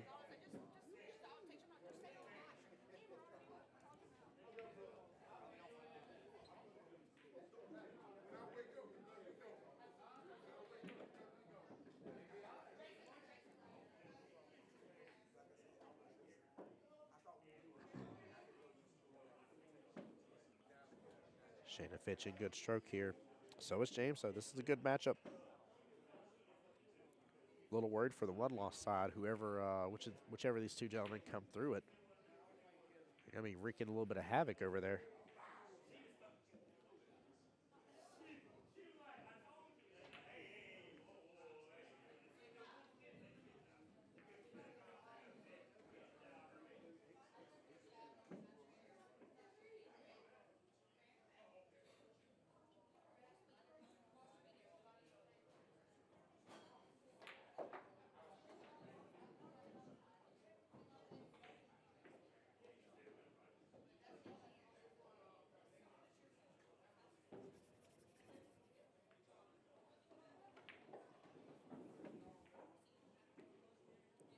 Coming off that left-hand long rail there, Shannon with just a little bit of bottom, pulled it on back.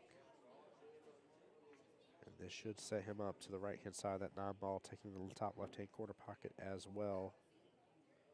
Unless he gets a bump into it, then he'll take it to the opposite pocket. But I think he'll scoot right past it, and he does. Very well played.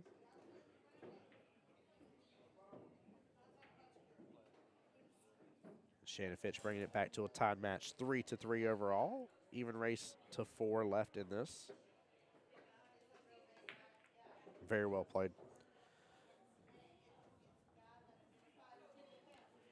Yeah, Natosha, if I'm saying your name right, I definitely agree.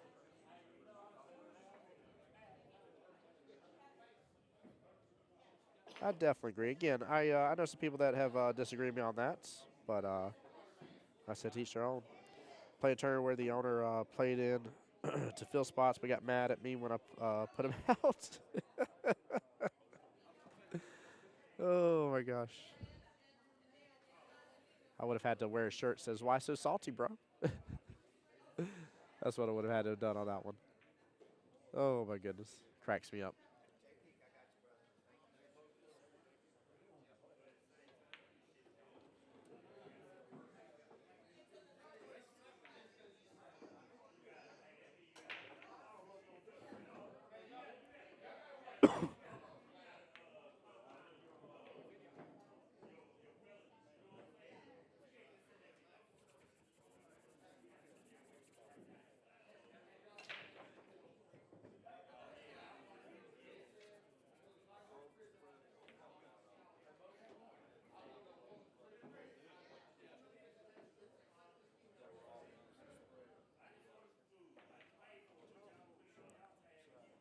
Shannon's waiting for his opponent to return here to the table. I think we had a quick restroom break just happen. Table 9, Dallas Alvis versus George Rothrock. Dallas Alvis versus George Rothrock, table 9. Chris said I thought it was funny too, and I was a bit offended. Yeah, I would have laughed my butt off about it. I'm like, what are you even, like, what are you even angry about? If you were just in the tournament to fill a spot, the spot was filled, you're out of here, it's done. like you served your purpose. That cracks me up, though. That cracks me up.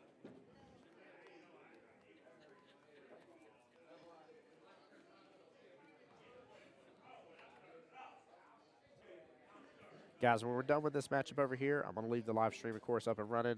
It is, let's see, we are not at the 7-hour mark just yet. But I'm going to leave the live stream going. Now I'm going to go get me some food on order. Take me a quick break while we're still rocking and rolling.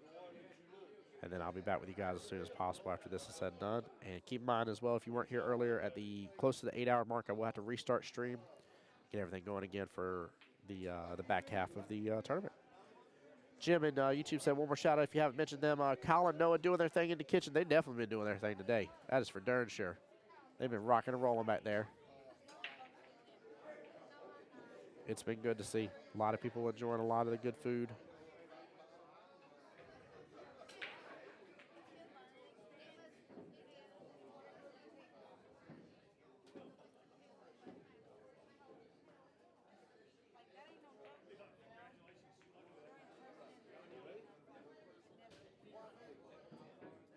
In fact, guys, I will be right back real fast here, okay?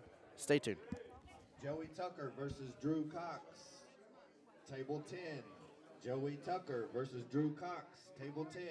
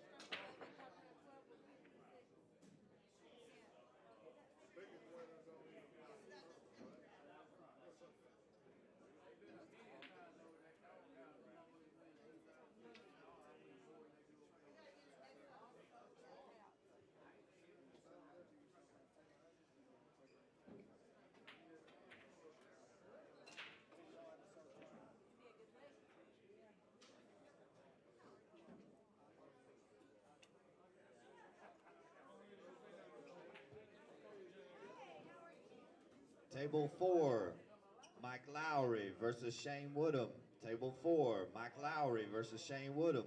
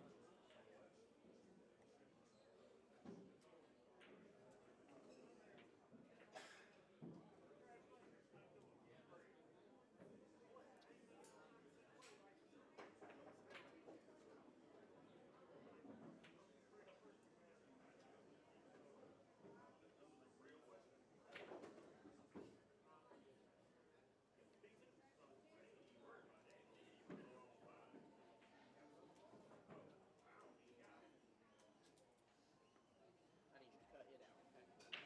I'm causing too much trouble. Chaos over here. Just complete chaos. Dude, I'm sorry. I was scared to leave all this over here Okay. because of you. I get it. I didn't know what to expect. I'll calm down. I'm so sorry.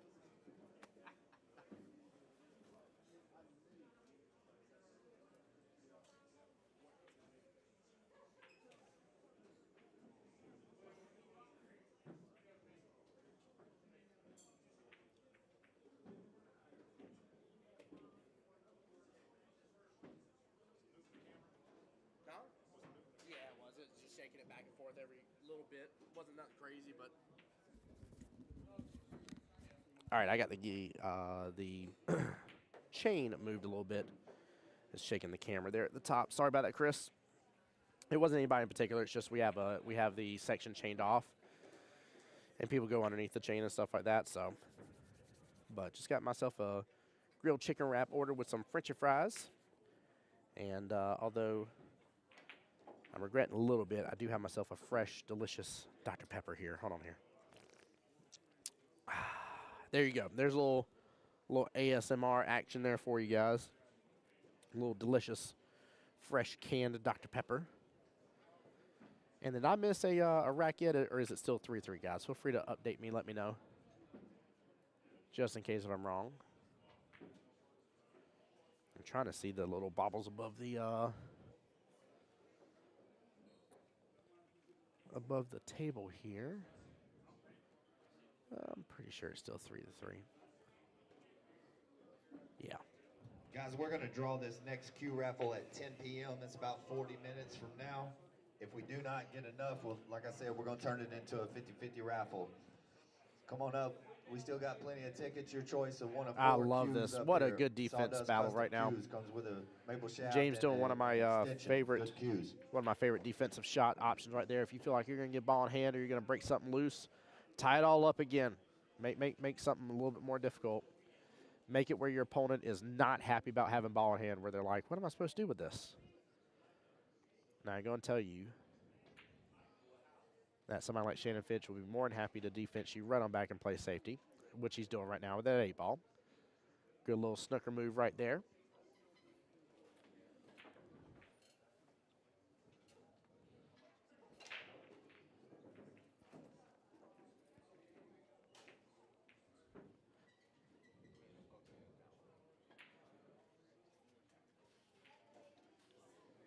Three balls open, but that 4-6 situation still tied up. Shannon does have the ability now to potentially use ball in hand here to provide himself an angle to break out that 4-6 situation. Chris, welcome into the stream here. How you doing? Logan, welcome on in. Thank you guys for being here. If you guys just joining me here for the night, my name is Tim Jones, voice of Jacksonville Pool, coming to you live from one and only Bulldogs here, Bar and Grill at the wonderful, wonderful, wonderful part of Macon, Georgia here.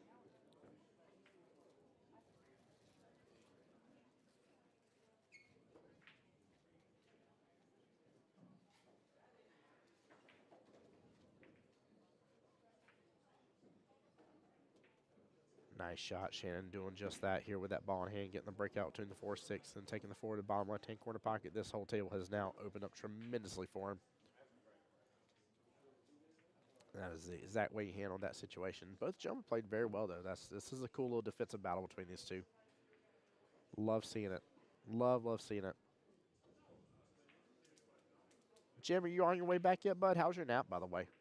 Jim's been hanging out with us on the YouTube side here. That was the gentleman I was telling you guys, John's right-hand man, the one that had everything cleaned up, going, and rocking and rolling this morning for us.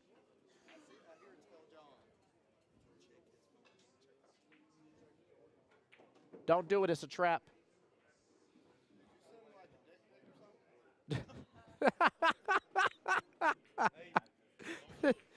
I hate both of you right now, just to let you know. I hate both of you. Oh, Lord. We have some shenanigans afoot, Chad. I hope y'all didn't hear all that on stream. Oh, I even told her. I said, stop the chaos. I was scared to walk away and go order food and leave the streaming equipment over here with her nearby. Really worried. I'm worried about you being by here as well, Mr. 5-0 man. I see you smoking people over there. This is supposed to be a smoke-free zone here. Mm-hmm. Uh-huh. Oh, yeah. Yeah, vaping people. That's the new thing in 2024. I ain't smoking. I'm vaping people.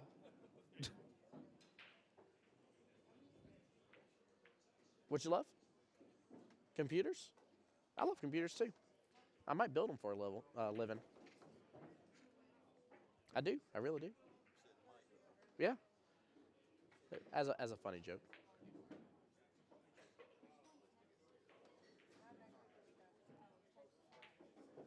And Shannon Fitz should be out after this, guys. Let this pop on down off this bottom short rail. Come on back up. This is a normal little run here. Got a little bit of an angle on the 8, though. Not a give me, but this is just usual situation for these types of guys. Chris says, Tim, you're funny as heck. Golly gosh darn. What in the parlez-vous French toast you talking about, Chris?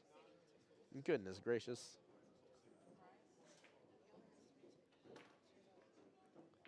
And there he goes right there, bringing it up 3-4 here.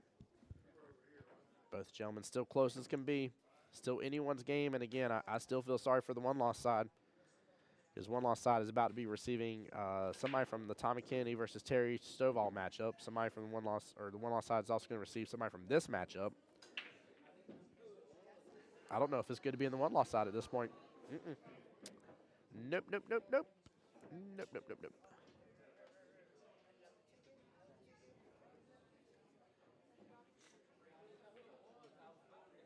But we will see. We'll see who the overall winner is. Oh, you know what, guys? It's been a moment. Where did my sheet go? None of y'all been asking about the payouts. I'm assuming y'all are all here from earlier when I talked about them, but let's talk about them again here. In terms of the Calcutta, there was almost $10,000 total dollars in Calcutta. First place, $3,920. Second place, $2,060. Third, $1,230. Fourth, $890. Fifth and sixth place, $490. And seventh and eighth place will be $340. In terms of the tournament, first place prize money will be $1,688. Keep in mind, at most was a $50 pay-in. $1,688 here. Second place would be $895. Third would be $535. Fourth would be $380. Fifth and sixth would be $211. And seventh and eighth will be $150. A total of $4,220. Altogether, almost $15,000, just under it, in total prize package for the entire event. Not too shabby of a bit of an event, guys, for a one day 56 player tournament. I'm way had to hit the ATM to pay for the raffle tickets. There you go, brother. Drive safe, okay? We'll be here. We ain't going nowhere. Always, whenever I say that, I can't help but to picture Leonardo DiCaprio from, oh my goodness gracious, I can't think of the name of the movie. It's where he does the investing, and I can't think of the darn name of the movie. Steve Madden, Women's Shoes. Y'all know what I'm quoting. Angela says, how much money in the tournament? Almost $15,000. That's 15 followed by 3 zeros. It's just under. It was 4,220 for the tournament, 9,760 for the Calcutta. So it's right at 15. Right close to 15,000. I mean, it's 14 inch, or yeah, just 14. I'm sorry. Is what it is. Forgive me, I rounded up a little bit. A little bit too much. Wolf of Wall Street. That's the name of the movie. That's what I was quoting. Yeah, it's not a bad little tournament. I mean, the Calcutta started popping immediately. I mean, it got the first 3 blind bids, if my memory serves me correctly, all were over $1,000.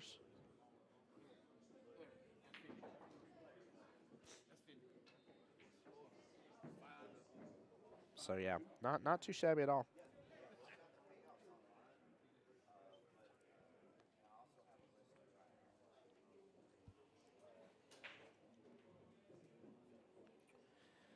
Edie says, Leon, I can't believe you're still up. Leon, what are you doing still up? It is past your bedtime. It's almost 9:30. You're going to turn into a pumpkin.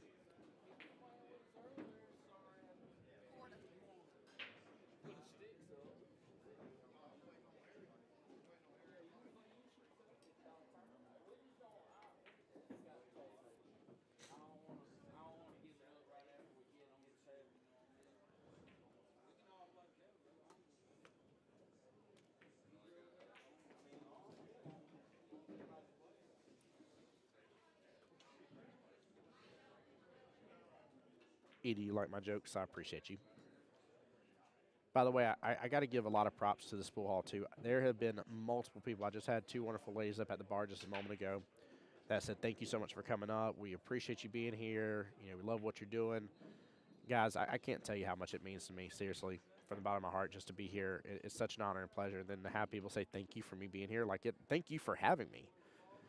Like I said, I always look at this type of situation as me being inside somebody's house and being welcomed into their home and getting to be a part of, like, one of their family traditions type deals. It's the way I honestly view these sort of situations and how much fun I get to have with them. So, seriously, from the bottom of my heart, it does mean a lot to me. I do apologize about my nose situation, kind of making me sound all a little nasally and stuff, but I promise you, I've taken medicine and I got me some food coming, so I'm gonna eat and get it ready for the back half of the night. So appreciate all y'all again for the love and support, but thank you though. Without y'all, this isn't possible. So this is not possible in the least bit. Also, thank you to everybody staying on and hopping on YouTube. For the first time today, we've had a flip here. We got 21 according to the notification here on Facebook side. We got 23 of y'all on YouTube. That's the first time I've had it in a stream where YouTube actually surpassed Facebook. He says, you're doing a great job, Edie. You're doing a great job, and I appreciate you. Seriously, thank you for hanging out. But no, seriously, thank you for the compliment. Shannon really taking a look here for that 7-ball top right-hand corner pocket. I guess my only worry is about him just getting back down just a little bit. I mean, he's only got to get back down halfway to the table for that 8 in that side pocket, but got to watch out for this shot here. Good job. Ooh, too much. Oh, maybe not too much. He can back cut that, and now he can get back below the 8. I don't know if that's quite the way I would like to have to take that situation on and tackle that 7-ball, but it is doable. I think some bottom should work just fine here and pull that cue ball straight down this bottom short rail here. Justin Barker asking where this place is located. This is Bulldogs Bar and Grill here in Macon, Georgia. Let me see if I can cheat real fast. Somebody has been posting the physical location in chat. Table 8, Frankie Kelly versus Chuck Dorsett. And I might be able to do a little copy Frankie pasta. Kelly, Chuck Dorsett. Yep, here we go. I got it. I got it. And there it is. Hey, Rod, welcome to the stream here. Justin, I just posted the physical address here. But yeah, it's a great place. I've shown it off on stream a couple times here. We'll go through the 360 cam again and show it off. But I very much enjoy it. Very, very much enjoy it. I ain't saying that you only got to hear from the higher-ups about how good pool halls are, but when I come on stream, I talk about you know, how everything's going and how the whole layout is and how clean the place is and how everything's taken care of, et cetera, et cetera. And then you have somebody such as, you know, Mr. Davenport come on stream and say the exact same stuff. You know, I didn't tell him to say it. He was just talking honestly about how much he likes the place. I think that speaks volumes to this. So, Edie says, "Come on, Chuck Dorset. Come on, Chuck. Edie's freaking cheering you on. Let's go." 3-5 right now. Still anyone's game. 4-2 left in the matchup. Shannon going into super serious mode here, taking off his long sleeve shirt.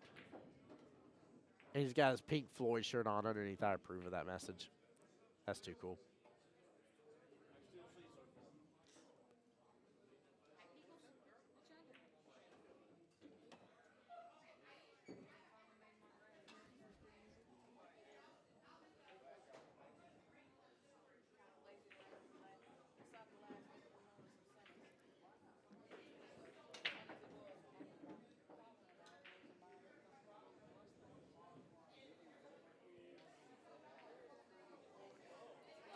Well, he got a hold of it really well, but I think let's see here. This gives me a little different view. He might have a little bit of eyes on that one ball.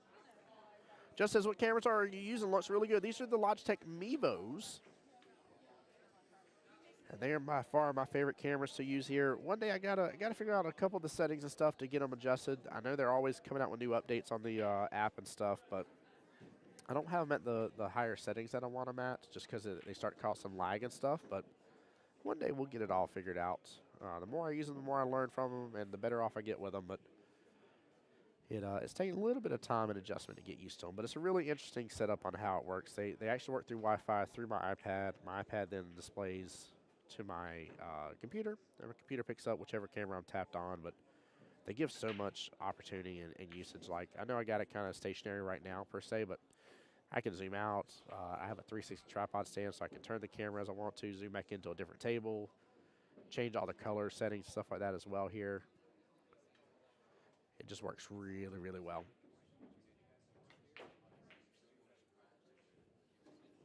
But thank you for asking, Justin. I appreciate it. I'm proud of the setup that we have, man. I'm very thankful to my wonderful sponsor, Threefold. You see them there at the bottom right hand of your screen. They're the ones that sponsor me and provide the equipment for me. He's going to get right on top of that three. He's off of it just a little bit. Phenomenal shot on that two in top right-hand corner pocket. Just says, nice. How many can you use at once? As many as your Wi-Fi can handle. As far as I know, I don't know of an official limit. We only have 3-pack. They're not cheap at all. They're very expensive cameras, to say the least. That's why I always laugh whenever somebody's like, why are you so protective of them? I'm like, I don't think you know how much those cameras cost. And I don't want to be the one forking out my own personal money to replace them. So I'm very protective of the cameras.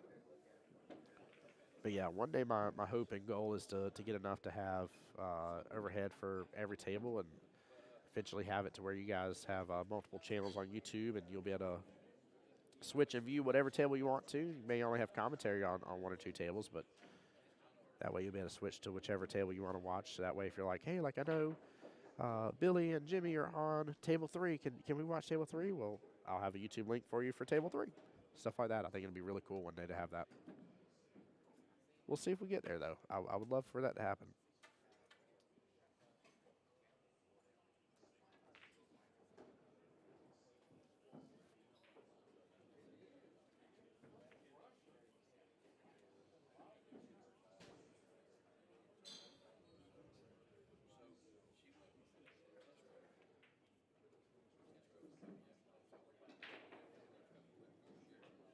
Nice little angle here on the 7 to get back up to the 9.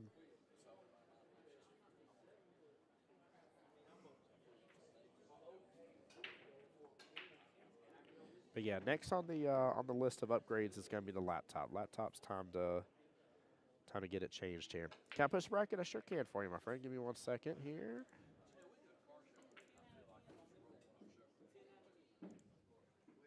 And boom goes that dynamite.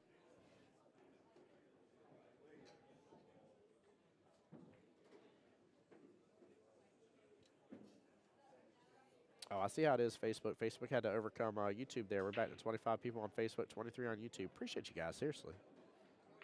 Y'all make paying the restream service, the $50 per month, worth it, by the way. Table 6, Randy Jordan, Chad Royal. Good out by Shannon Fitch Table here. 6, He is on Randy the hill. Jordan, Chad Royal. All right, guys, let's take a quick look here. Let me refresh my dashboard. I think we're up to 60% of the way completed, guys. 68 out of 113 matches. 45 more matches left to go, guys, in which all tables are still being used, so they're cranking along just nicely.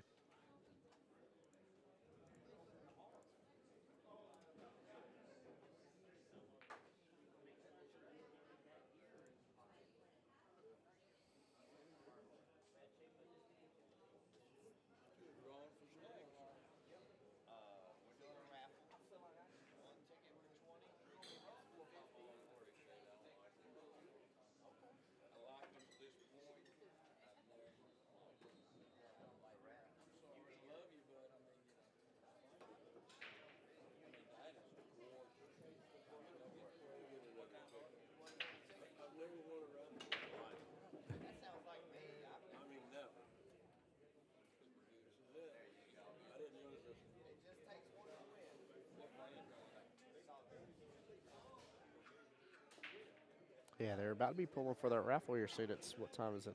9:39. I think he said at 10 o'clock tonight. They'll be pulling for the next Sawdust queue if they don't sell enough tickets for it. Because it's about a $1,200 queue, so they're hoping to sell enough tickets to cover it. They'll turn the tickets into a 50-50 raffle instead. Now, you have to be live on location for that raffle, by the way, guys. So if you're around the area, come on, stop on in, get some food, come relax, come hang out with us, come say hi to me at the booth. I'll sign an autograph for you. I don't have any photos for you, but I'll sign an autograph, don't worry. I'll sign the back of your hand there.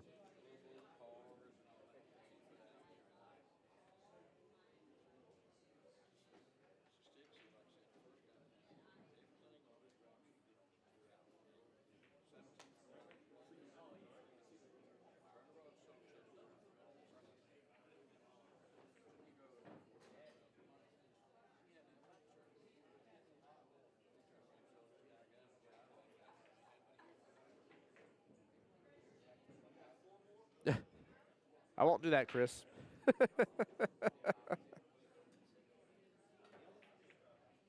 Back of your hand or maybe your forehead. Nice little hit right there. Oh, no. Unfortunate scratch. Shannon's on the hill. Ooh. James may not get another chance at the table, although the 2-ball seems a little tricky here for the rest of this table, but realistically, I think everything else is pretty good. Chris Brown said, "Oh, shucks." Now, maybe for a donation, I will. I'm a sucker for making money now.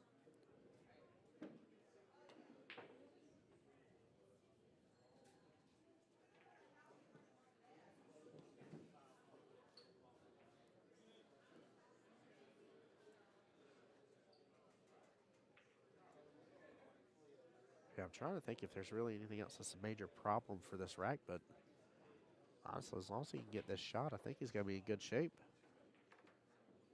Yeah, he gets it.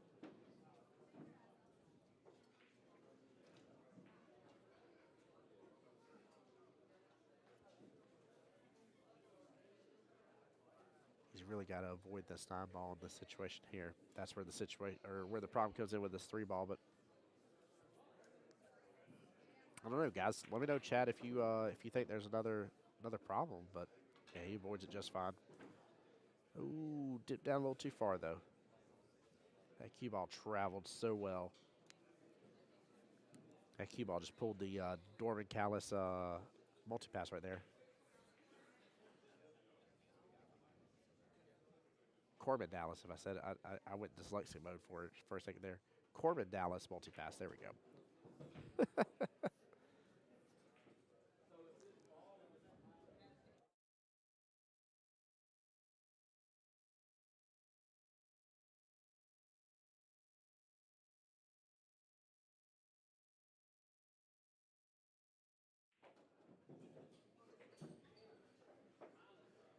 Shannon in a little bit of predicament here. Going to go one rail, left-hand long rail here. What a shot. What a predicament to be in, then just get right out of it. Goodness gracious. That's Shannon Fitch, by the way, just so y'all know. That's him all day long. That man just eyeballed that so well and shot that right into that right-hand side pocket. And then somehow or another just missed the 6 ball that left-hand side pocket. Shannon, what are you doing to me? I'm just picking on, though. I love watching Shannon play. Guys, I'm dead serious, though. If y'all ever get a chance to and you've never seen him play before, definitely pay close attention. He's really good. I am enjoying getting to see James play, though. I know he's not had a lot of table time because of Shannon, but he looks like he's ready to be back for a vengeance on it, though.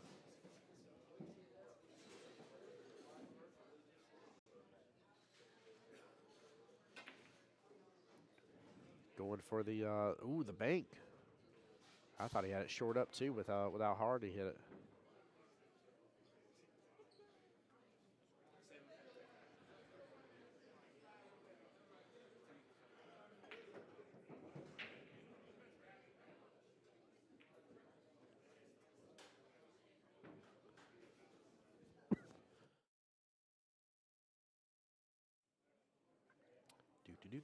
Do.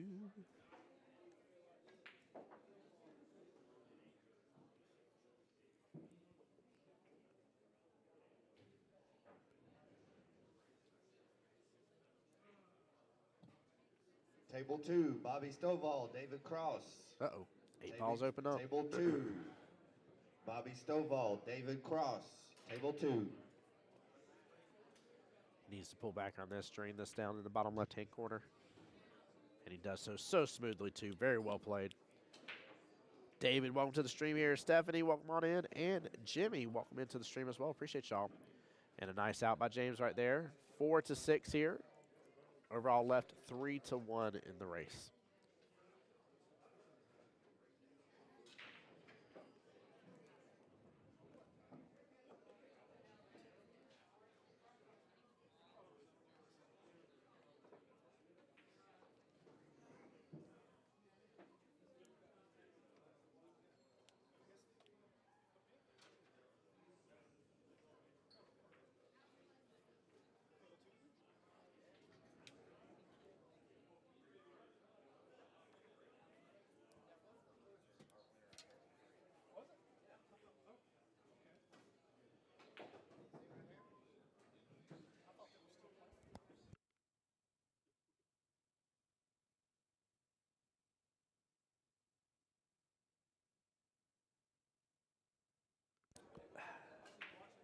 Give me some more of my delicious Dr. Pepper here.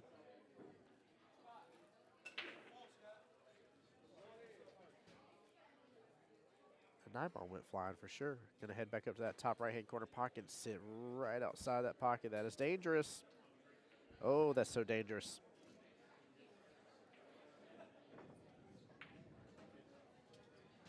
Looks like that 1 ball on the right-hand side pocket for the bank is open. I don't know if he'll choose to do that or just cut it in the left-hand side pocket. Looks like a little bit of a steeper cut. I feel like he's going for the bank here. Yeah, that bank was a dead giveaway.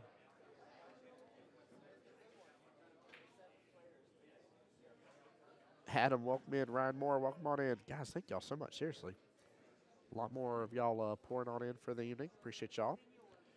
Also, for anybody that is new to the stream here, keep in mind we are 7 hours, 21 minutes in the stream here. Facebook will love to kick us off at the 8-hour mark. So what we'll be doing is once we get close to that, I'll just simply end stream, and then I'll restart it back up within a few minutes, maybe 5 minutes at most, give or take, and get it going for the back half of the night for you guys. So make sure you stay tuned and stay focused on it. I promise you we'll get it all back going live.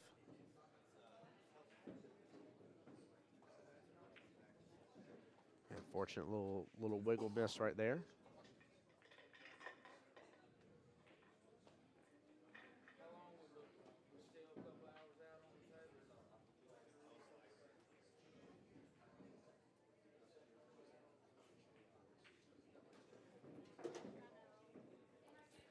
Justin asked, do I have a podcast? I do not. I do not. I'll be honest with you. I don't know if I'd have time unless this became my full-time gig to do a podcast. I wouldn't be upset with doing one, to be honest with you. It'd be really cool to have different pool players around the world on the podcast. Did he just draw that to the pocket? No, came close.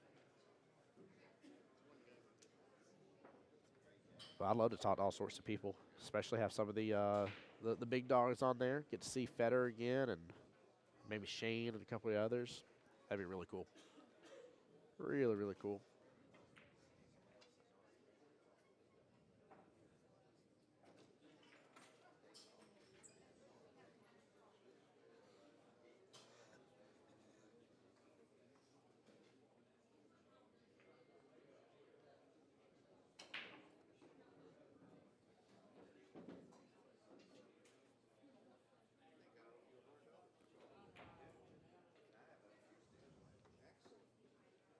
Pick one out for me, 'cause I don't even know.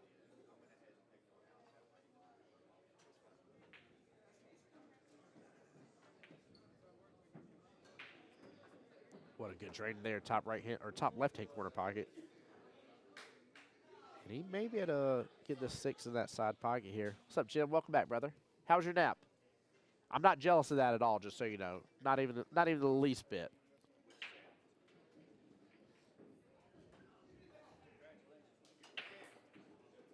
Let's go, Jim. Look at that beautiful cue, baby.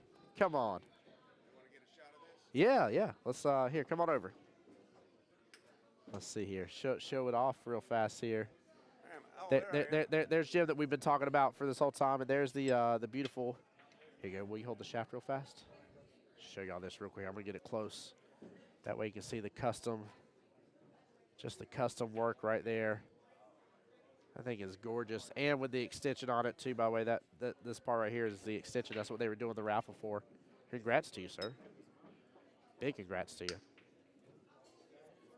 James getting an early 9 right there, bringing it at 5-6 overall. And Jim is the gentleman, for those that don't know him from here. Jim's the gentleman I've been bragging about, by the way, that was here when I first arrived in the morning. Was cleaning up everything, make sure the tables were nice, vacuum clean, wiped down, balls were all ready, chalk was on the table. The whole place was just set for success. He is literally John's right-hand man, so definitely well-deserved. He it's so funny. He hit me up via the stream. He's like, tell John I want the 10 tickets. He's like, my money's good. And this man won the raffle. Well-deserved, very well-deserved, so very happy that he won. I don't know where James just went to. I think maybe get another drink or a quick little break or something. Oh, no, there he is.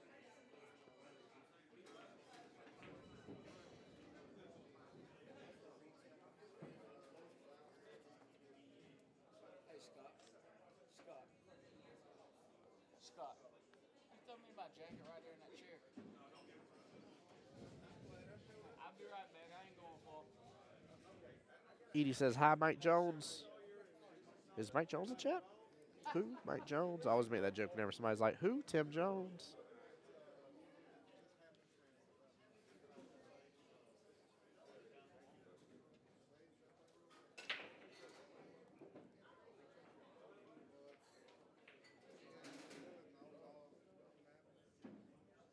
Jerry, what's up? How's the family doing, my dear? Welcome to the stream. My buddy Jerry from my old Apple days is up in chat with me. What's going on, my dear?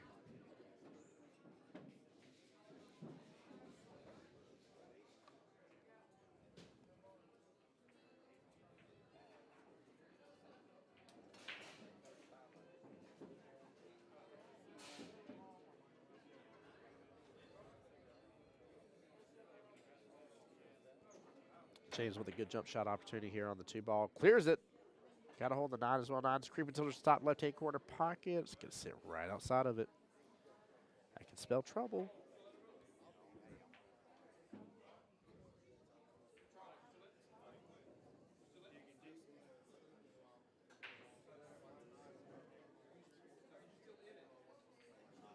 Yeah, Jerry Luna turns 5 here in 2 more days. Can't believe my baby girl's face to be turning 5.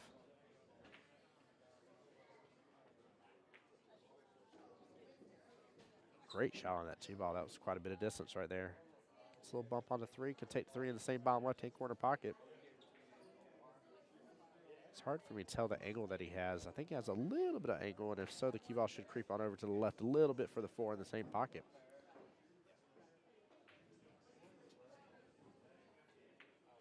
But if it's straight on, I'd probably use just a smidge of bottom, kind of stop the cue ball right where the 3 is, and still take the 4 in the same bottom left-hand corner pocket.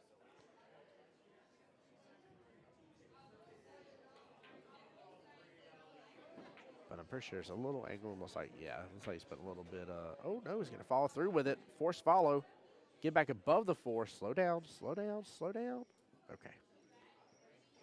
Sorry, drifted towards that left-hand side pocket pretty fast.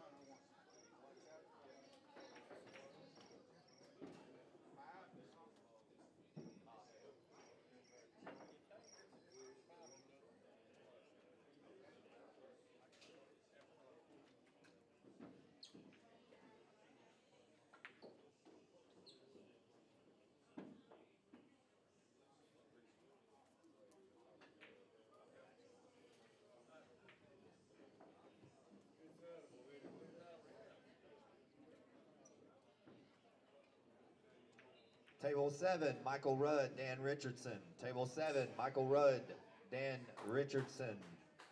Table 8, Graham Swinson versus Jay Peak. Table 8, Graham Swinson versus Jay Peak. Table 10, Damian Vaughn versus Josh Reiser. Table 10, Damian Vaughn versus Josh Reiser. 3 more matches just get called. That's nice. Keep it pumping.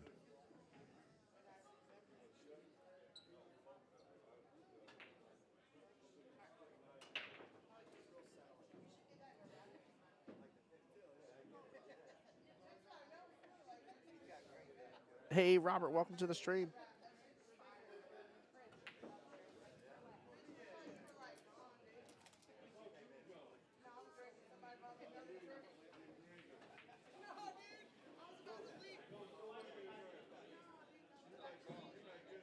With a great chance here to be able to close this out. And he does so, gets the nice shot on the 8-ball here. I love the fact James didn't just swipe that away, makes him shoot this 9-ball still. And that's it. Good out right there by Shannon. Sending James over to the 1-loss side. Very, very well played by both gentlemen.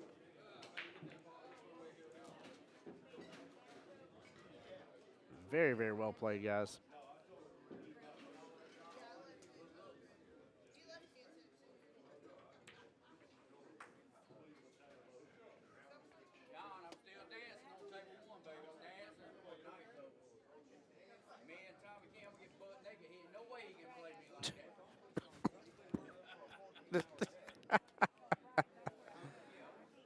Oh, Lord. Some of the things that get said over here cracks me up. Cracks me up.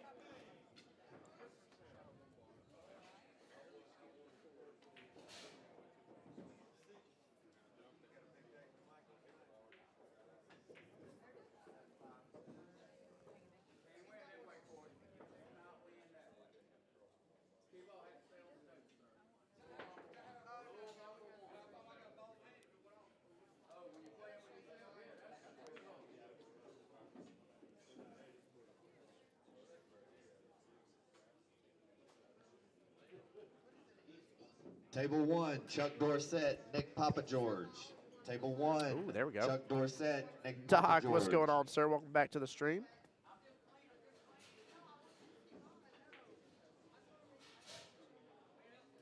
Table 4, Randy Hatcher versus Kevin P. Table 4, Randy Hatcher versus Kevin P.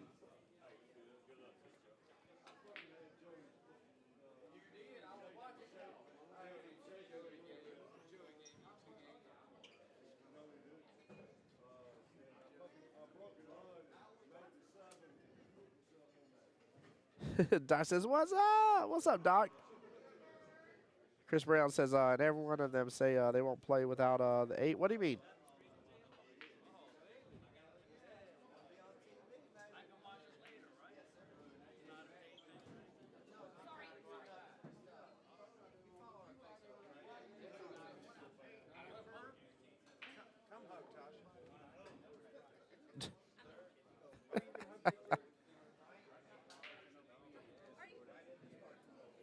Oh, for the way. Okay, I got you. Just as I like to say, that Daniel Richardson versus Mike Rudd match. We are going to have the Chuck Dorsett versus Nick P match here. Let me see what table is Daniel and Mike Rudd on. 1 second here, guys.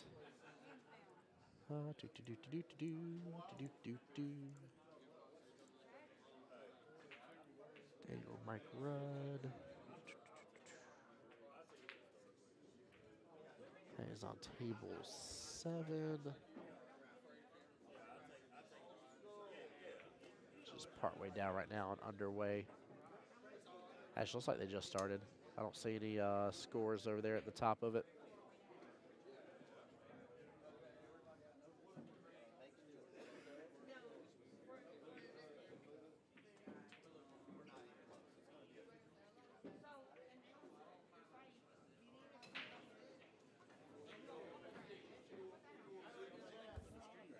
Give me 1 second, guys. If you pull up Voice of Jacksonville Pool on Facebook or YouTube, you'll see the link right there for it. Voice of Jacksonville. Voice of Jacksonville Pool, yes, sir.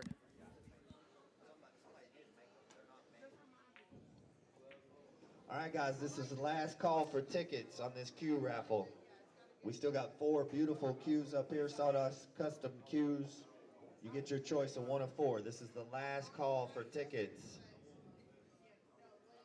If we do not fill it, we will do a 50-50 raffle.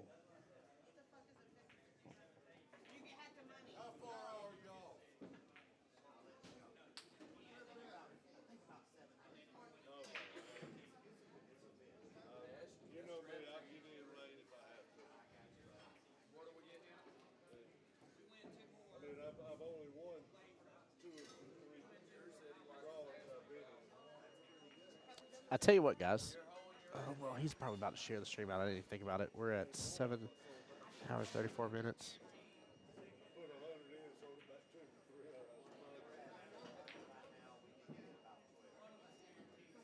I'm gonna have to see if Facebook will let it ride or not. I may have to, guys. I may have to reboot it here. This one I would need, he more expensive. This one's more like 12. Drop points, yeah. But I did about to jump right. No, he's got to practice. Guys, I am going to end stream. I do apologize. I am going to go and end stream here real fast. I'm going to restart it back up. Give me not even 5 minutes, okay? Give me 5 minutes, guys. Tim Jones, Voice Jacksonville Pool, still here with you. Bear with me. Chris Brown, a 50-50 raffle is where all the money that goes in, half of it goes to whoever the raffle is for, and half of it goes to the winner. Be right back.